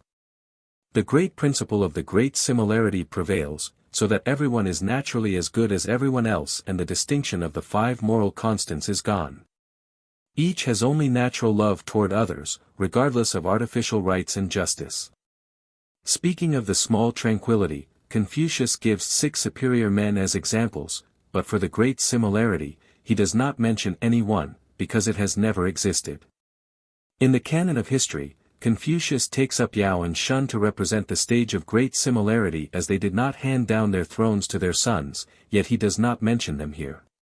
The principle of the 3 stages is the principle of progress. We must look for the golden age in the future, the extreme peace or the great similarity is the goal. The similarity of this conception to the social scheme of Socrates, as set forth in Plato's Republic, is remarkable, as also its similarity to the views of advanced socialists nowadays. It is indeed significant and weighty if these 2 greatest intellects of the ancients and perhaps of all mankind saw this ultimate goal alike. But the interpretation may in some regards be deemed doubtful. And certainly others have interpreted it otherwise. Thus Legge translates the passage, using the past tense throughout, as follows. When the grand course was pursued, a public and common spirit ruled all under the sky. They chose men of talents, virtue, and ability, their words were sincere, and what they cultivated was harmony.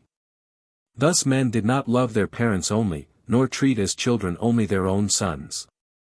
A competent provision was secured for the aged till their death, employment for the able-bodied, and the means of growing up to the young. They showed kindness and compassion to widows, orphans, childless men, and those who were disabled by disease, so that they were all sufficiently maintained. Males had their proper work, and females had their homes. They accumulated articles of value, disliking that they should be thrown away upon the ground, but not wishing to keep them for their own gratification.